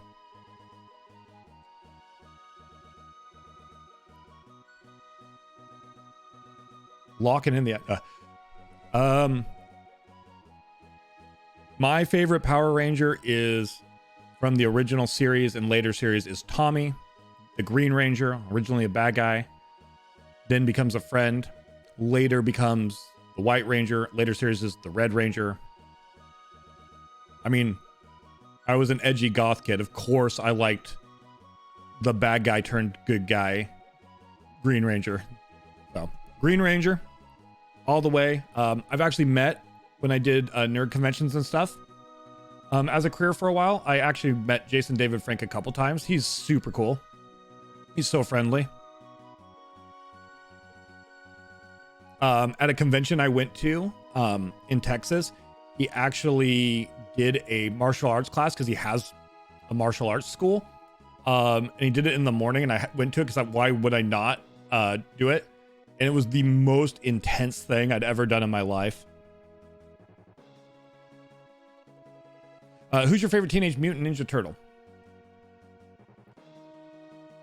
You may think because of my previous edgelord comment that it would be Raphael, but my favorite Ninja Turtle is Leonardo. A lot of people don't necessarily like Leo because he's the leader. He can be a little bit like a stick in the mud. But to be honest, like Leonardo, that's really kind of my personality type, IRL. So Leonardo's always been my favorite Ninja Turtle. I assume you're only letting me pick from the Ninja Turtles because the correct answer is who's your favorite character from the Teenage Mutant Ninja Turtles is Casey Jones. If it doesn't have to be a turtle, the answer is Casey Jones. But if it's a turtle, it's Leonardo. And who is your favorite Spice Girl?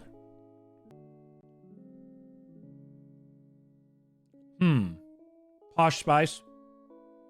Posh. I went to the theaters with my friends when the Spice Girls movie came out. And I had more fun than I had right to watching that movie.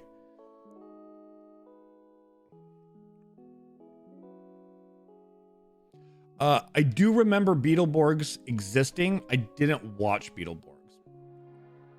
I do remember a commercial that was something like Big Bad Beetleborgs or something like that, though. Tommy all the way. Gold Ranger storyline was in fact Pog. 100% Retro Cat. Yeah, he's a really good dude. He's just a really nice guy. He's fought a couple pro or he's done some MMA matches. He's just done a lot. He's super cool. He's just a nice dude.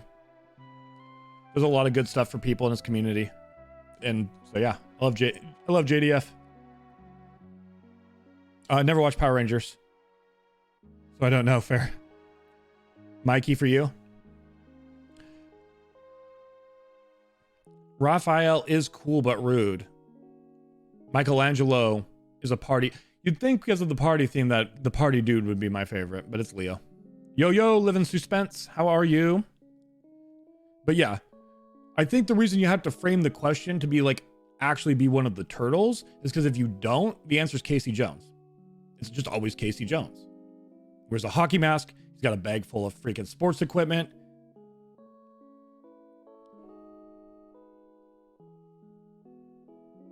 The actor who played him in the 90s movie, Teenage Me, had a crush on. Like, there's just always Casey Jones.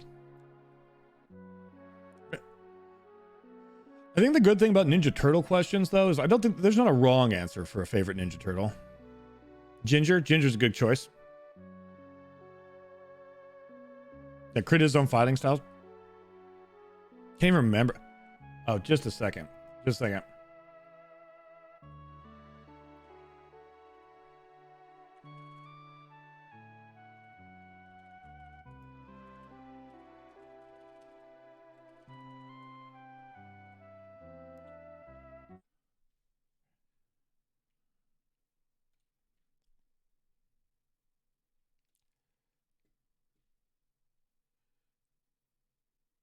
Oh, come on, YouTube. A Jose Canseco bat. Tell me, you didn't pay money. Oh, come on, for YouTube. this. Ooh. Come on, YouTube.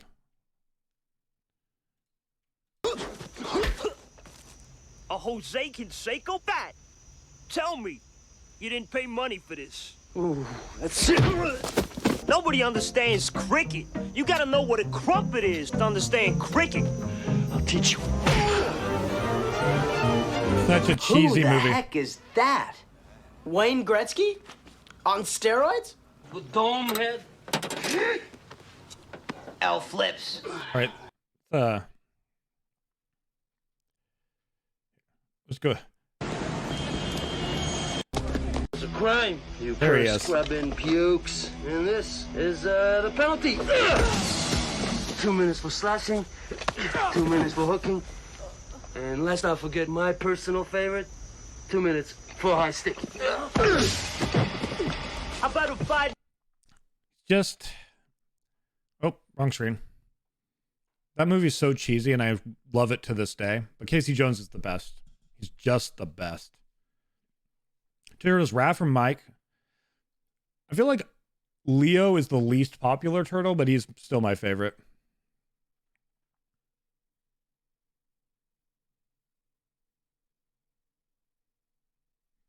Yeah, he does look like Brandon Lee a little.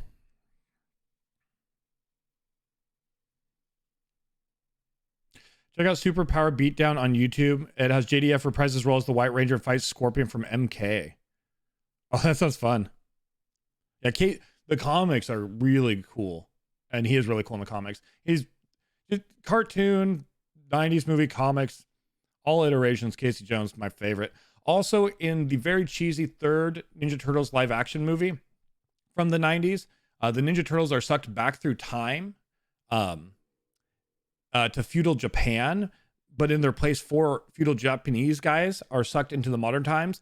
And every once in a while, the movie will cut to the modern age, and it's just Casey Jones babysitting those 4 feudal Japanese guys. And while I can't recommend the movie itself, I would recommend going on YouTube and finding just the clips of Casey Jones babysitting feudal Japanese men.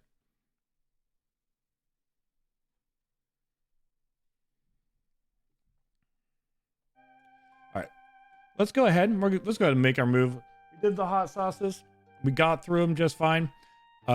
Definitely Satan's Toe was the worst thing we've done. Hot sauces were fun. Answered a lot of questions. We can keep talking about whatever you want to talk about.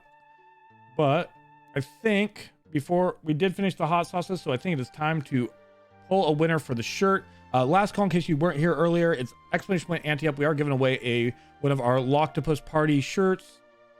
I believe. Oh, we're giving away the Gambling Octopus shirt. So go ahead, give you another minute or so to ante up while I get ESO booted up.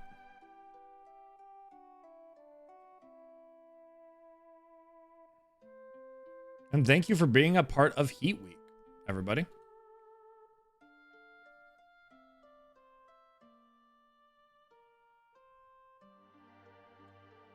Casey's always great. Everything he's in Turtles. Yes. Yes, Sylph.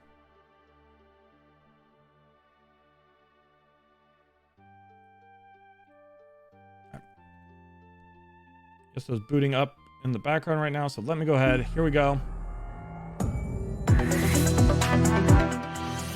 Hey, Kimber, congratulations on the shirt. You're welcome, Velvet. It's fun to do. Appreciate y'all hanging out, watching the videos, hanging with me live while I do the heat challenges. Yeah. Officially, since starting streaming, we've done Hot Ones 3 times. Death Nuts twice, One Chip twice, Satan's Toe twice, a number of other hot things for the first time this week. I think we're going to officially put a period on spicy challenges for a while.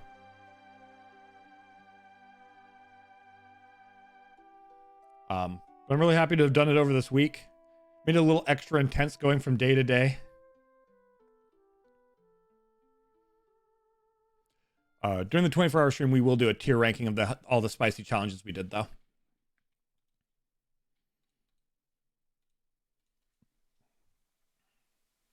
Based on a multitude of facts such as difficulty, flavor, and such. Oh, you didn't find the game. You were being so good there for a while. It's okay. There you go.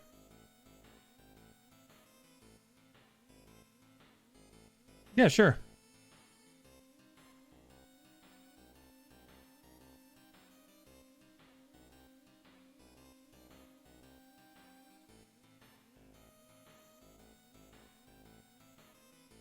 There you go. There you go, Kimber. This is a shirt you just won.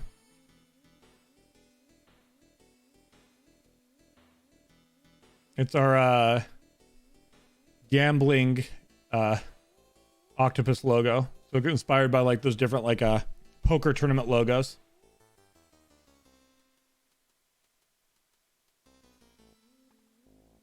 Yeah, no problem, Kimber. Congratulations on the win. I'm gonna get an ESO giveaway going here though, since we're back in ESO. I get a poll going for that real quick. Let you know what you guys want. Trying to get away from saying you guys. I'm genderqueer, but it's one of those things that's ingrained. See what y'all want. Giveaway. Crown crates. Fashion. Pets. Those are 3 great options that go great together. All right. There's the poll.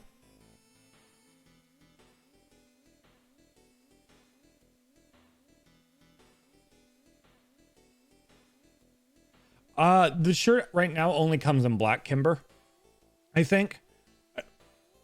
I could be wrong. I think I had it set only to come in black at the moment because I was of mixed opinion on how. Yeah, it only comes in black at the moment because the shirt options that were available, all the rest of them were light colors, and there's too much like yellow and white for it to really look good against like a really light color. So it only comes in black at the moment. But when I go through and redo all the merch here at the start of March, I'm gonna get it on more options.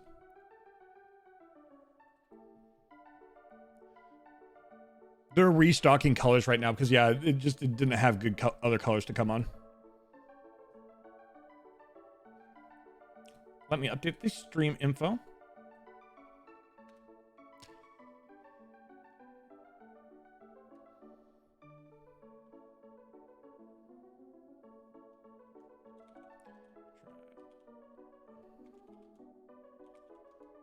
Tribunal got me tripping.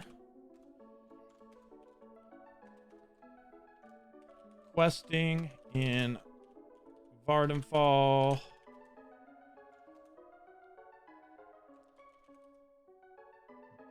Beginners, welcome.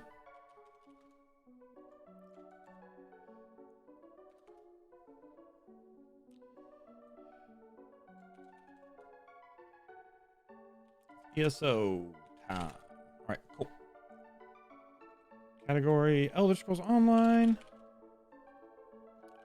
They think sometimes when I update these things, I say them out loud, so don't mind me. All right.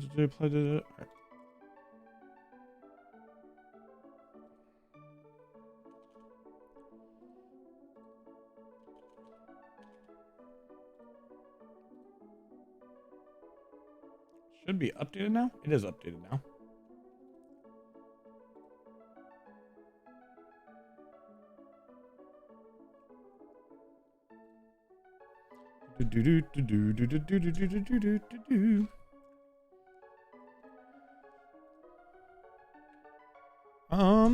Perfect Charisma. Oh, all right. Yeah, that's just my bot talking bot stuff.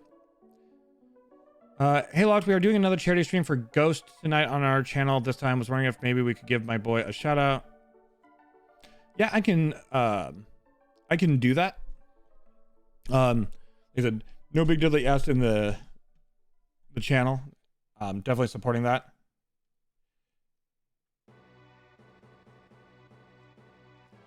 In the future, if you could just DM me stuff like that, just because a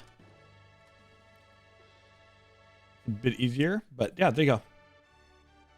Now raising charity money. So I'm very much happy to support that. Gone to Bros.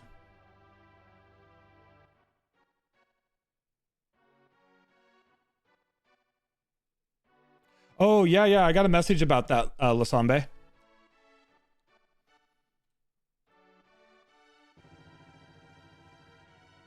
Actually, so here we go. Real quick. We actually start playing ESO.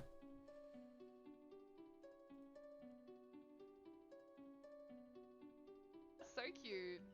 Brian speaking in kitty language. Oh, OG Wolf, I love that. Siberian Husky, and no, it's goddamn cold in Scotland right now. I bet the doggo Here, is let's very happy, though. I'll bet doggo is so go happy say right hi now. to Miss Radcor. I'm not I going to raid swear I off saw right a now, but splorp. we can. I'm not sure if my brain said hello. I'm not sure. Hey, if my brain congratulations in real my head quick. that I said, "Oh my god, hi Splorp," or if I actually said it out loud. My mouth and my brain aren't necessarily connecting at the moment. So Splorp, if you're still here, hello. I'm so sorry if I didn't say hi. Could really use the gold. I need furnishing plans. I know, right? All right, guys, this is your last 30-second warning to all of the people out there. I'm gonna exclamation newt to all the people. Get in here and join the giveaway. It's for 1 million gold. Loctavian, hi! How is your stream? Are you still live? You're still live. Loctavian, hi! How are you? It's nice to see you. Thank you so much. You need to share the clip in Terry's chat. Are you making partner?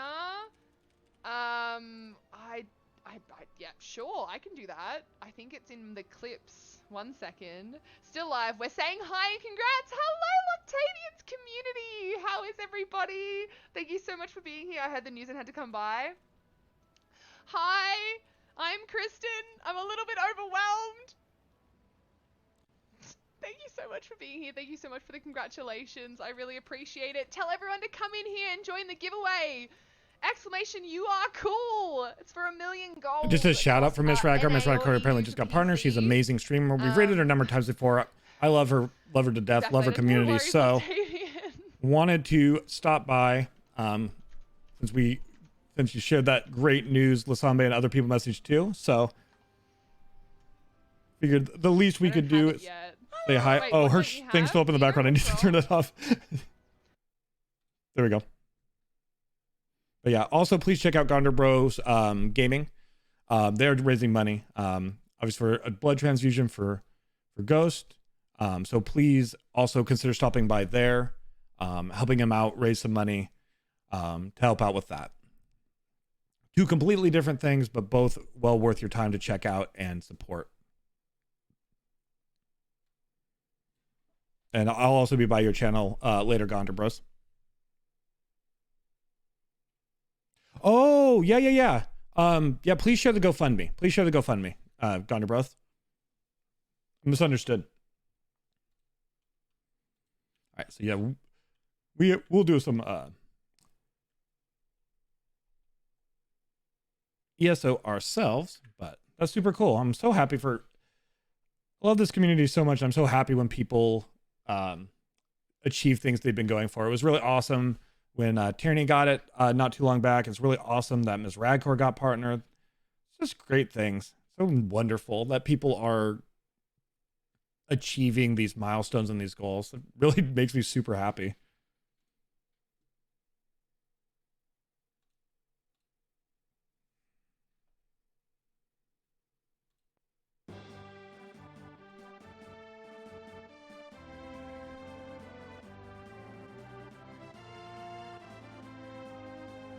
Yeah, she is really amazing. I agree.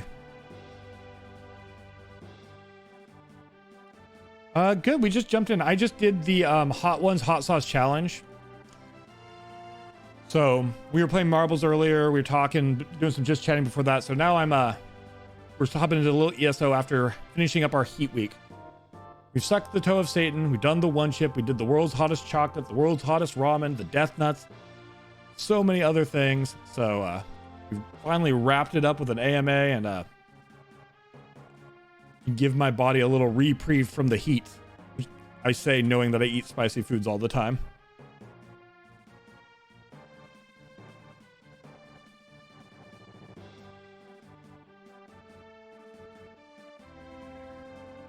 Oh, it's very intense. Very intense chocolate bar for sure.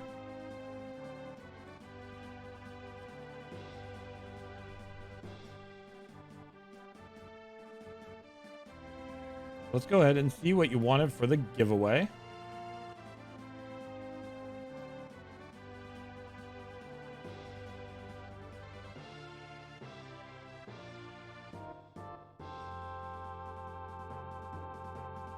Dum, ba, dum, dum, dum.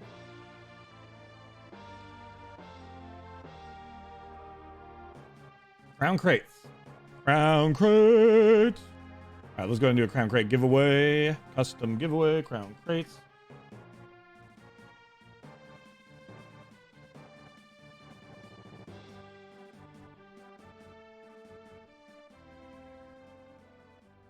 A moment while I get that going. And crown crate giveaway. When you see the message, feel free to ante up. We're going to go ahead and give away some crown crates.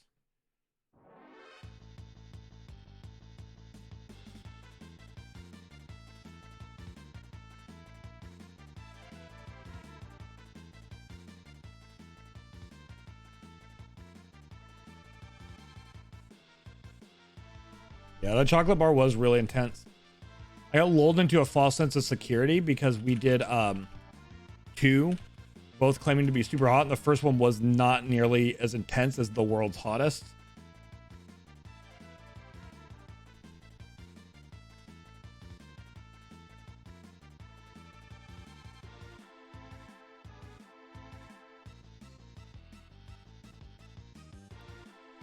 Also,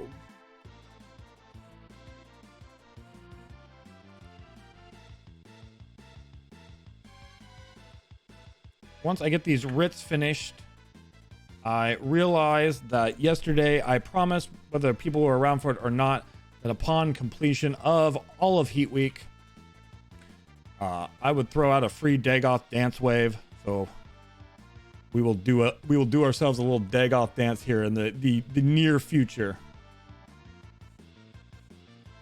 Don't want the person I promised, even if they're not around, to look back on the VOD and see that I did not live up to my word. Damage, stamina, poison.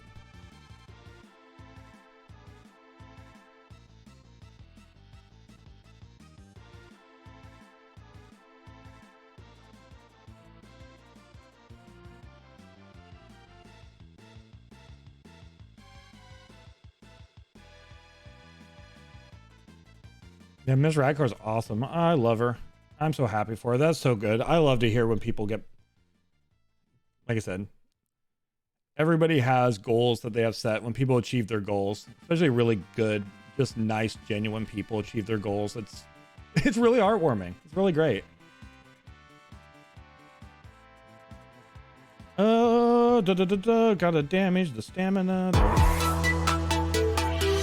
Whoa. Oh, my alerts got way moved over there.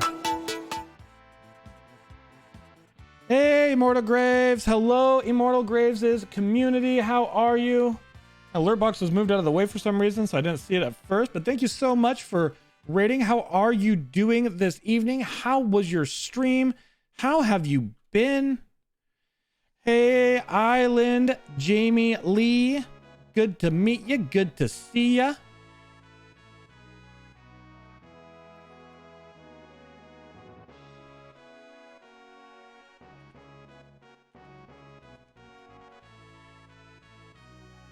Animal Crossing, awesome.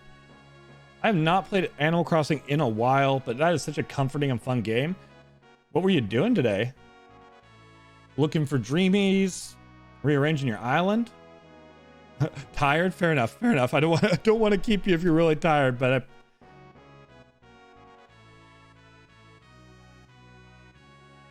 needed a palate cleanse after dark. Okay, yeah. Animal Crossing is the correct jump to make if you need a Dark Souls palate cleanse for sure. For sure. Something wholesome like Stardew or Animal Crossing is a good palate cleanse after a game like that.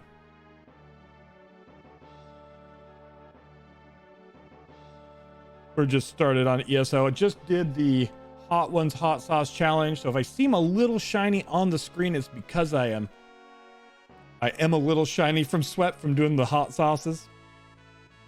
My nose is not normally Grunkle red.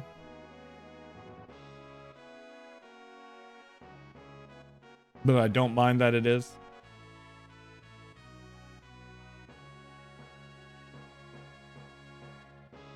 Oh no, do I not have the ingredients to make my thing? Oh, no, I do. Oh no, I don't, because that makes it damage health. No! Oh no, it doesn't. Not fate. There we go. Aha!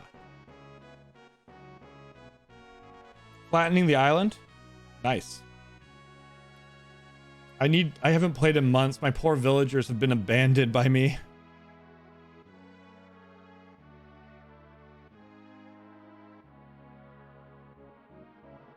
Did you roll a lot? I rolled a lot. For people who just came in, if you do play the Elder Scrolls Online, we're doing a giveaway for Crown Crates we just started. It's Expedition Point Ante Up. Yeah, that sounds awesome. I really do need to get back to Animal Crossing. I know it's a video game, right? But I just feel really guilty, and my guilt of abandoning my villagers for so long makes me not want to play it. And I kind of wish I was joking with my ADHD, but I'm not. I feel like, you know, my absolute best friends in the world that I spent hundreds of hours with are there, and then I just ghosted them.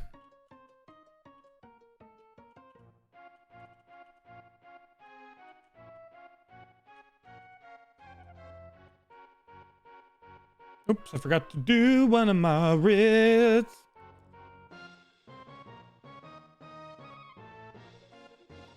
Bum, bum, bum, bum. Go do our writ right now. I don't know if anybody else is like that. But yeah, I can feel guilty over games like Animal Crossing. I get a Wreck-It Ralph scene in my head, and I'm just like, oh, my poor children. Say my poor children, but most of my villagers are the older villagers. Very, very very drawn to the cranky old men, like Avery.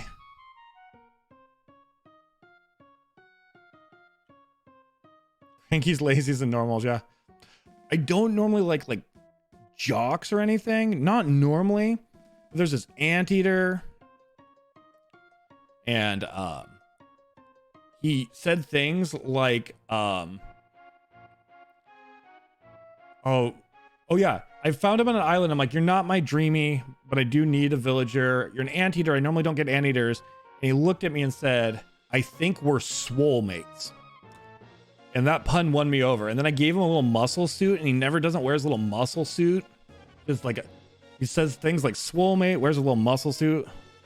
Now I miss him. I got very attached to my villagers. Well, not all my villagers. It took me like a month to get Rocket to leave. Sorry for anybody who likes Rocket. I hate Rocket.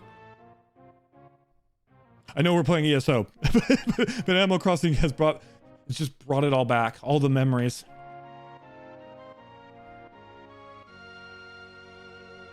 Love of cranky villagers. Hatred of Rocket. I'm glad you had a good stream. Playing a little Animal Crossing though. Boom. That should... Hey, going back guy, how are you? Good to see ya. How are you doing? Yeah, we just actually did Hot Ones suspense. Oh no. I was eating hot sauce on Dino Chicken Nuggies. Because I'm a real adult.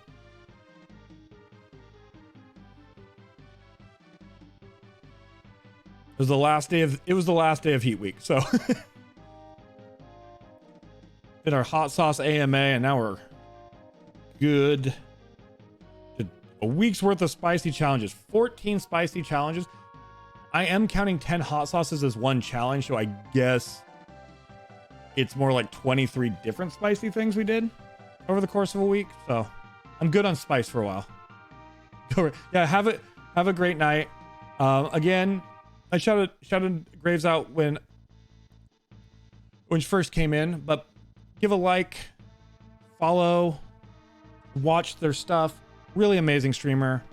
Really happy to have met them. So please check out the content. You have a great night, Immortal Graves. Thank you again for the raid and trusting me with your community.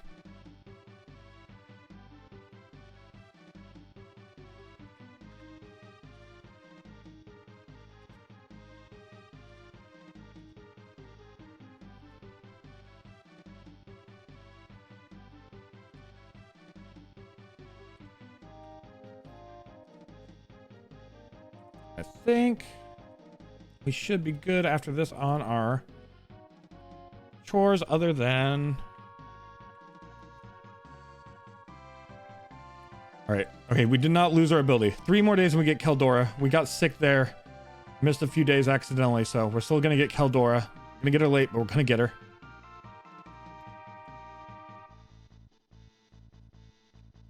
So I just need to train my horse before we head to Vardenfall.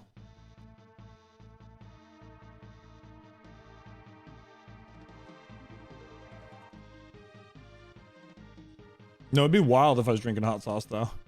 Go back to that question.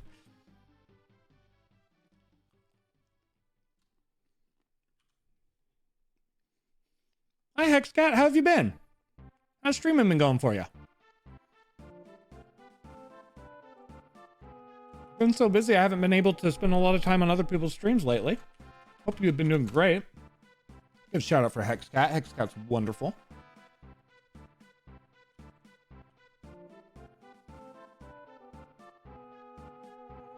I'm just finishing up the hot sauce challenge, eating our spicy dino nuggies. Realized I got to go do questing in Vardenfall and Clockwork City so I can get the dailies unlocked before this tribunal event in a few days. Oh, I'm doing great. Doing wonderful, Hexcat. Been trying out a lot of different things. Doing a lot of ESO, but taking a lot of new things. It's been really great.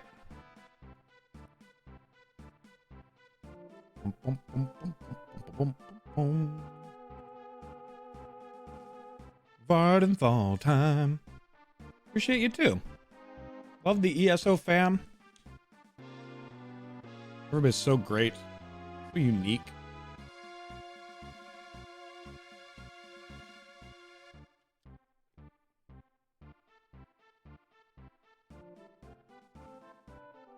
Thanks, Hexcat. All right. So, I think audio-wise, not really worrying about the sound effects or things, but if we're going to be doing some questing, even though we're not going to use music, we can go ahead and use... Someone, we need help. Yeah, dialogue is basically what I'm thinking. That way you can hear the people in the quest, but we can keep playing the music we want to play.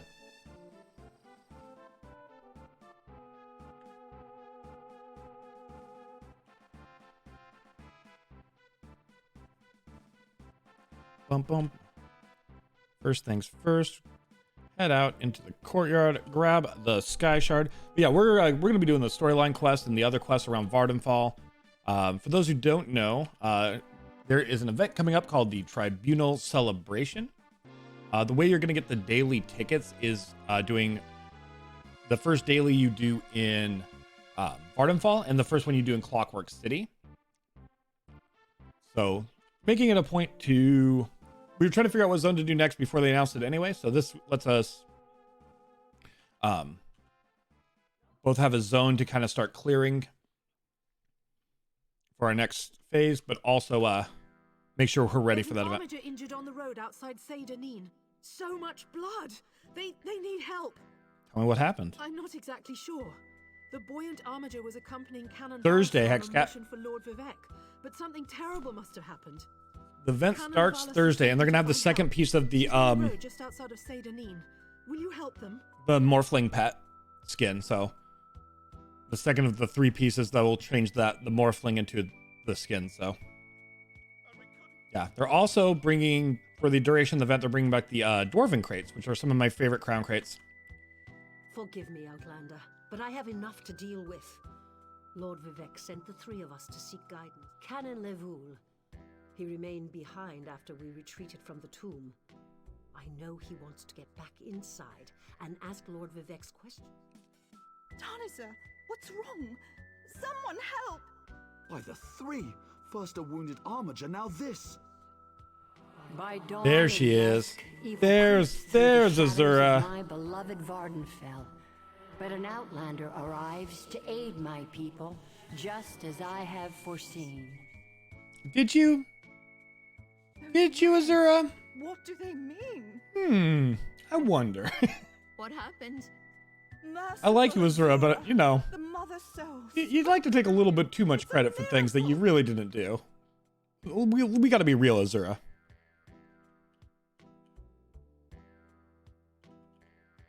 Lord Vivek, protect me. The Daedric Prince Azura possessed that woman and spoke through. We sought guidance in a matter that concerns Lord Vivek. Daedra? Vile creatures from I know I'm not going through the full You hear of things it they at say, all? but The buoyant armigers comprise one of the Where are you from? Children learn. don't worry about. Don't you worry about where I'm from. Don't worry about it. Like, we can be honest with each other here. We can be real. I'm an Altmer. I'm here for knowledge. I'm here for power. Not a huge fan otherwise. Yes. Hello. Now, Khajiit, on the other What are you hand, doing out in the middle of yeah. nowhere? Going for a walk? I'm really excited about the tribunal event. Around here. Super stoked about it. Nervous? Me? Don't make this one Do laugh. not make this one laugh. Oh yeah, it sure was Vandit. You You are couldn't have been doing anything illegal. I trust you. Oh,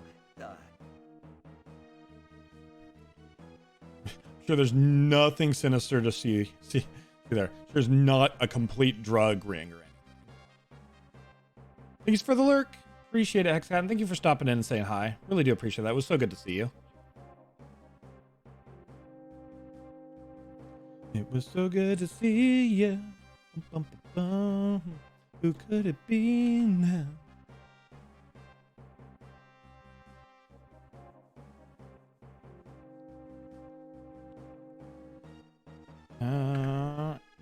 Great giveaway is set up, I believe. Yes.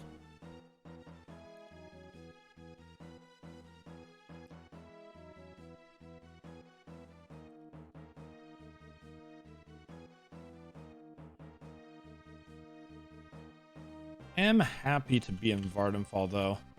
Brings back such fond memories of Morrowind, one of my favorite games of like all time.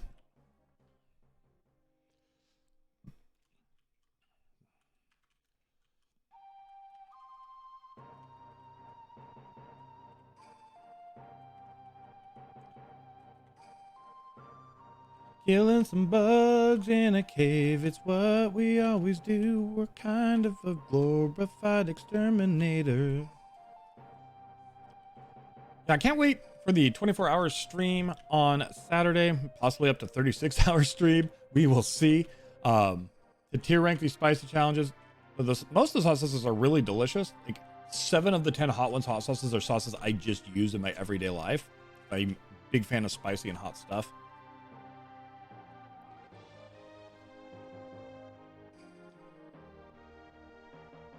Speaking of other things this week, we are doing a few more episodes of our podcast, talking with streamers. We already edited down the ones we did with KJ Driz and Sakar, but on Thursday, I'm actually having a back-to-back episodes. We're going to be meeting with Lady Wolf, and then after that, we will be talking with the Pirate Steeb. And we've been setting up a lot more from there, and so really excited about the podcast in general. Good night, Kimber. Thanks for hanging out. Thanks for being here with the spicy challenges. Thanks for always being a great and wonderful part of the community. Appreciate you. You have a great night.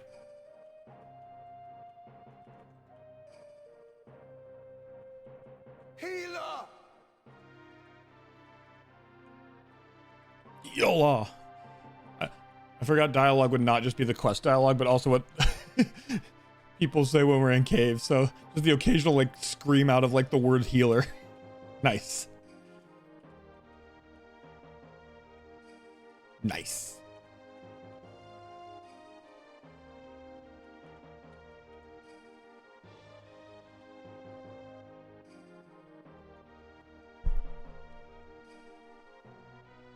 So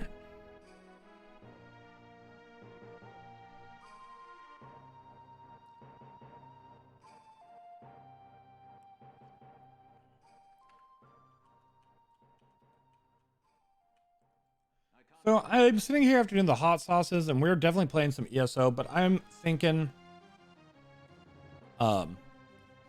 I'm not super tired, but I keep mentioning like I want to edit these videos. I want to get this stuff done and that stuff done. I think what I'm actually going to do is I'm going to do the Crown Crate giveaway now. And we're actually going to wrap up just a little bit early instead of like doing some ESO. Because yeah, in the back of my head, I just keep going over like all the videos I want to get edited up on YouTube, stuff I want to get planned, things I want to get done.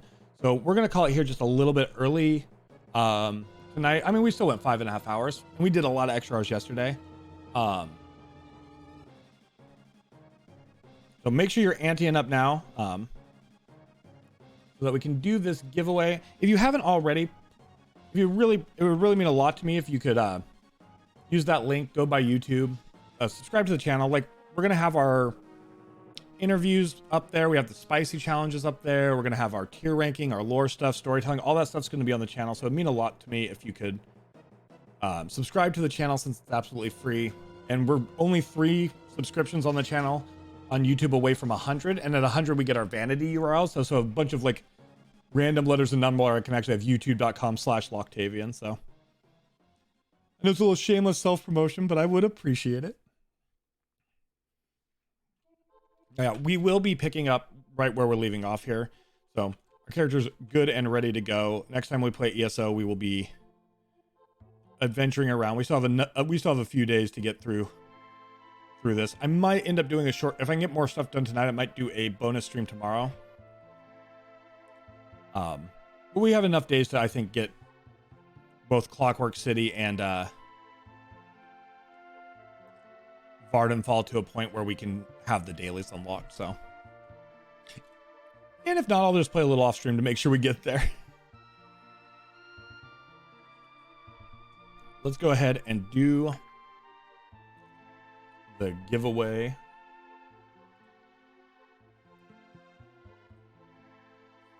Congratulations to Mama the Manslayer.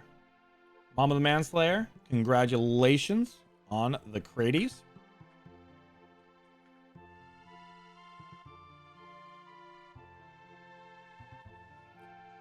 Awesome. Remind me, Mama, are you on NA or EU? I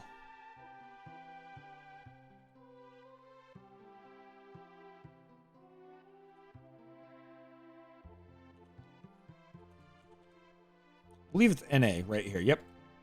Congratulations, Mama the Manslayer. I think you'd already guessed where we're going to raid off to. We stopped by her channel earlier, but let's go ahead.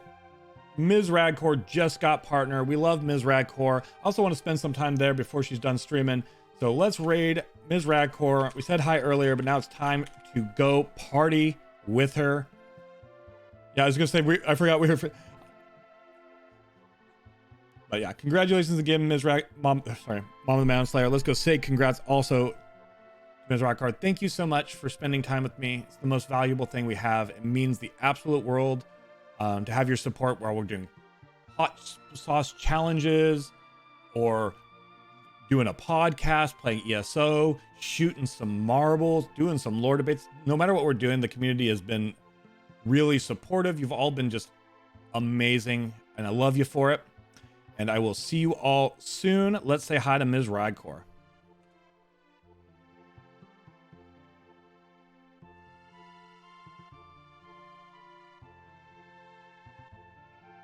Sorry, Master Meme. But I'll be over with Ms. Radcore. Let's go party with her. She just got partner. Sorry. Hate to say hi and run.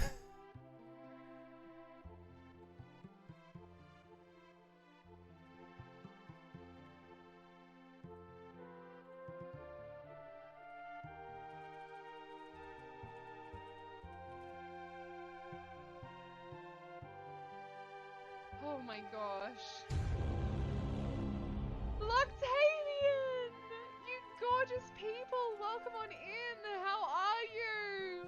Welcome, Raiders! It's so nice to see you guys. It's only trolling if this streamer gets offended at life goals. Basically. Velvet Brunette, thank you so much for the follow. Welcome. How are you going today? Is that why you were up till 3 AM? I couldn't sleep, Emily. I could not sleep. The Master